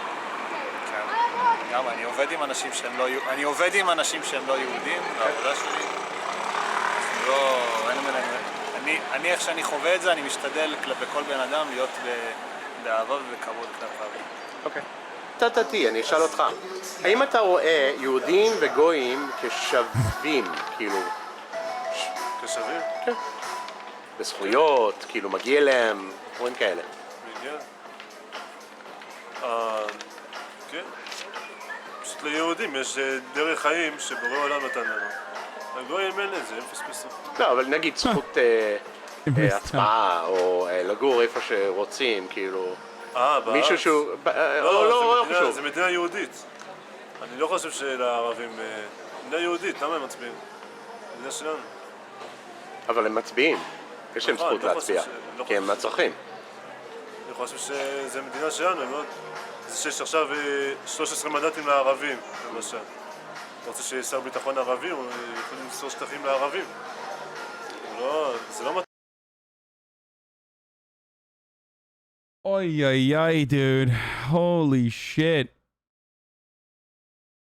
Bro, the irony of the dude saying this is not lost on me. Where, like, in the eyes of, like, a white person, this dude is no different than an Arab. You know what I mean? Like, he's... Like, you think a fucking Western person is going to make the distinction between you and an Arab dude? Like, you're both Semitic. You both look exactly the fucking same. You sound the same in the eyes of like a fucking American dude. It's so crazy.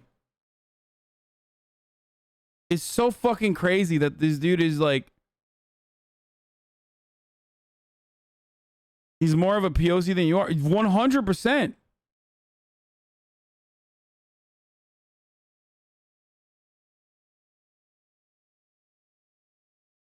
I think he is an Arab. He's probably an Arab Jew.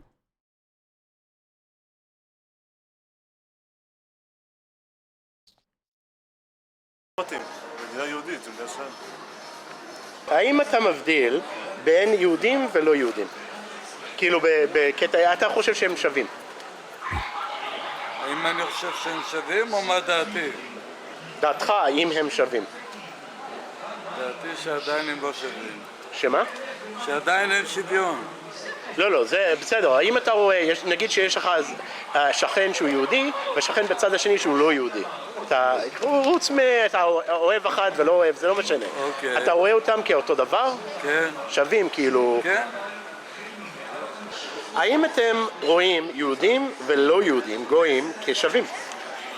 כן. באשר הוא. אין לי שום הבדל. אין שום הבדל, מבחינתך. עד שהוא לא עושה לי רע, אני לא... למה שהוא יעשה לך רע? דוגמה, ערבים, אתמול היה פיגוע. לא, אבל נגיד, מישהו פה, שוודיה, אין לו משהו נגד... אני אתן כסף לגוי שנזקק או משהו, אוסף כסף, אין לי שום בעיה, אני מאוד אוהב. יש לך דעה אחרת? קצת שונה, אני כן חושב שיהודי הוא קצת יותר... כאילו, ודאי שיהיה לי עדיפות גדולה הרבה יותר לעזור ליהודים מאשר לגוי. למה? למה? כי יהודי הוא אח שלי. אוקיי.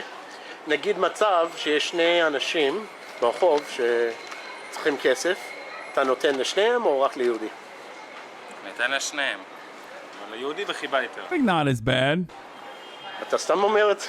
לא, אני אתן לשניהם בשביל... דבר ראשון כי אני בן אדם. הדבר שני כי לא ליצור שנאה. Okay.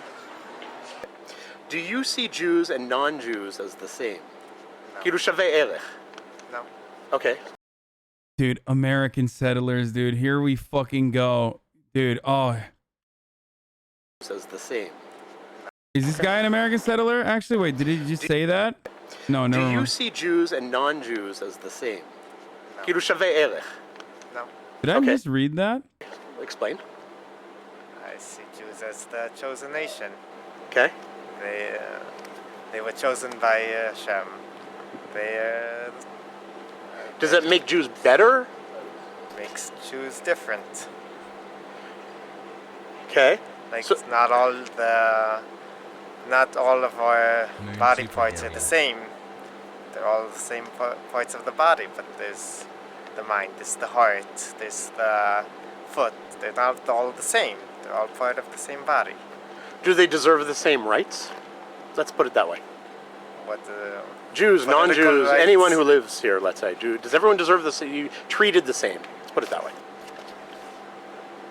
I think not. I think that this is the nation of the Jews, that the Jews should have more rights than non-Jews. Like, give me an example of a right that a Jew should have that a non-Jew shouldn't. Right now, there's a right for Jews.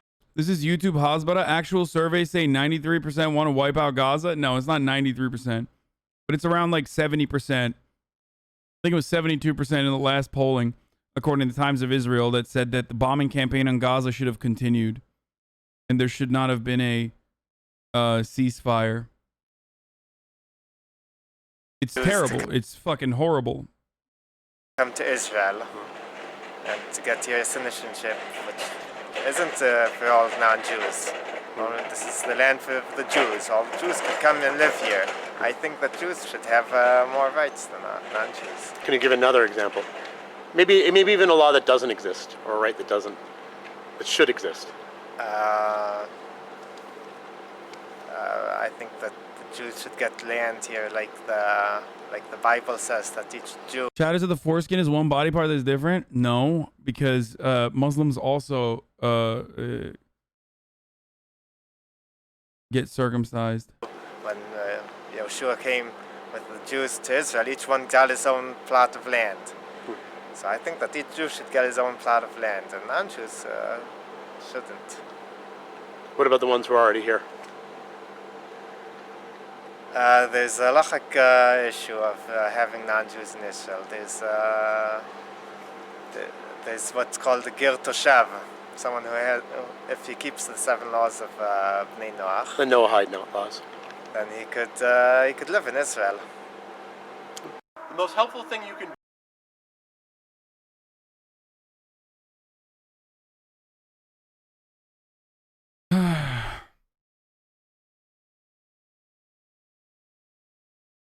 Scarlet Muse, you are so obsessed with us. You are so obsessed with us. You are so obsessed with us. You are indeed racist, small-head fool.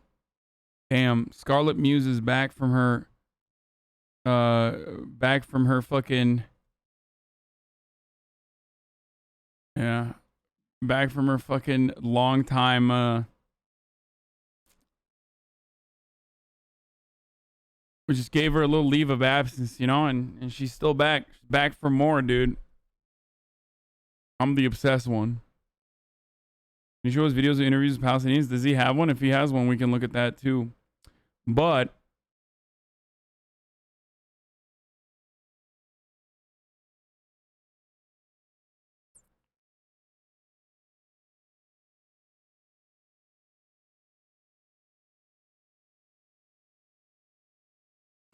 instead, we're going to watch Ziwe with Andrew. Yeah, I'm a lot like Martin Luther King Jr. in the way that I wanted to also put more cops, and he wants to put more cops in the subway stations. My favorite one being the Times Square one.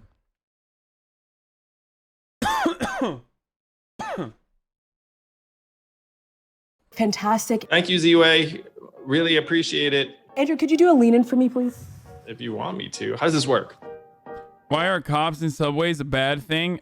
Because it's a anti-poverty measure. As a matter of fact, they routinely will arrest, detain,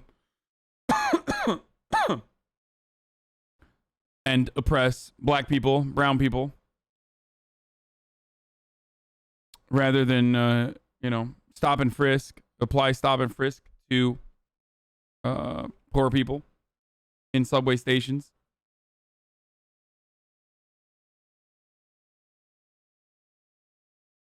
Homeless people.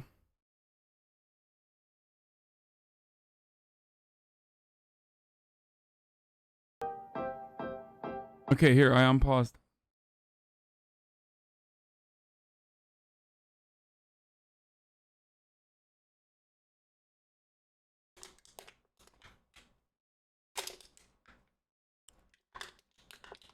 They spend more money and more time arresting people that aren't paying their fares rather than making fair is more manageable.